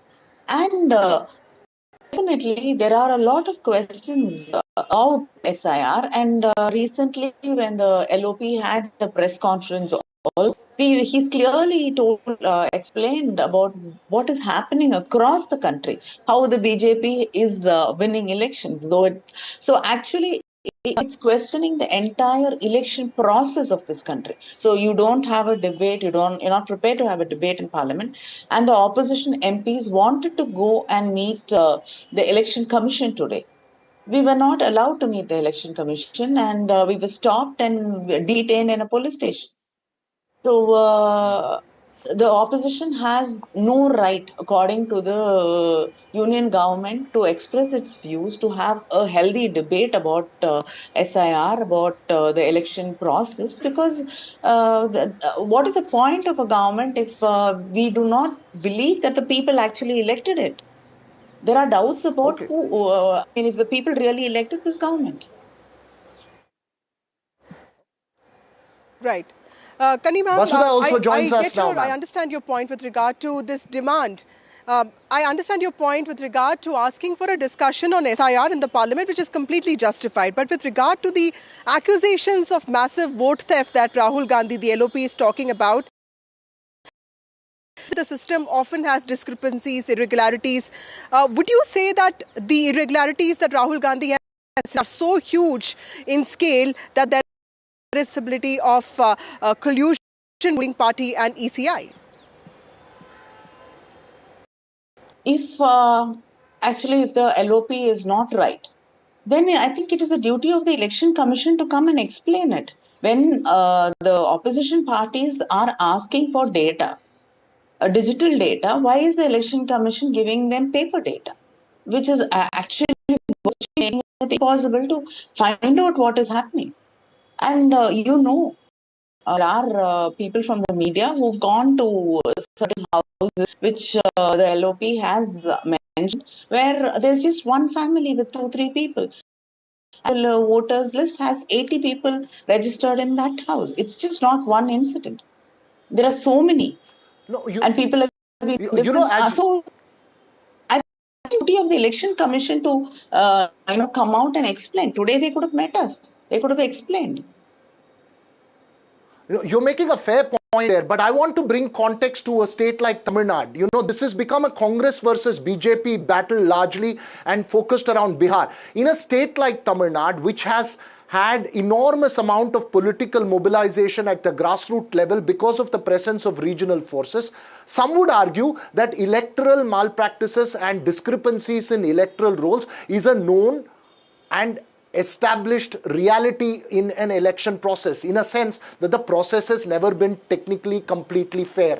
How much do you believe can be really corrected from a mobilization like this? Is it purely used to set a political argument at this time? No, I don't think. First, I'd like to clarify that this is not a battle between the Congress and the ruling party or the union government. It is, a fight for the people, by the people, because it is their right to elect a government, have a fair and free election. And I do not agree with you when you say states like Tamil Nadu have never had free polls, and it is always, shrouded in doubt and confusion. Definitely not. And even if it is true, what you're trying to say is we don't want it to happen. We want to have a fair election wherever it is. Throughout the country, I think the election process should be free and fair. That is what we want, what the people want to be chosen as a government. Right, you're saying it has to be. Karima, I know you have to leave. My last question to you: how much of an issue is this for the state of Tamil Nadu, which will also see elections this year? Do you see the electoral rolls issue, the vote theft issue, the allegations having some resonance amongst voters of Tamil Nadu? No, I think it's a concern for every state. I mean, we've seen elections in Haryana, we've seen elections in Maharashtra, we've seen what happened in Delhi polls. So, I cannot say that any state can be safe if this is the way the government is going to function, and if this is the manner in which the Election Commission is going to conduct itself. I don't think any state or any election in this country can be, a fair election. And I think it is their responsibility to, clear this doubt which is there in the minds of people. You say it's the responsibility of the Election Commission to clear the doubt in the minds of the people. Thanks very much there, Kanimozhi Karunanidhi, chief of the DMK's parliamentary party, one of the MPs who quoted arrest this morning there, along with all the other opposition MPs. Vasudha, this is obviously a major issue, and you are in touch with the top of the BJP's establishment there. In fact, Prahlad Joshi, the union minister, was there at the event that you are in. Any word you're getting in from the government in terms of how far and how they plan to negate such a fierce and persistent protest by the opposition?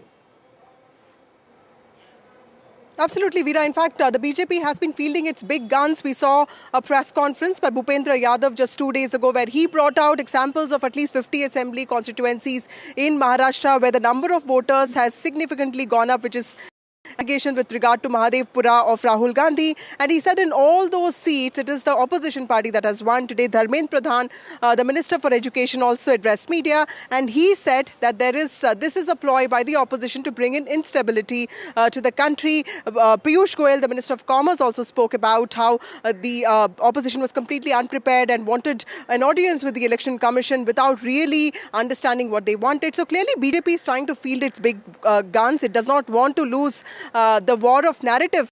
But remember that whatever Rahul Gandhi has said, in some ways has struck a chord with at least the India parties. The India bloc was withering away is what we felt. But of course, this is one issue that has become a rallying point. And as a political journalist, I do think that this is something that has not just brought the India bloc together. This is more a mobilization effort by India bloc parties to create a resonance or at least discussion in the country about the issues that they are raising in a united voice. Right. And we'll have to wait and see how that plays out, but clearly a clash of narratives from both sides. Let's listen into that reactions from earlier in the day before we head